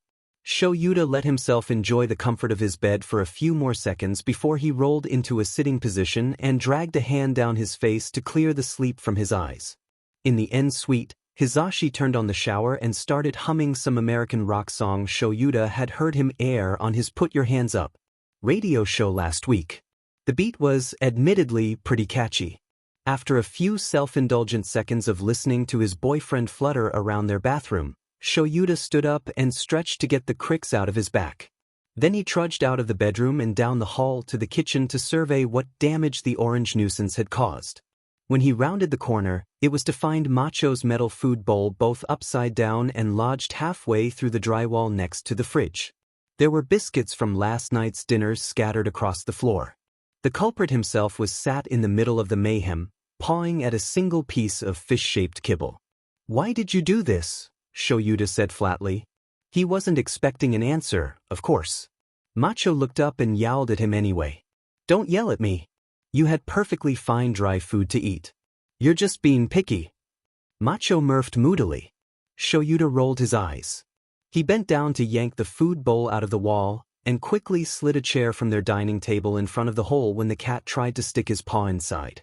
Macho headbutt the chair. It went flying across the floor and slammed into the side of the fridge, so Shoyuda scruffed the cat, pulled open the cabinet door where they kept the pet food, and shook a satchel of tuna gravy to get the little BSTRD's attention instead. Macho meowed and wriggled out of Shuda's hold, then ran to sit where the food bowl had previously been. The feline turned to Shoyuda with those puss-in-boots eyes that Hizashi always fell for. "That doesn't work on me," Shoyuda informed the cat bluntly. He scooted the chair back in front of the pole. "Then, for good measure," he added, "you're a BD." Macho mewed very politely. Shoyuda turned around, ran the bowl under the faucet to clean off the plaster dust, and tipped the contents of the wet food satchel inside. Then he turned back around and lowered it to the floor. Macho stood up on his hind legs as he saw Shuda's hand descend, and didn't even wait for the bowl to be placed down before he started tearing into the food. Shoyuda scratched him fondly behind the ear. "We need to start nailing your bowls to the ground," he told the cat. "If the landlord's gonna kill us anyway, we might as well save a few $100 on drywall in the process." Macho ignored him and kept stuffing his whiskers. Now that the devil incarnate was satisfied, Shoyuda stood up and went looking for something better to block the hole with. Last time this happened, Hizashi had gone down to their local hardware store and bought a piece of plywood to nail over the gap until they had time to patch it up with plaster. Shoyuda was pretty sure they still had it lying around, somewhere. After finding the plywood and making sure no furry faces could worm their way into the space behind it, Shoyuda swept up the scattered dry food, refilled the cat's water fountain, retrieved Sock's food bowl from next to Macho's, and tipped in another wet food satchel, alongside a churro treat as promised. Then he walked back down to the bedroom, closed the door behind him, and knocked the food bowl against the wall to get Sock's attention. He waited for the black and white cat to stick her face out of the blanket, and placed the bowl on the floor. Socks wriggled out from the quilt, jumped to the ground, and rubbed herself against Shuda's ankles before winding her way over to the food. She ate with a lot more grace than Macho did. Hizashi came out of the bathroom, in his boxers and toweling his hair, as Shoyuda scooped his hero gear from its normal spot in their wardrobe. "Looking forward to seeing what students try their hand at UA today?" the blonde asked. Shoyuda grunted. "Looking forward to it being over, more like." Hizashi snorted and rolled his eyes. "Yeah, right, Mr. I hate kids but wanna be a teacher. You know, I don't think your grumpy act is fooling any of the other staff. They all know you're a big softy at heart." Shoyuda shot him a glare. It didn't have any heat behind it. "It's not an act. And I don't need to fool them anyway," he grumbled. "The kids just need to know what they're getting into before they decide whether this kind of life is for them. You know how it is, Zashi." Hizashi's expression softened. "Yeah. Of course I do, Shoyuda nodded and shuffled past his boyfriend into their bathroom. It didn't take long for him to shower and get dressed. When he emerged, it was to find Hizashi in his hero outfit putting the finishing touches on his hair. Even though he lived with the man, Shoyuda still couldn't grasp how the blonde got his hair to defy gravity so. Well, actually, that was a lie. The smell of several cans of hairspray was a good enough indication of how he did it. "Right then, let's hit the road," Present Mike said cheerily, rocketing to his feet and clicking his fingers before shooting finger guns in Shuda's direction. "I, for one, am looking forward to seeing what shenanigans the listeners get up to today." Shoyuda huffed. "Of course you are," he muttered. He grabbed his keys and phone from his bedside and scratched Socks behind the ear. She was loafed in the center of their freshly made bed, and looked rather content with herself before he turned to open the door and led the way to the front of their apartment. When they made it to the kitchen, Macho yowled and jumped down from his perch on the adjoining living room couch to bump his head against Yamada's leg. It almost knocked the other man clean off his feet. "Jesus, yeah, hello, you little ratbag," Mike said fondly, shuffling himself into a more steady stance and bending down to scratch Macho just above the tail. The cat stood on his tiptoes and purred. Always in a better mood after breakfast, huh? You be good while we're out. The cat murmured something that could have been an affirmation. Or a curse, for all they knew. Sho Yuta swung their apartment's front door open, held it ajar for Yamada to slip out, and watched as Macho meandered over to the middle of their living room. The cat settled himself on their coffee table and let his paws hang off the edge. No more holes in the wall, Aizawa told him gruffly. Macho just blinked and tried to meow through a yawn. Sho Yuta snorted. He stepped back, let the door swing shut, checked that it was locked, and turned to follow Mike to the stairway leading down to the street. As they made their way along the sidewalk with steaming cups of coffee and breakfast wraps from the cafe next door in hand, Mike yapped about his homeroom class end-of-year test results, and Aizawa muttered a prayer that today would be as normal and uneventful as an entrance exam day could get. Considering he was a teacher at UA, though, Sho Yuta should have known better than to think the words normal and uneventful existed anywhere near the vocabulary of a school full of hero-obsessed teenagers.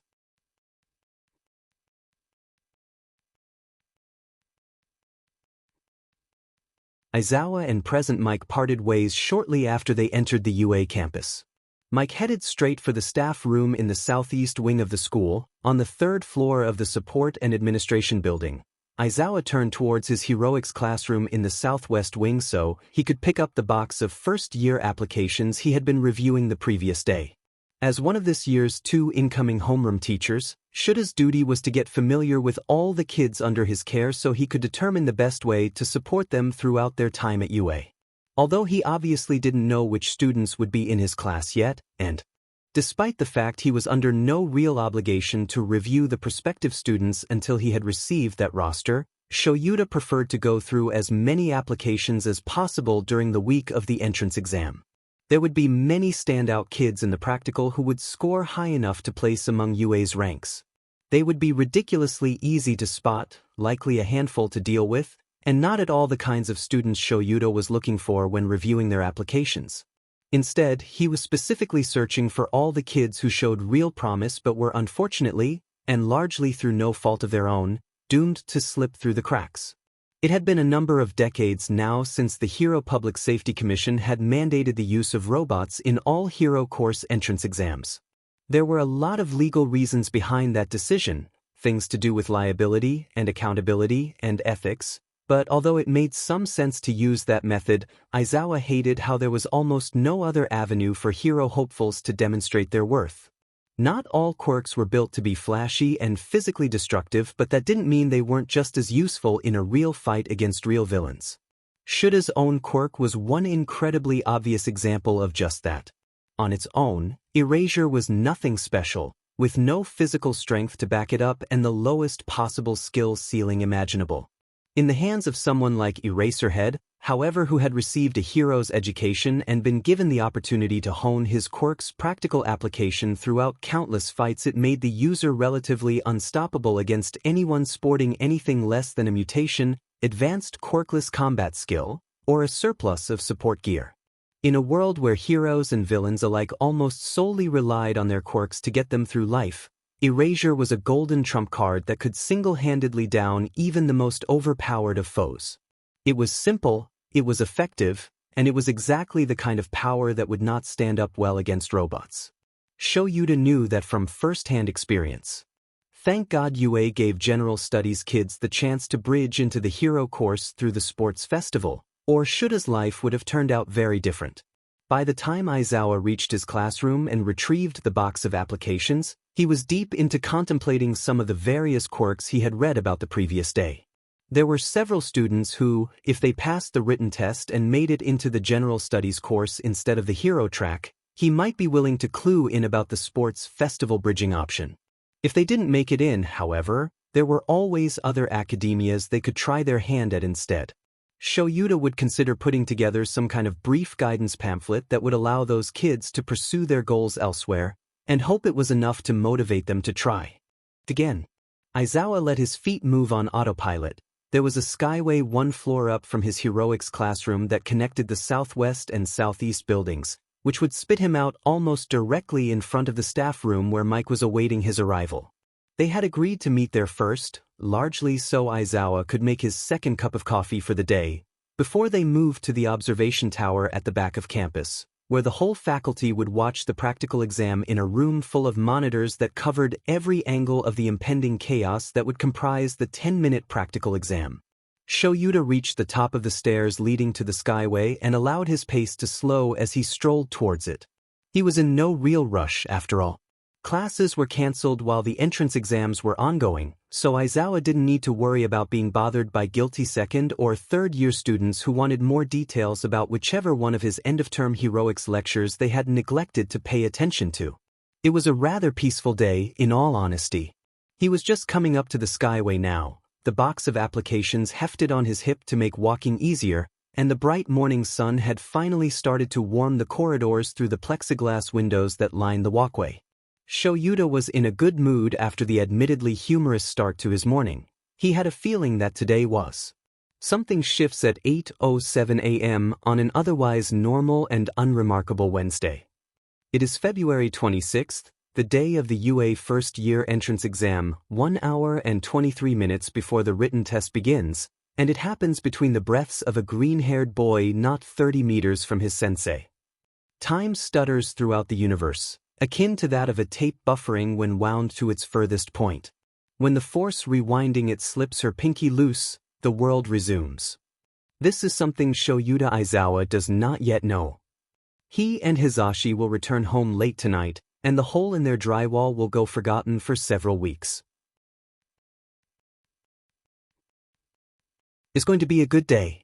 After he makes his coffee, Shoyuta and Mike will go to the exam observation room together, sit with the rest of the UA faculty, look over student profiles, keep an eye out for promising kids during the practical, and then they will both go home and Shoyuta will sleep for however long Hisashi will let him get away with.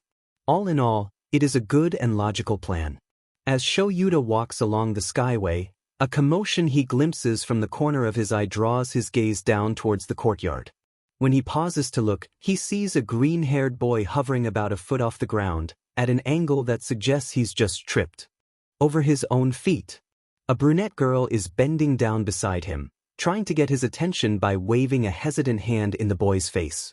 Aizawa almost rolls his eyes and continues on his way, but then the floating kid abruptly tumbles to the ground, and the girl panics before kneeling to roll him onto his side. Shoyuta squints, lowers his box of student applications to the ground, and shuffles closer to the skyway window. Below him, the handful of other students loitering in the courtyard either stop to watch the spectacle with detached interest, or give their peers a wide berth and continue moving towards the written exam hall. The skin along Shuta's arms prickles unpleasantly at the sight, and he feels a very rational anger flare within his ribcage. This kind of behavior is illogical and exactly what Aizawa hates most about the vast majority of kids who try their hand at UA. So many children claim to want to be heroes, but don't understand anything about what it takes to actually be heroic. The green-haired kid on the ground evidently appears to be having some kind of medical episode, but just because there isn't a villain present, the other so-called hero hopefuls don't see any reason why they should step in to help. They believe heroics equates solely to beating up bad guys, when that usually only comprises a very small part of an otherwise very demanding career. As far as Shoyuta is concerned, their inaction now is enough to disqualify them from being accepted into UA at all. He'll make sure, when he gets to the proctoring room later, that Netsu puts a black mark against the names of everyone currently doing nothing. Shoyuta takes out his phone with one hand and his administrative access card with the other. He dials Recovery Girl, and lets the call ring while he slides his card along the inside of the window frame in front of him. Typically, there would be a janitorial key Shoyuta could use to open the window lock and pop the glass, but he has no idea who has it right now and might not have time to go looking if the green-haired kid is in desperate need of medical attention. He finds the latch keeping the window closed, and shimmies his card against it at an angle that lets him swing the glass ajar. While Shoyuta hooks a leg over the windowsill, sliding his card back into his pocket and tugging a length of his capture weapon free in preparation to swing down and take the kid to an emergency room himself, He sees a pair of Recovery Girl's robot assistants leave the building directly below him and drift over to the fallen kid and brunette. They're carrying a stretcher between them. Shoyuta realizes that Nezu must have seen the situation and accordingly called the bots to take the boy to the nurse bay. "Why, good morning Aizawa," Shoyuta hears Recovery Girl say faintly through his phone from where it's clenched in his fist, pressed against the window frame to keep himself steady. Shoyuta leans back and raises his mobile to his ear. "To what? Do I owe the pleasure of a call from you at this hour?" "Chio," Shoyuta grunts in greeting.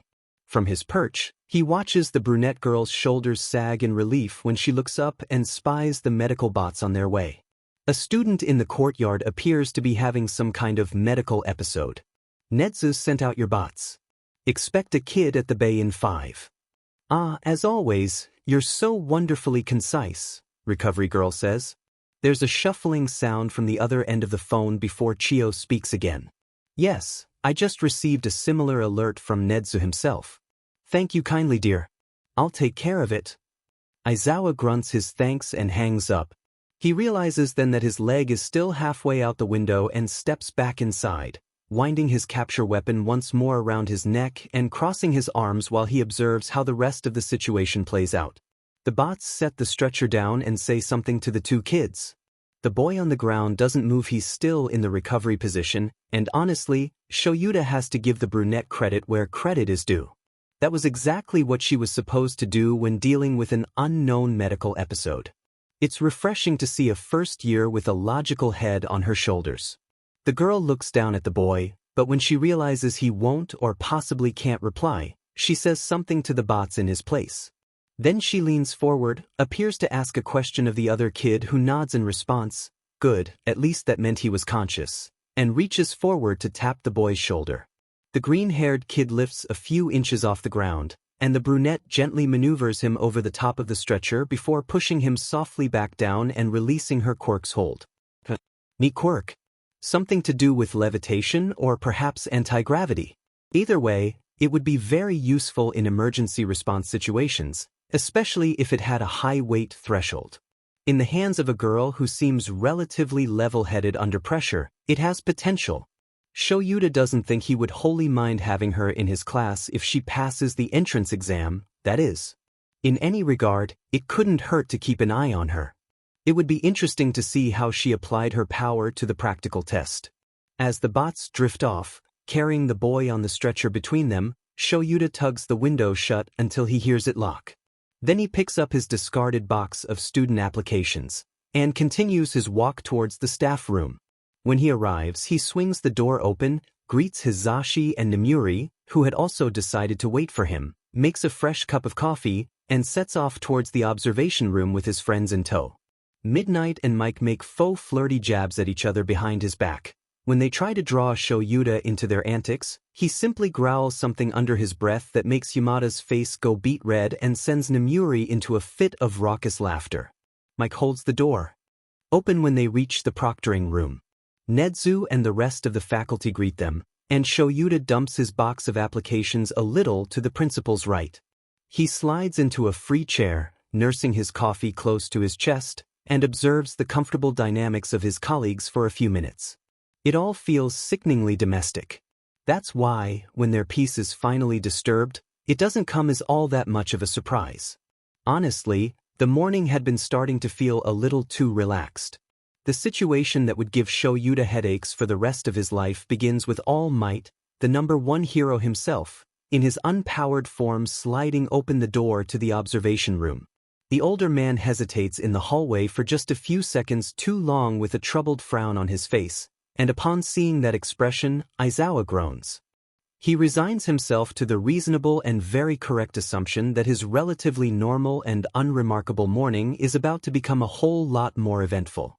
The morning of the first year's entrance exam marked a beautiful and rather momentous day for Tashinori Yagi. The sunrise was stunning as he checked the time on his vehicle's dashboard 6:47 in the morning.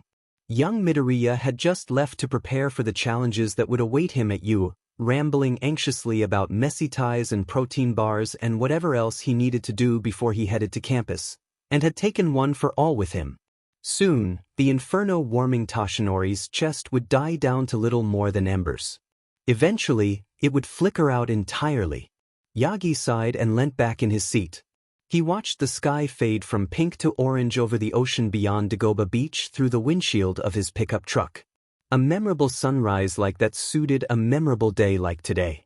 Honestly, it was a little strange, having an heir to pass his power on to. It didn't seem real, but he supposed it did feel right. All Might had been at the forefront of the public eye for almost 4 decades now, and even though he never wanted to surrender his mantle, it was inevitable this day would come. Toshinori wasn't getting any younger, and the injuries his body had sustained throughout the years certainly weren't getting any easier to manage. His back was stiff at dusk and his knees clicked at dawn, not to mention the fact he could barely eat, drink, or breathe like a normal person anymore. Young Midoriya symbolized change. It was high time for All Might to ease out of the spotlight and encourage the next generation to take the world by storm. He wondered what it would be like to no longer be the sole bearer of One for All. Nana had never told him how it felt to pass on their power. She'd never had the time to. After All for One caught up to her, so Toshinori didn't know what, if anything, he should expect. Would he feel the shift? Would he be connected to young Midoriya in the same way he had briefly been connected to Nana?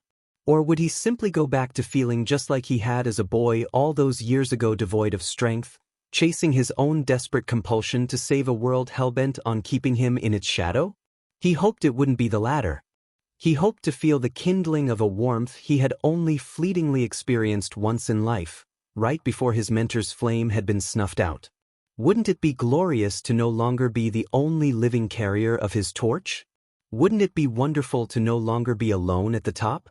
Wouldn't it be fantastic to have his experience of the universe corroborated by another who fundamentally understood All Might's place within it? It had been far too long since another person truly knew what it was to wield the power he did.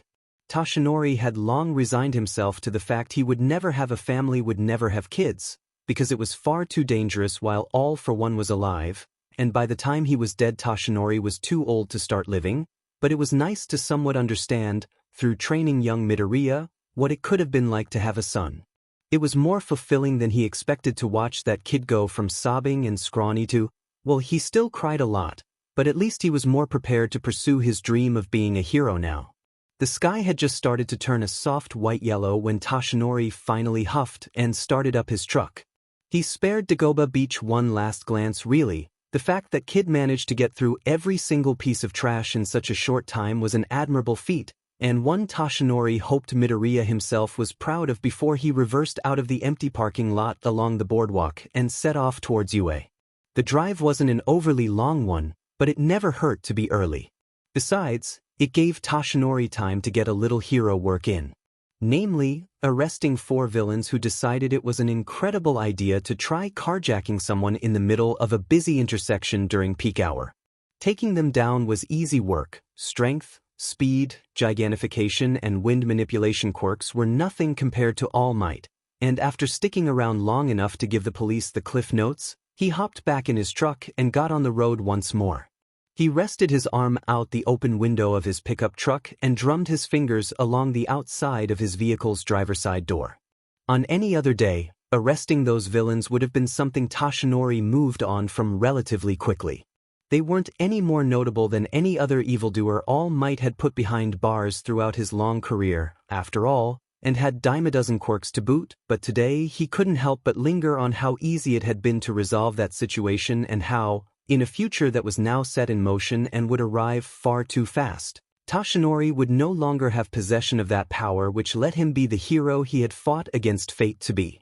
If he was an honest man, Toshinori would admit that, although he was ecstatic to finally have someone by his side, a mentee just like he had been to Nana, and Nana had been to her predecessor, and so on and so forth until the dawn of Quirks itself, he was absolutely terrified of what his future held.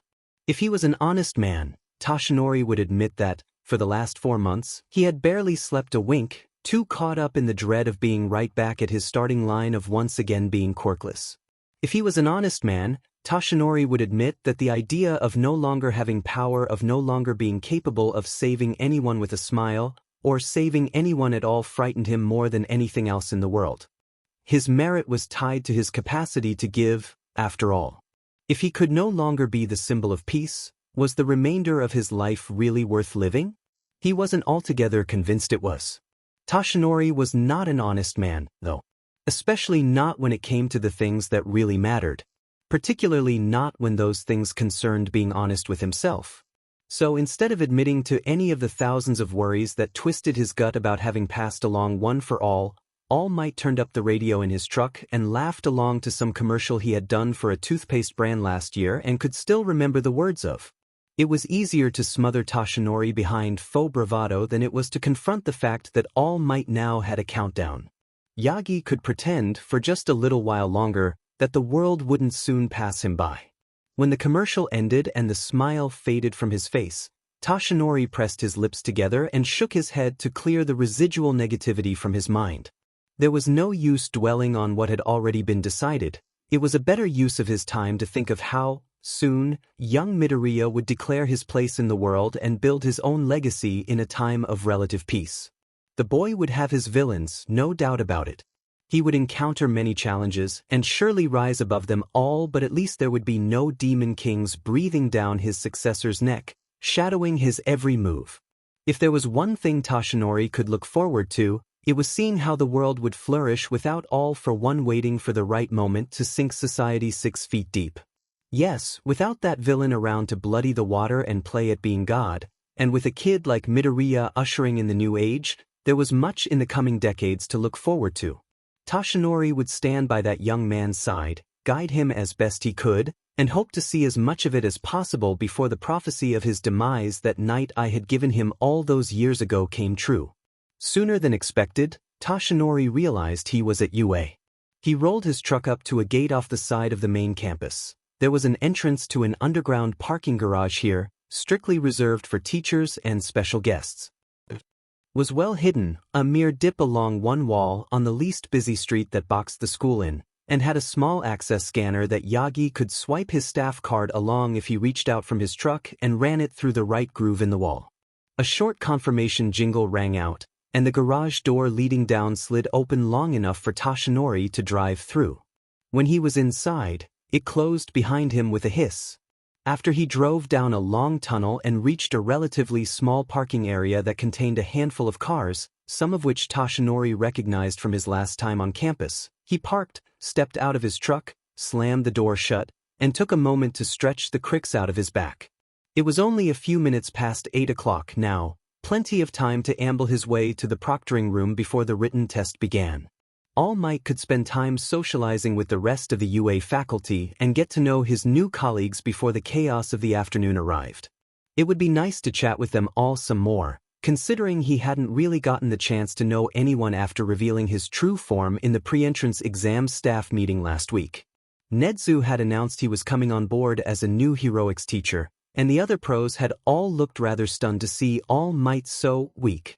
They all most certainly wanted to ask for more details, and Toshinori would have happily obliged, but Nedzu had pressed the meeting right along, and then Tsukachi had called Toshinori down to the station right after to provide some more details about a villain fight All Might had disrupted on his way to UA that morning, so the opportunity to converse with everyone had unfortunately slipped through his fingers. It would be nice to engage in that dialogue now. Toshinori was also very intrigued to hear their analyses of the various kids that would be competing for a spot at UA today when the practical exam finally got underway. Speaking of the practical exam, Yagi was incredibly excited if also a little apprehensive to see how well young Midoriya would perform. It was one thing to train the boy, and another thing entirely to see how his protege put his teachings into action. The kid would probably have a rough time if he tried to use One for All, but he would get the hang of it eventually. All he needed to do was make an impression on the teachers today, and he would have the next 3 years to really hone his mastery of the legacy he had inherited. 10 months. It had been 10 months since that fateful day Toshinori met the boy who would succeed him, and it felt like time had both flown by far too quick and crawled past far too slow.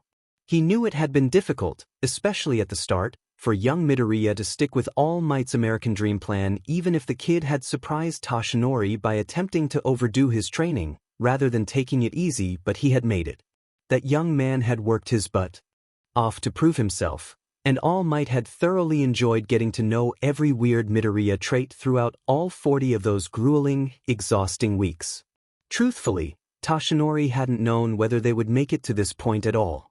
But that kid had a heart built to save, a head full of hope, and had trained harder than All Might himself to prepare his body for the gift and burden that was the symbol of Peace's power. The boy had proven to Toshinori that there was really nobody more worthy of inheriting such strength.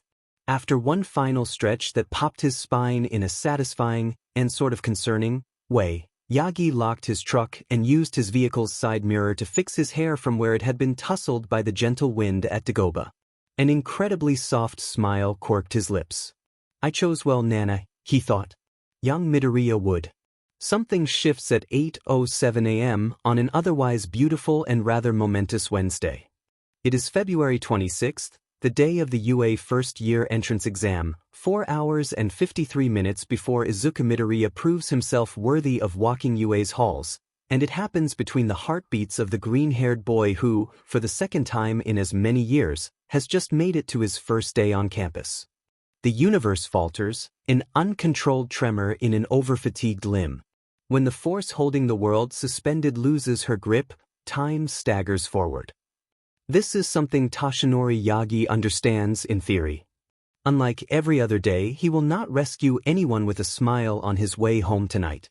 He will not return home at all. Will make me proud. Then Toshinori's mind trips over itself at the overwhelming feeling of vertigo that slams into every atom of his being all at once. His knees buckle, he collapses against the hood of his truck, and scrabbles a hand over what might be his heart, or something more temporary.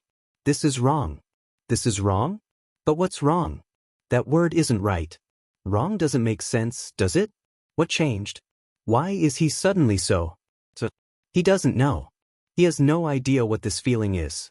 He only knows that the world has rather violently become 9 shades more vibrant and 10 decibels too loud. There's something restless snarling and pacing the lengths of his arteries, blood pooling uncomfortably in his feet, making him want to flee, defend, leap into some kind of action, somewhere, for someone, but why? It's like the entire universe just rolled off a rail line, titanium-tipped claws skittering for purchase in his lungs, throat, from behind iron bars, thorns tearing up his esophagus, failing to brand an impression on somewhere, buzzing pins and needles in his limbs, entire body. Slowly waking from being shrink-wrapped, what is this?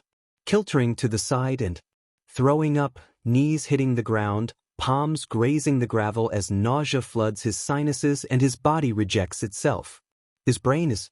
Vision blackens on the static, the kind of frayed white noise where there are millions of split ends trying to bridge a chasm connecting his neurons so the world can make sense, but fringes and he. There's too much nothing between them, like something he never had has been ripped from his. Is it? Soul, absence of a metaphysical thing he intrinsically owns but has never possessed. Heaviness presses him down. Everything stops. Toshinori inhales so fiercely he pulls a muscle in his neck. His limbs cease their cold sweat trembling. The fog in his head vanishes. The burning feeling of blood in his veins settles. The universe snaps back to clarity like a taut rubber band returning to its original state. Single lung spasms as he heaves in desperate gulps of air. He twists and lets his back hit the door of his truck, clasps weakly at his hair, lets his head hang between his arms, pulls his knees to his chest, wheezes out quiet breaths and gets drunk off the oxygen suddenly filling his bloodstream, like this is his first time ever breathing, like before now he didn't know what it was to be alive, like until this exact moment his brain was detached from his body and he was floating somewhere beyond the human need to be. Whatever the hell it is stops just as abruptly as it starts. Toshinori goes from feeling the worst he's ever felt to suddenly having an uncontrollable energy buzzing through his limbs that he's never, ever experienced before, not even with One for All, the kind of energy that makes him feel like he just woke from the best sleep anyone in the universe has ever had. It's almost like there's another being, another version of himself breathing concentrated excitement down his neck, and he is abruptly struck by the sentimental relief that he exists, but he doesn't know why. When the hammering of his heart finally evens out and it doesn't feel like his head is quite so untethered, Toshinori's body looses the tension that had been keeping him locked in place. He lets his head thud back against his pickup truck's door and takes a few deep breaths as he tries to figure out what the F just happened. First, though, he needs to make sure he's somewhere safe to think, because where even is he right now? The underground parking lot Toshinori is in looks familiar, but he can't be sure from where. There are a few cars scattered around, but none particularly stand out as vehicles he definitively knows. Why is he here? Where is here? When is here? Toshinori pauses for a second, then stiffly leans to the side to slide his phone from his back pocket, where he can feel it digging awkwardly into his hip. He taps the screen and February 26th. Yeah, that makes sense. It's February 26th, which means it's the day of the entrance exam, which means he just arrived at UA after having passed one for all onto Izuku. That makes sense. Toshinori is here to sit in the staff room and watch how his successor does in the practical. How could he have forgotten? He looks to the side and is surprised to see blood on the ground. He'd thrown up? Right, yeah, because he felt awful, but he doesn't anymore. In fact, Toshinori has never felt livelier. He doesn't think he's felt this good since before he was gravely injured by All for One. He tugs his shirt up to check that, yes, he still has that ugly wound over his ribcage. He feels fantastic for someone missing half their internal organs. With a grunt, Toshinori pulls himself to his feet and makes a note to ask Nedzu to clean up his unfortunate mess. He's still a bit bewildered, because what just happened? Maybe he should be more worried about this, but he also feels great. Better than great. Did he get hit by a quirk? When would he have even right? He'd stopped a few villains on his way to UA this morning. Of course, he remembers doing that. Did one of them use their power on him? He doesn't think they did. Those villains all had pretty straightforward quirks that Toshinori had seen when he took them down. He doesn't think they would have even had the chance to use a quirk, seeing as arresting those perps had been a walk in the park. So then why? Well, he has just given one for all to Izuku. Could this be a side effect of that? But surely not. If anything, Toshinori should feel weaker now, but he doesn't. He feels stronger than some other time, but he also might feel the same. Yeah, wait, that's right. He feels just as normal as he always has, only more. More than what he had been, anyway. He feels less than when he had one for all, but more than that time, after he didn't? Which makes entirely no sense, considering an abstract like that doesn't mean anything. He's living the after, right now. There's nothing else to compare this sensation against. He shuffles unsteadily around the front of his truck, but before he can make it more than a few steps, a blitzing headache rocks his skull. He winces and puts a hand to his head, but it's already fading, giving way to the feeling of something in his chest, his heart, or perhaps something more temporary shifting. One for all, he thinks that it is writhing, sort of. It's not really uncomfortable, but it squirms just a bit, or maybe stretches is the right word. It's like his quirk has just woken up after having been asleep for but he's well familiar with the embers by now. They flare for a moment, and All Might feels his muscles involuntarily tighten, but then that flicker relaxes like nothing ever happened, and he's left frowning with a hand hovering over his chest. Is it just an adjustment, PRD? Is this how Nana felt after she gave Toshinori the quirk? It has to be. There's nothing else that could have triggered a feeling this deeply ingrained in his being. After taking a second to struggle through the everything in his mind, Toshinori takes his other hand off the bonnet of his truck from where he had unconsciously reached out to steady himself. He gives the puddle of blood behind him one last confused glance, then slowly moves towards the elevator that leads out of the parking garage and onto the first level of UA's campus. When he presses the call button, the doors slide open immediately. He steps inside and presses the button for the ground floor. He can admit this is all a bit strange. He's aware that his own head seems to be muddled, or maybe jumbled is more apartment. He has memories of the morning, but they're different in a way. It feels less like he's just lived through the last couple of hours, and more like he's blowing dust off long-forgotten memories and trying to recall what happened. If not for the blood, Toshinori wouldn't have thought he had been sick at all, because it's not familiar? He hasn't done that before. Obviously. Because if he had been that sick before, he would remember it. So why does it all feel so misaligned? This definitely isn't right. Something's throwing him off. Honestly, Toshinori is pretty uncertain of whether he can even trust his own head right now. Things are stirred and he's not himself? Or maybe he is. He should probably tell someone about this. When the elevator doors ding open, Toshinori steps out and pauses for a moment to take in his surroundings. He's in the middle of UA, in the central foyer area, and the bright morning sun filtering through the giant glass windows is making everything look shiny and new, even though this building hasn't changed in decades. Except maybe it has? Toshinori remembers it all looking more ruined?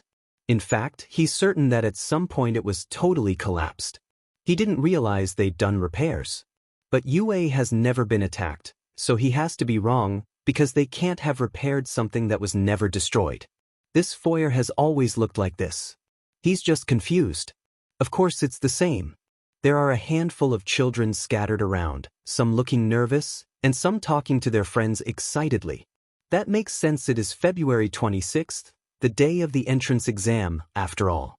They're probably hoping to do well enough to pass, and Toshinori sincerely wishes them good luck. But why does it feel so weird seeing this many people in one place?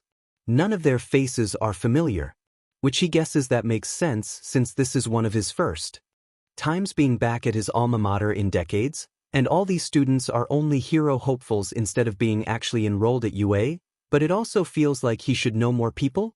Or perhaps it's that some of these students just don't fit. They shouldn't belong here. Which is a rather mean thought to think. It's all very confounding. Toshinori shakes his head, puzzling over what on earth is happening to his mind, and turns away from the crowd. What was he?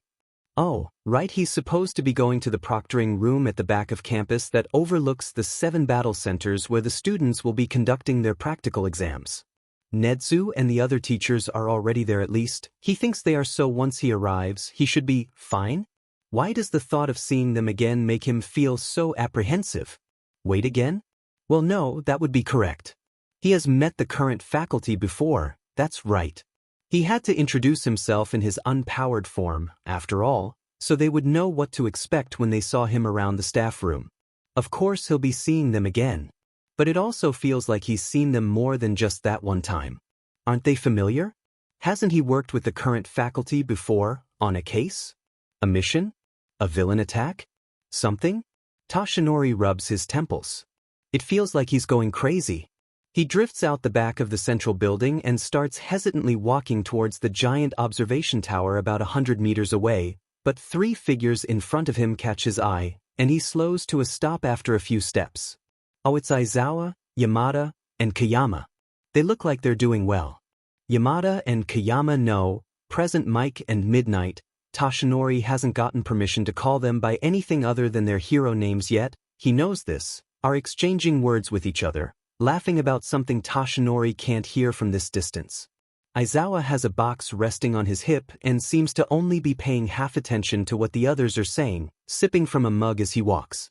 Toshinori has no doubt that it's coffee, black with 3 extra shots and 1 sugar, just the way the man takes it. And hold on, how does he know that? For some reason, seeing Midnight makes Toshinori's heart twinge with grief. He doesn't know why. He barely knows the woman, has only ever met her once, at that staff meeting with the rest of the faculty. He certainly has no reason to grieve for her. Yamada also makes Toshinori's heart clench painfully in his chest. He hadn't thought he'd ever met Present Mike before coming to UA, but maybe he has? It feels like he's seen the man, wounded before? Possibly gravely so. Toshinori is a little surprised and relieved to see the blonde on his feet. Which again, he's not sure why. Yamada looks to be in his prime. If he had been mortally wounded in the past, no one could tell now. Toshinori frowns, watching those 3 walk as a group towards the proctoring room. Hasn't he seen this before? The intense feeling of something being misplaced creeps up his neck, and his arms break out in goosebumps. He's certain he's watched these 3 walk just like this to the observation tower already, but he can't have. This is only his 2nd time seeing them. He hasn't known them long enough to know they tend to stick together, but for some reason he does. He's familiar with them all but also can't recall the first thing about them. Except, apparently, Aizawa's coffee order. Which he's not convinced he didn't just make up for some reason, because he's never bought or made the man coffee. He has, again, only known Eraserhead for all of one staff meeting. Had he somehow picked up that knowledge there? Okay, seriously, what the hell was going on? Toshinori is actually just going insane. There's definitely something amiss. He needs to get to Nedzu. Surely, with his heightened intelligence, the principal can help figure it out. Toshinori shakes himself from his thoughts and follows along far behind the three other teachers. They're further in front of him now, entering the tower where the proctoring room is situated. When the tower doors slide open to admit Yagi, he sees the tail end of the elevator there enclosing. That's no matter, though there's a second elevator in the lobby, so he presses the call button and patiently waits for it to descend. At least it gives him more time to collect his thoughts before he tells Nedzu about whatever is happening right now. The elevator dings and the doors open. Toshinori walks inside, presses the button for the top floor, and crosses his arms, rubbing a hand over his chin slowly, deep in thought. The more he thinks, the more the world seems to settle around him, righting itself and making him feel more grounded. Alongside that relief, though, is the steadily intensifying feeling that Toshinori has done this before. There's a niggling something at the back of his mind, perhaps even within One for All, insisting that everything is just off. That's the only way he can describe it. It's all off, but it also isn't.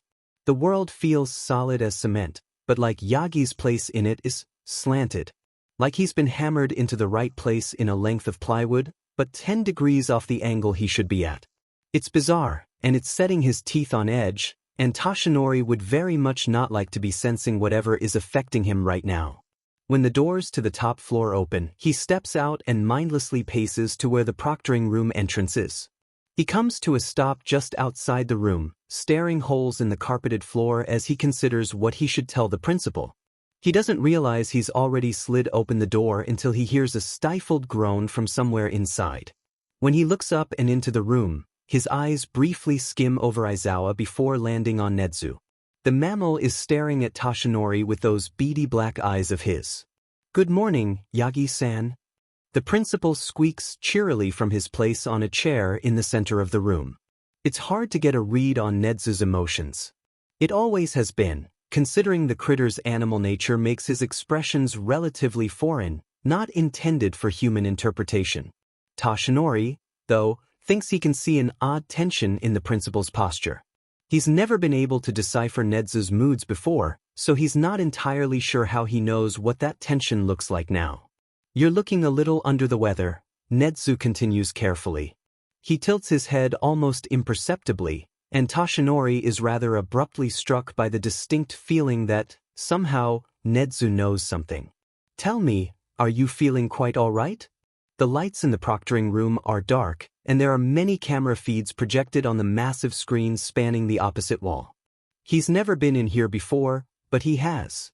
He knows he has. Toshinori swallows. His eyes flick from Nedzu, to Aizawa, to Yamada, to Kayama, to the rest of the faculty who have paused their discussions to look his way, and then back to the principal. Toshinori starts dumbly, before swallowing and letting his frown deepen. He worries the inside of his cheek between his teeth. Nedzu patiently waits for him to continue, with those eyes that say he already knows something's off. "I'm not sure," he finally admits. "I think something's wrong, but I'm not. Does anyone else feel this crazy sense of déjà vu?" The morning of the first year's entrance exam heralded an exciting and perfectly pleasant Wednesday for Principal Nedzu. It was currently, he checked the time on the massive screen projected on the wall in front of him, 7:47, which meant the UA gates would open to the bright-eyed youth of Japan in no less than 13 minutes.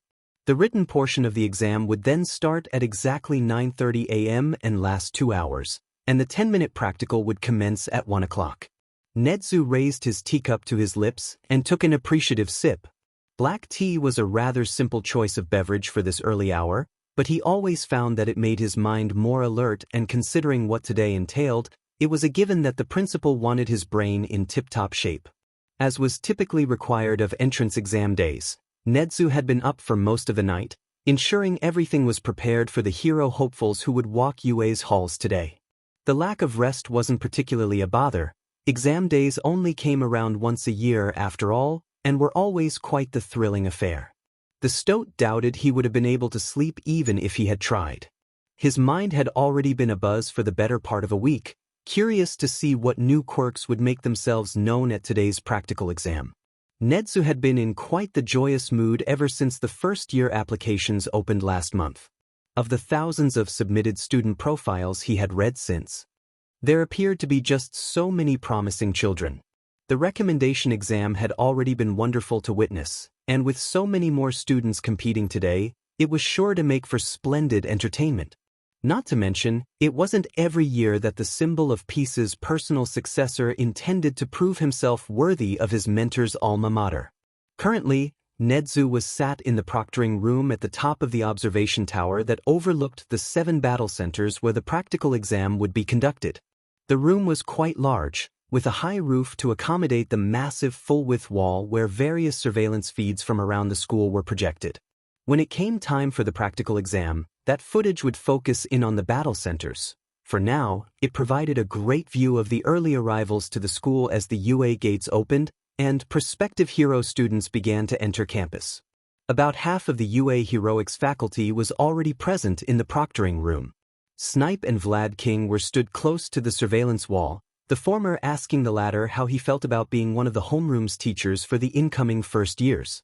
On the opposite side of the room, 13 and Cementos were in discussion about new terrain upgrades at the USJ Ectoplasm was seated closer and a little to Nedzu's left as he marked end-of-year general studies math exams.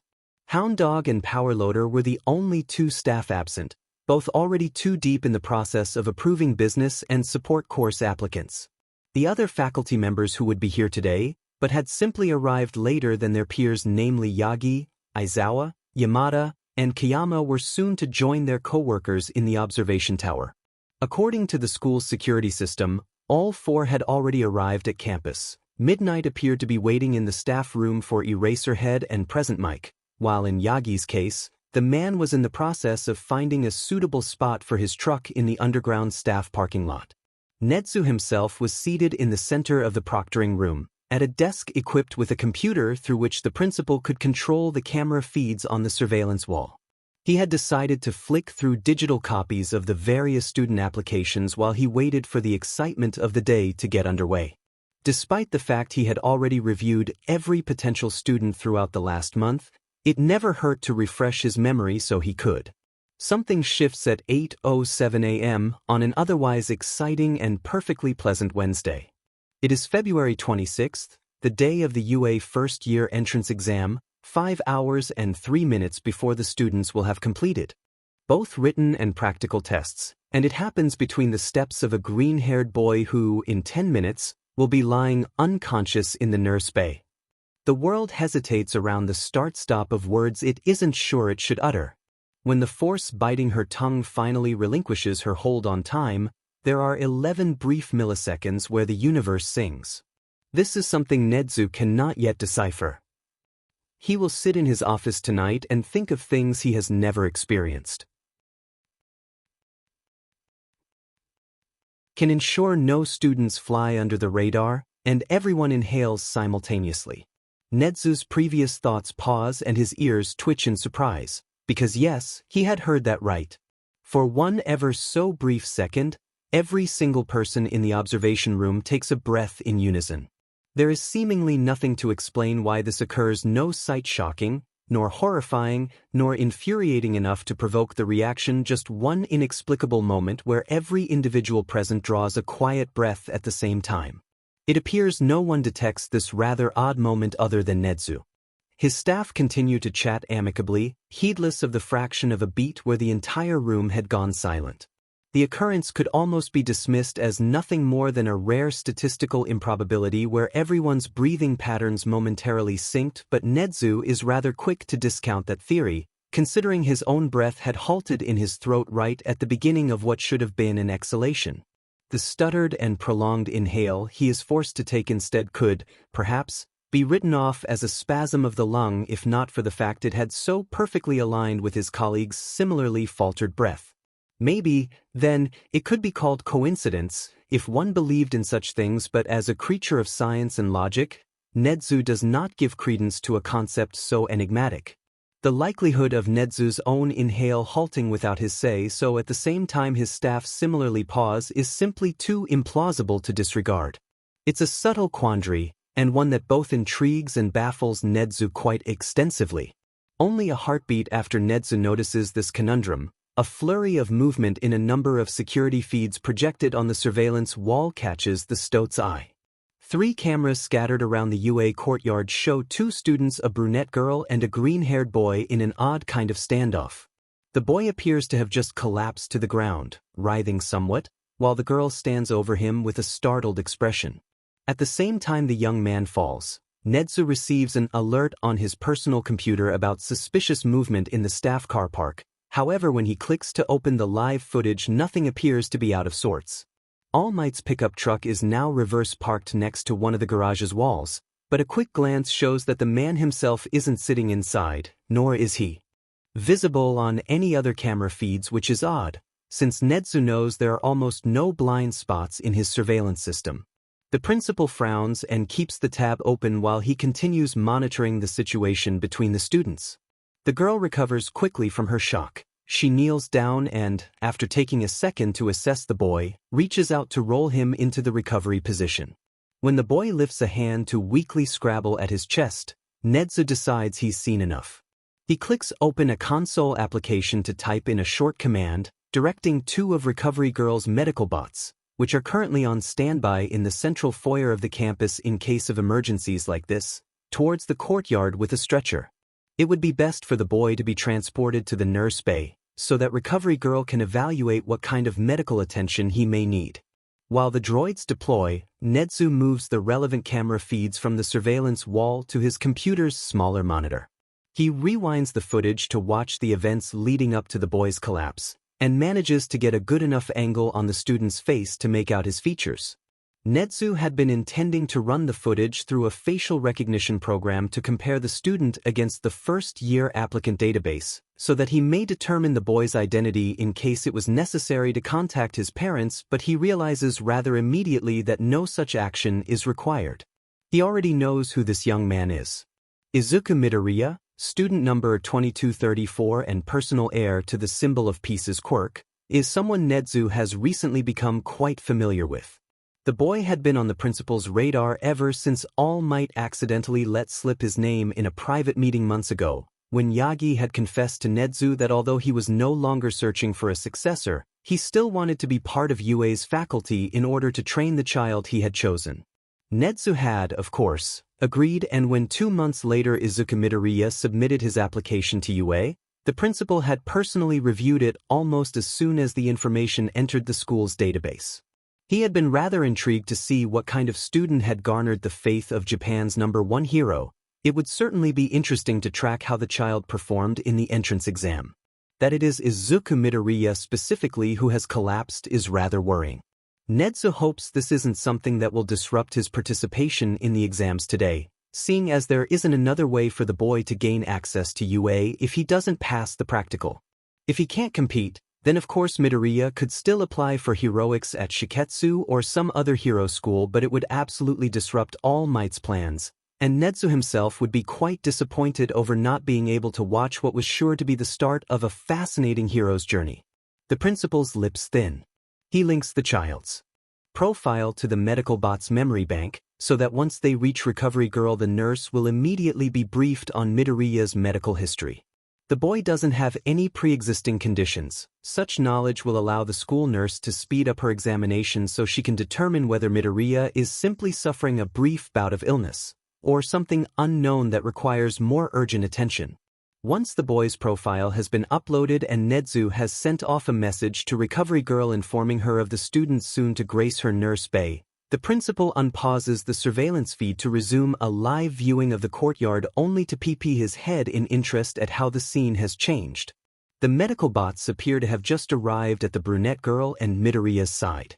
The stretcher they were carrying has been placed on the ground between them, and the girl is now leaning forward to ask Midoriya something that the boy nods along to. The fact he was conscious was a promising sign. When the girl uses her quirk to float the boy a foot off the ground, Midoriya's head tilts to the side.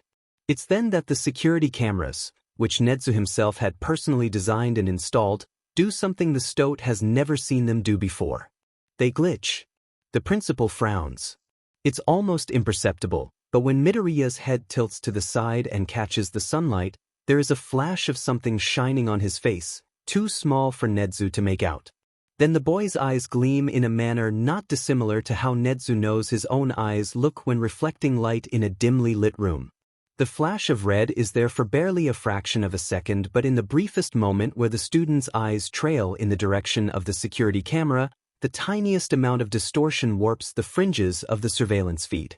None of the other cameras are affected, and as soon as the shadow of one of the medical bots falls across Midoriya's face, the shining on his cheeks, the red glow of his pupils, and the glitching of the camera stops. How peculiar. How very, very peculiar. How especially peculiar that the feed from not even 5 minutes earlier did not, at all, show either the shining patches of skin or the red glow of the boy's eyes. Oh, this was a positively delightful mystery. Nezu's whiskers twitch. Much to his excitement, the oddities of the morning do not end there. In fact, unbeknownst to him right now, they will not end for several months yet. As Midoriya is lifted from the ground on the stretcher, movement in the staff car park draws Nezu's eyes back to the surveillance feed from that corner of UA. He is quite surprised to see All Might staggering out from behind the side of his truck, the only blind spot in the entire parking garage. The man looks woozy. He glances behind himself for a moment, then turns and does something that only serves to deepen the delicious mystery on campus this morning. Yagi and Midoriya wince and lift. A hand to clutch at their heads at precisely the same time. With the cameras of the parking garage and the courtyard displayed side by side on his computer monitor, Nezu sees it happen clear as day. It's almost supernatural, how both people move exactly the same way at exactly the same time. The only difference is that while Yagi shoots out a hand to steady himself against his truck, lowering his hand from his head to his heart after a moment, Midoriya's arm instead flops off the side of his stretcher after a few seconds. The medical bots pause, move the boy's limb back onto the stretcher, and resume their trek to the nurse bay. This is, quite possibly, the most curious thing to happen at UA in quite some time. Nezu's mind is positively frothing with theories.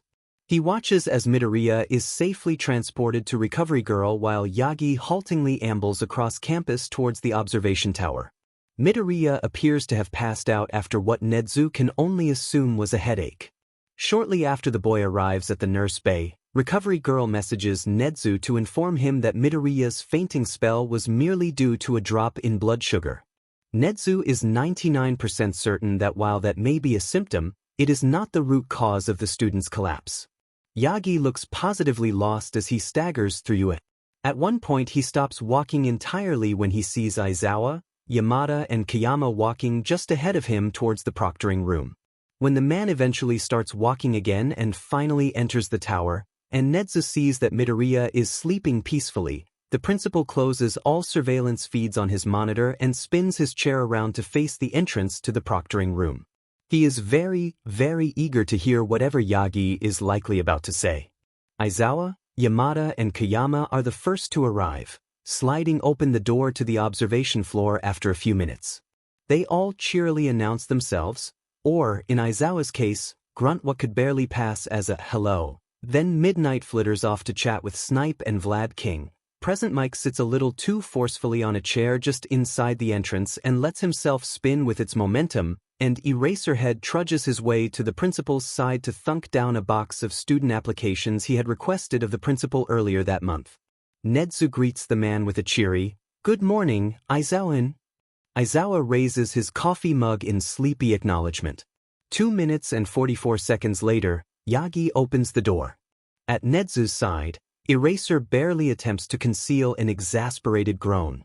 Nezu finds it humorous that the man can already tell something is afoot. "Good morning, Yagi-san," the principal chirps cheerily when All Might remains frozen in the doorway for just a few seconds too long. Once the number one hero looks up and meets Nezu's gaze, the stoat continues. "You're looking a little under the weather," he remarks nonchalantly, suppressing the desire to start. an interrogation on the man. He tilts his head slightly to the side. Tell me, are you feeling quite all right? Something knowing flickers through the blond man's eyes. He glances briefly around the room, and a somewhat befuddled expression crosses his face. Yagi starts hesitantly. Nedzu lets him take his time. He looks rather frazzled, so there's no sense in rushing him. I'm not sure, the hero admits after a good few seconds. His brows draw into a deeply troubled frown. I think something's wrong, but I'm not. Does anyone else feel this crazy sense of déjà vu? Well, that was certainly an unexpected topic to greet the UA staff with. The conundrum of Yagi and Midoriya has just become even more intriguing.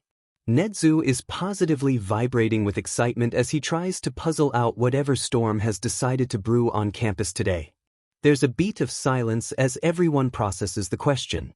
Déjà vu? Cementos eventually hums. No, I can't say I felt anything of the sort this morning. Around the room, the rest of the faculty mutters similar answers. Nedzu doesn't offer his own response. Yagi eyes him like he wants to inquire about what the principal knows, but isn't sure if he should, considering Nedzu hasn't opted to volunteer an answer. Aizawa downs the rest of his coffee and sets his now empty mug on the table behind him, then turns to give Yagi his full attention. He leans forward and rests his arms on his thighs. What are you sensing, All Might? He asks after a brief pause, giving the other man a once-over with narrowed eyes. What do you mean by déjà vu? It's a fair question, and logical of Aizawa to press for more information before dismissing Yagi's words. Despite the oddness of the topic, everyone in the room is a pro-hero with years of experience under their belts. As such, they have all become well accustomed to the importance of trusting their gut, and considering All Might is the most senior hero among them, it makes sense for him to have the most refined sixth sense. If he says something is amiss, there is a relatively good chance something is. Yagi lifts a hand to rub at his brow, perplexed. That's the thing, he says in a strained voice. I'm not sure. Everything feels unbalanced, so to speak. It's not anything specific, more a collective sense of the world being skewed. Like whatever's about to happen is right on the tip of my tongue, but the more I try to pin it down, the more the answer evades me. His face scrunches into something confused, almost frustrated. The last 20 minutes have felt both like I already knew what was going to happen, and that what did happen was different than what it should have been. I don't know. Everything just feels deviated. There's been some kind of shift, I think. The man glances around the room again, eyes lingering uncertainly on each of his coworkers. Maybe I'm just having an off morning though, he continues in a weak tone that implies he doesn't believe his own words. It's probably nothing. I'm sorry to have worried you all. Nonsense, Nedzu chirps, idly tapping his paws on his legs. Do not dismiss your gut so lightly, Yagsen. It does us all a disservice. Do you think it's something that could endanger the students in the exams today? Vlad King grunts from the side of the room. All Might pauses thoughtfully, eyes unfocusing for a moment, before he hesitantly shakes his head. No, I don't think so. I don't think it's related to anything dangerous. At least, not right now. You say that like you're expecting this to last longer than a typical bout of déjà vu, Kiyama says, shifting her weight and crossing her arms with a frown. It's already lasted longer than typical déjà vu if he's been sensing whatever it is for the last 20 minutes, Yamada points out. The voice hero leans back in his chair and glances at Nedzu. Could it be a quirk causing this, do you think? Maybe something that affects emotions, or cultivates paranoia. Present Mike is partially right in his observation. If All Might's gut feeling has lasted roughly 20 minutes, then it certainly doesn't follow the same conventions as a typical bout of non-quirk-induced déjà vu. Where his conclusion falls apart, however, is in believing the cause to be intentional and as a result of third-party interference, although Yamada, of course, has no reason to suspect anything less. No, if all this started 20 minutes ago, then only Nedzu knows it perfectly coincides with the moment Yagi and Midoriya collapsed. Seeing as whatever is affecting All Might is quite obviously also affecting his successor, and considering only one power is known to both individuals which could potentially impact them simultaneously, the logical deductions are that Sometime before Izuku Midoriya entered UA, One for All was physically transferred to him, making him the current wielder of the quirk, thereby establishing the physical connection to his mentor that made him pass out at the same time Yagi was first struck by his déjà vu. And One for All, perhaps specifically the fact it no longer resides within All Might, must therefore be the cause of Yagi's déjà vu. Then there is the rather confounding detail about the moment Nedzu heard everyone in the observation room inhale in unison, which also seems to have occurred at the same time as whatever changed within the One for All wielders, but it's a far-fetched notion to believe that the passing of a power between two individuals could impact so many beyond its scope. Nedzu isn't quite sure how such a subtle event could factor into the situation, if it factored in at all, but it was certainly too much of a coincidence to dismiss outright. And, as has already been established, Nedzu does not believe in coincidence. The most unfortunate part of trying to puzzle out this situation is how relatively little Nedzu actually knows about One for All. It makes it difficult to pinpoint what exactly within it could be causing such a reaction in both wielders. Perhaps Yagi's déjà vu is part of the transference cycle, but neither Nedzu nor Yagi himself know enough about All Might's predecessors to establish whether there's precedent. The principal knows of the quirk's origins, how the power functions, and is aware of Nana Shimura's role as Yagi's forebear, but anything beyond that appears to have been lost to time or has been intentionally erased from history by a certain centuries-old supervillain. Nedzu could theorize that what Yagi is describing is simply a result of him having finally passed along his quirk, but something about that conclusion doesn't feel correct. Primarily because déjà vu is such a seemingly random thing for All Might to experience given the circumstances. One for All might be powerful, but it's not prophetic, and according to Izuku Midoriya's medical records, his quirklessness makes it rather impossible for him to possess some kind of temporal quirk that could have retroactively affected his mentor. Having the very specific sense of déjà vu and not, say, some other notable feeling of generally being weaker or less energetic is an incredibly bizarre outlier to what is admittedly a very complex situation. It just doesn't click logically with everything else Nedzu knows. The principal, rather annoyingly, isn't exactly sure what it all means. He suspects he may be missing something very important about this entire situation which would otherwise cause everything to fall into place. The key could, perhaps, reside within Midoriya, but considering the student is still unconscious in the nurse bay and has yet to undertake the written and practical tests, Nedzu is rather reluctant to disturb him before he has completed the entrance exam in its entirety.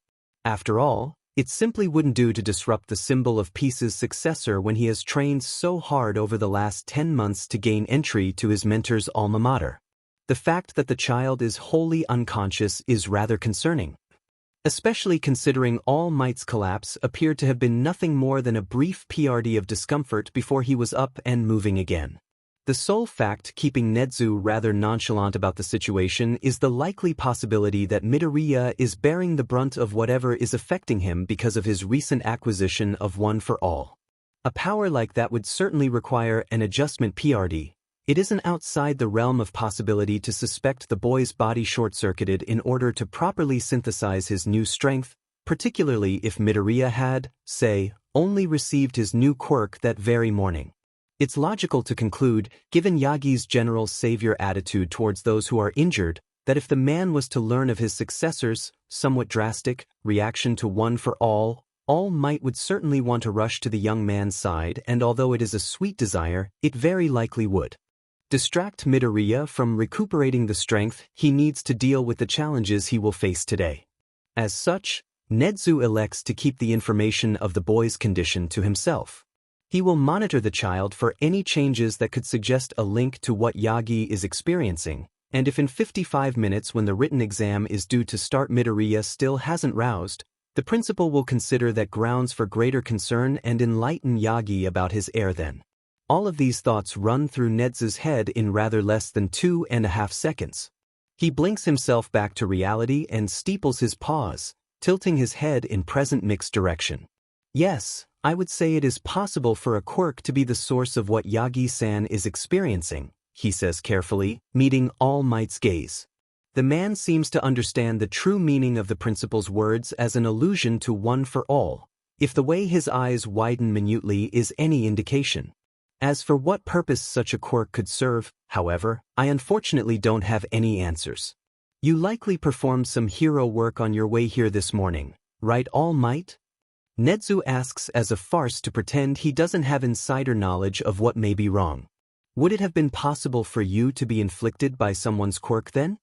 It wouldn't do to have his staff stumble onto a line of questioning which may lead them to suspect the involvement of Yagi's own power in this quandary.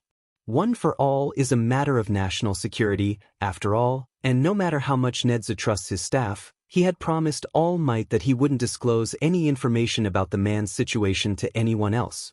Pride could, perhaps, be considered both Nezu's greatest vice and his greatest virtue. Considering he particularly prides himself on his ability to uphold his oaths, he simply couldn't allow this conversation to stray too close to something that may reveal sensitive information about society's #1 hero. Yagi blinks, then nods his head minutely. I helped arrest 4 villains in a carjacking situation on my way over. It was a brief encounter, though, and they all had rather obvious physical quirks. I would be surprised if any were capable of causing this. That doesn't rule out the possibility they may have had backup hidden somewhere, Ectoplasm says from his seat opposite Aizawa. Nor does it eliminate the chance that a civilian could have accidentally discharged their quirk in the panic. Yamada may be correct in his deduction. Quite possibly so, Nezu says non-committally. Regardless, it doesn't appear that these odd feelings pose a threat to either All Might or our school, so for now I believe it is safe to presume this déjà vu to be a relatively harmless nuisance. We would all do well to keep it at the forefront of our minds, however, in case anything else out of place occurs today. Nezu nods to himself and flexes his paws. Please do let us know if the feeling intensifies or changes, All Might. Should it persist, it would be best to monitor any fluctuations. Yagi's still frowning, but Nezu is satisfied to see some of the tension in his shoulders dissipate. The man absently nods his head. Of course, if anything happens, you'll be the first to know. Very good, the principal chirps. He claps his hands and pitches his voice up into his typical tone of cheery bravado in an effort to lighten the mood. Well then, thank you, everyone, for your input on the matter. Please feel free to return to your previous discussions. I'm sure Yagi-san here would quite like to settle in for the day. The other teachers nod and take the dismissal for what it is. Aizawa and Ectoplasm go back to reviewing the student applications and end-of-term assignments before them. The rest turn to those they were previously conversing with, and, after a few stilted moments where they flounder to remember the topic of their previous conversations, continue from where they left off. Yagi hesitates in the doorway for a few more moments until the noise in the room has returned to a suitable buzz. Then he steps fully inside, closes the door behind him, and shuffles close to Nezu's side. You know something, don't you, sir? The man asks in a low voice. Nezu can't help the way his whiskers twitch. Perhaps I do, Yagi-san. Why didn't you say anything? Because I am yet unsure of how what I have observed relates to what you are experiencing. Nezu taps his paws together and regards the other man with a critical eye. For the sake of confirming one of my suspicions, however, I must ask, you passed it on this morning, did you not? What time specifically? Yagi's eyes widen slightly. He glances around the room to ensure no one else is listening before leaning closer to reply. Well, yes, actually I did. How you figured that out, though, I haven't the faintest idea. He pauses for a second, and concern flickers bright through his expression. I gave it to him about 2 hours ago, but you don't think this is related, do you? Surely it's not something that could negatively affect. I believe there is a possible correlation, Nezu corrects, but no, Yagi-san, I do not believe it to presently be any cause for concern. Please do not fret. The blonde's shoulders sag, and he spares the principal a weak smile. Thank you, sir. Your words have taken a weight off my shoulders. He pauses, and almost unconsciously reaches up to rub a hand over his heart. I think it's helped ease the feeling, actually. The déjà vu doesn't feel quite as intense as it did earlier. I guess maybe I was overreacting. None of that, Nezu scolds, reaching out to pat Yagi lightly on the arm. I meant what I said earlier, All Might. By dismissing your gut, you do us all a disservice. Intuition is always to be trusted until proven false. Then he motions to the table between him and the vast screen full of live security feeds. Now, please, I insist you take it. I also meant what I said earlier about you looking a little under the weather. I believe it would do some good to rest and recover before the excitement of the practical exam this afternoon. Yagi huffs out something not quite a laugh, but not quite a sigh. He moves to slide into a chair between Nezu and the wall of security feeds. I suppose you're right. I did feel a bit ill earlier, which, speaking of, you may want to send one of those janitor robots to clean up next to my truck. He looks guilty over the admission. My apologies for the mess. I had some nausea hit me quite suddenly earlier. Unfortunately, I couldn't make my way to a bathroom or trash can in time. Well, that explains why Yagi had previously emerged from the surveillance blind spot behind his truck. Nezu types a quick command into his computer to route a robot towards the staff car park while Yagi grimaces and shakes his head. Honestly, it was the strangest thing, the blonde continues. I felt sick, but only for a moment. Besides the déjà vu now, I'm feeling great. I don't really know what to make of it. I'm sure we will have our answers in time, Nezu replies vaguely. It is quite the conundrum, is it not? But rest assured, I will keep it at the forefront of my mind and let you know if I happen across any answers. And that is where their conversation ends, for a time.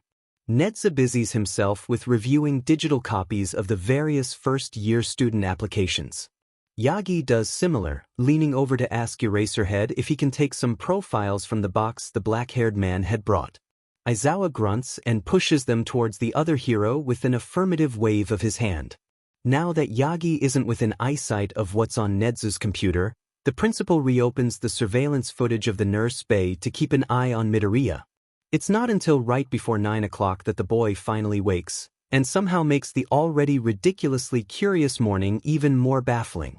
Both immediately after the boy opens his eyes and right after Recovery Girl finishes evaluating him and leaves the room, Midoriya appears to simultaneously start a discussion with thin air and give himself a crisis.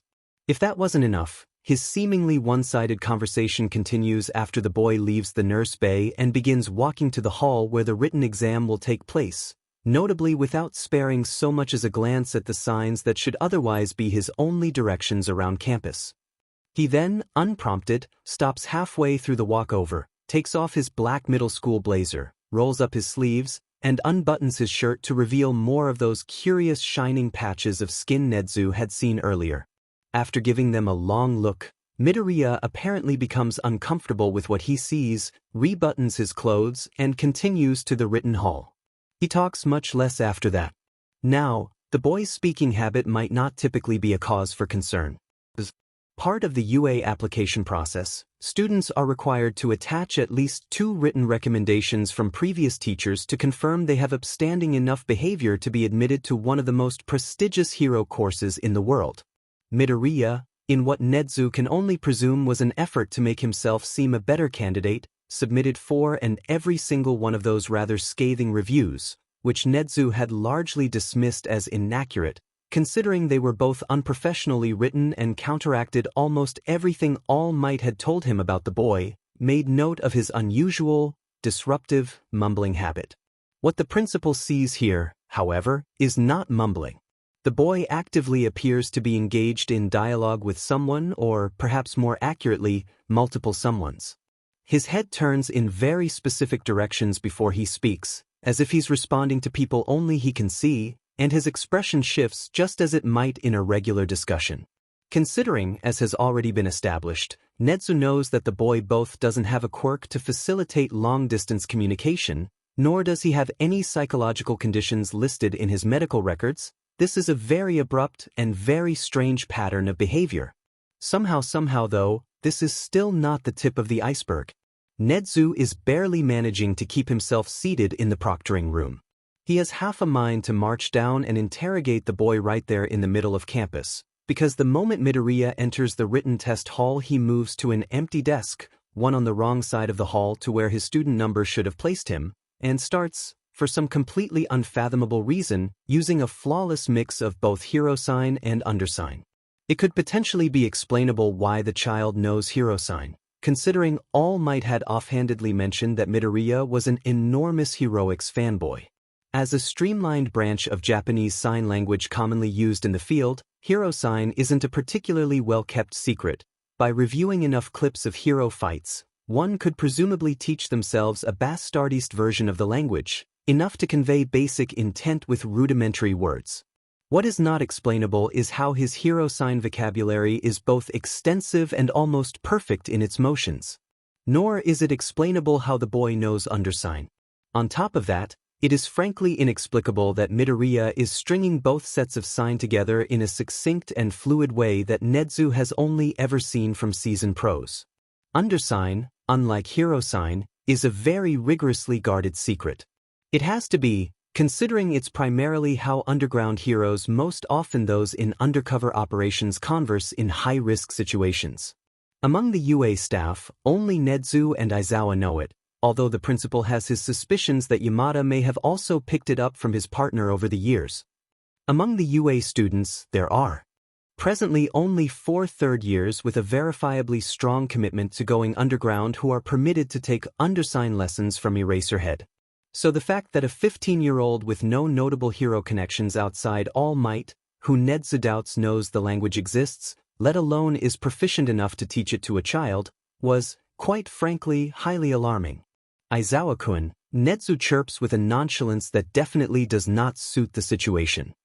He waits for the man to hum his acknowledgement before continuing. To the best of your knowledge, has undersign been leaked to either the public or any villain organizations recently? Aizawa's head whips around. He squints at the principal.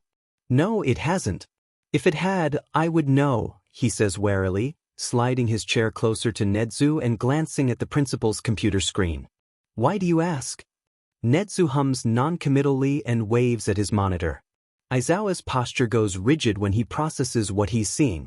Nezu slides him a notepad and paper before the man can gesture for one to be passed, and the underground hero begins transcribing Midoriya's words.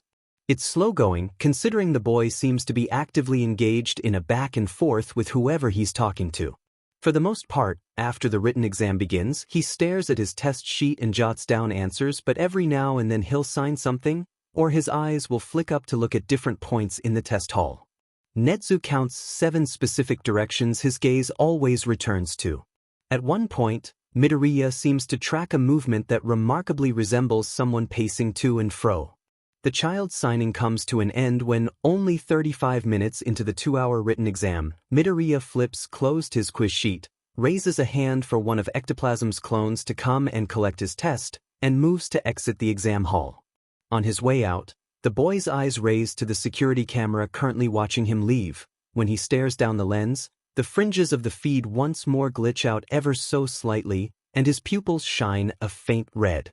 As soon as he notices the surveillance system, Midoriya's footsteps briefly falter.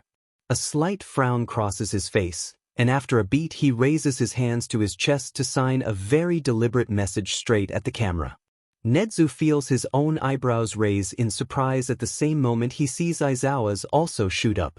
The two exchange a quick glance before Aizawa writes that last message down. Midoriya leaves the exam hall. Eraser rereads what he's scrawled on the notepad. Nezu lets 1,000 possible theories wash over his mind, then waves a paw at Ectoplasm to get the hero's attention. Excuse me, Ectoplasm-san, but could you spare a clone for a few hours? He asks. The pro, thankfully, nods immediately and unhinges his jaw to let a stream of miasma flow from his throat. It congeals into a duplicate of himself, and moves to Nezu's side when the principal beckons him closer. Boy, Nezu says softly, bringing up a digital copy of Midoriya's profile next to the live surveillance of him jogging towards UA's entrance, is about to leave campus and travel to Kamino Ward. Please follow him and remain out of sight. Do not engage. We have reason to believe he will return in time for the practical exam, so all I want is for you to observe what he does and report back to me. Ectoplasm's clone nods and heads straight for the door. As he leaves, the original Ectoplasm stands from his seat and glides to Nezu's side. You're just going to let him leave? Aizawa asks gruffly before the other pro can speak. He slides the notepad of transcribed sign across to the principal. Nedzu nods and accepts the paper. He positions it neatly before him, but doesn't yet glance down. I don't see why I should stop him. We know he needs to be present for the rest of the entrance exam, so we can, at the very least, count on his return. As improbable as I believe ill will to be, however, it would be remiss of me not to rule out possible villainous intent, hence why Ectoplasm-san will be tailing him. Kamino Ward is quite the journey for someone who needs to get back in time for the practical exam, but then again, that boy did strike me as odd, Ectoplasm murmurs. He's the one who arrived late to the written test and left early. He looked deathly afraid before I asked him to be seated, then he referred to me with the sensei honorific, which perhaps isn't the strangest thing for a student to do, but it's certainly uncommon to hear from those not enrolled at you, especially since I'm not one of the most well-known members of staff. The principal hums. Curious indeed. Speaking of which, I would much like to see the boy's exam paper, if you have a clone to spare, Ectoplasm-san. Ectoplasm nods. On the camera feed still monitoring the exam hall, Nedzu sees the clone holding Midoriya's answer sheet move towards the door. I have more duplicates than strictly necessary moderating the applicants today, the pro hero says. I can spare one for 10 minutes. The paper will arrive shortly. Thank you very much, the principal says with a dip of his head. I appreciate your help. Please do let me know if anything intriguing occurs during your reconnaissance of the boy. Ectoplasm nods his acknowledgement and drifts back over to his seat. Aizawa stares at Nedzu with narrowed eyes, waiting for the other teacher to be out of earshot before he speaks. You said that you doubt the kid has villainous intent, the underground hero says after a moment, but it sounded like more than an educated guess, and based on what the kid himself signed, I have no idea how you can still think it. Why do you want to trust him? Do you know who he is? The principal taps his paws together. On his monitor, Midoriya has almost reached the UA gates. Ectoplasm's clone has just stepped out the door at the bottom of the observation tower. In a sense, the stoat answers. Vaguely. I have known of the boy for a while, but I have not yet met him. His words are certainly troubling, but I have reason to believe he will not pose a threat to you. Okay, but why? Aizawa presses. What makes him special? How do you know of him? That requires a rather complex answer that I am unfortunately not at liberty to discuss, Nedzu mutters. My apologies, Aizawa-kun, but I must ask that you leave this situation to me. The other man stares at the principal for a moment longer before he huffs and turns to drag the papers he was previously reading closer to him. He notably does not move from Nedzu's side, nor out of sight of the principal's computer screen. On the monitor, Midoriya steps foot off campus and immediately turns in the direction of the train station. Ectoplasm spots him from UA's central foyer and speeds up to keep the boy in sight. Fine, the erasure hero grunts, but if somehow that kid passes and gets put in my class, I hope you know I will be getting answers, Nedzu. The principal hums neither a positive nor negative response as first Midoriya then Ectoplasm round a corner that puts them out of sight of UA's surveillance. Only then does the stoat finally look down at the notepad containing what he and Aizawa could understand of Midoriya's one-sided conversation. Nedzu had already managed to interpret most of what the boy said, but it never hurt to garner the insight of an extra pair of eyes. One of the most important things to understand about both hero sign and undersign is that, as a branch of Japanese sign language, both subsigns are not as complex as regular JSL. They are heavily contextual and frequently gloss over words that would otherwise give a sentence structure, so that the signers can cut through irrelevant information and quickly discuss the situation at hand. It's highly efficient for field work, but for someone trying to decipher only one half of a conversation without any context to fill in the blanks, it means that Nedzu is, unfortunately, left without the full picture. With that in mind, Midoriya's conversation, as transcribed by Aizawa, excluding the first two lines of which he didn't see, and edited by Nedzu, who included the first two lines as he very much did see, are as follows. Conclude fast. Kano before practical exam. Nightclub? Bar. Confirm if remember. Understood. No confrontation. Require information. No enter. I move close building I will get close to the building. You enter. Unsure absent believe. Man one here unrequired. I old no pain wounds my scars real, and I remember if none people no one similar equals similar mark on men possibly. Head joined at world closing. Mark man 1 equals mark man 2. Man 2 possibly behavior different versus first contact. Man 2 might be acting differently than when we first met. Important. Man 2 behavior no different, and we unsure many civilians similar you at my deceased could be interpreted as my death? Possibly some civilians at Man 2 location. Attempt friendly be polite. Request find us after if or if not remember. Caution. Many people may be some villains. No disclosure mission. Possibly report give Man 1 they might report to Man 1. 4 and 10 minute and 5 minute 45 minutes. Fast upgrade train 10 1 year past 10 years ago. I require information if men remember. If men remember and I behavior different behave differently at physical job the practical exam men cautious the men will be cautious. And you I find you after physical job practical exam we talk. Important. Very important. After physical job practical exam important. Require complete physical job practical exam before talk. Important. Explain after. Important. You think it's important? Aizawa mutters sarcastically when Netsu finishes reading and flips the notepad closed. The principal clicks his tongue. Yes, I do believe the boy was quite clear about that. I don't like that he's so insistent on completing the practical, despite evidently knowing how suspicious he looks. Aizawa drums his fingers on the table and glares holes through the physical copy of Midoriya's profile that he had retrieved from his box of student applications. I swear, this kid just keeps getting weirder. You do realize that according to his profile, he's registered quirkless, right? Honestly, Netsu should have known that Aizawa wouldn't be so quick to drop this. Yes, I am quite aware, Aizawa-kun. So then you're also aware that's a lie. I saw how his eyes shone, and how the camera glitched when he looked at it. Maybe the shine is due to a latent mutation, but latent mutations don't affect technology like that. Indeed they don't. Aizawa turns a judgmental look on the principal. And yet despite knowing his records are falsified and that he knows things no first year should, you're still going to let him compete? Netsu sighs and steeples his paws. I am sorry, Aizawa-kun, but I really must insist that you trust me on this. I am aware of how unusual the boy's situation is, but there is something going on here that I partly have yet to decipher and partly am not permitted to discuss.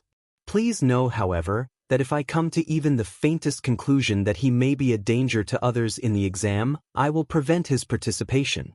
As I have stated previously, though, I have reason to believe he will not pose a threat. Aizawa studies the principal for a moment longer. Then the man turns back to his box of applications, takes out several more, and closes Midoriya's profile, although when he slides it to the side, he makes sure it's still well within reach. All right, the underground hero says under his breath. I'll trust you on this, Netsu. Thank you, my friend, the stoat says softly. I assure you that your faith is not misplaced. At that moment, the doors to the proctoring room open and the ectoplasm clone holding Midoriya's written test steps through. It walks over to place the paper before the principal, then dips its head and leaves to once more return to the written exam hall. Netsu murmurs his thanks as the clone goes and moves the boy's exam closer, opening it to skim over the answers. The first section, mathematics, is relatively unremarkable, with an average ratio of correct to incorrect answers. The second section on English is, surprisingly, completely correct.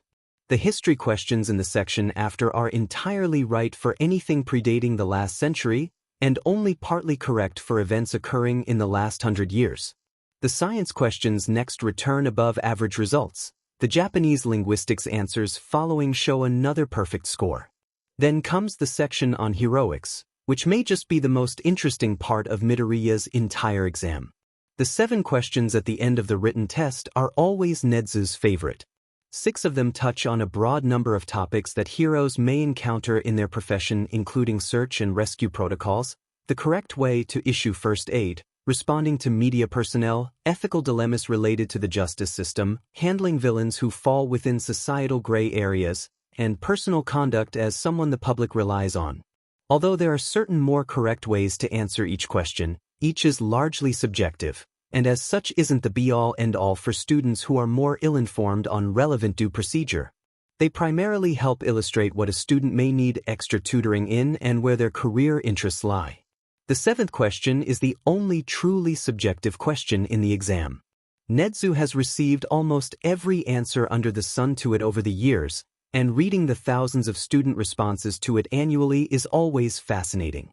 Beyond providing incredible insight into the character of each student, it also illustrates society's current general attitude towards heroes. It is, perhaps, the most important question in the entire exam. Explain, in 100 words or less, what it takes to be a hero. Of course, there is no correct response, nor is there really any right way to interpret it. Most students don't tend to realize the true depths of what's being asked, but Nedzu himself likes to contemplate all the different manners in which it could be answered. For example, there are certainly many ways to ponder the word hero. There are the surface-level understandings, of course, which comprises the majority of student answers. A hero may be a hero to other heroes if they arrive at just the right time to turn the tide of a battle. A hero may be a hero to civilians if they save a baby from a burning building. A hero may be a hero to society at large if they help lower the rate of crime. Then there are the more nuanced answers, which always imply that the child answering has deeply thought about their chosen profession. A hero may be a hero to their community if they help keep the streets clean of drags. A hero may be a hero to the hopeless if they take time out of their day to comfort sick children in a pediatric ward. A hero may be a hero to a criminal if they stop the criminal from ever becoming a villain and set them on a better path in life. Finally, there are the answers that Nedzu very, very rarely encounters, because they typically involve more worldly insight than most first years are capable of. A villain may be a hero to other villains if they provide an avenue for those villains to perform villainous acts. A criminal may be a hero to their family if they steal enough bread to keep their children's bellies full. A civilian may be a hero to no one but themselves for simply persisting long enough to see another sunrise.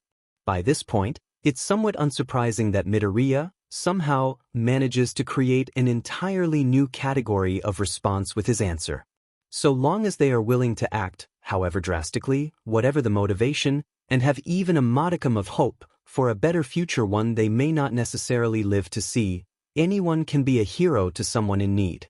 The only question anyone must answer, then, to be defined as a hero is this: will they be there for their someone, even if that someone doesn't ask for help? It is very interesting to ponder the kind of boy who can formulate a response like that. Just who the hell is this kid? Aizawa mumbles, not even attempting to hide how he's reading Midoriya's exam over Nedzu's shoulder. The principal glances up at Yagi. The man has been staring into space ever since he sat down, student profiles he had taken from Aizawa lying forgotten on the table before him as he likely contemplates his déjà vu. He has no idea the conundrum Midoriya has presented the principal with this morning. Nedzu is honestly beginning to wonder whether All Might truly knows his successor at all.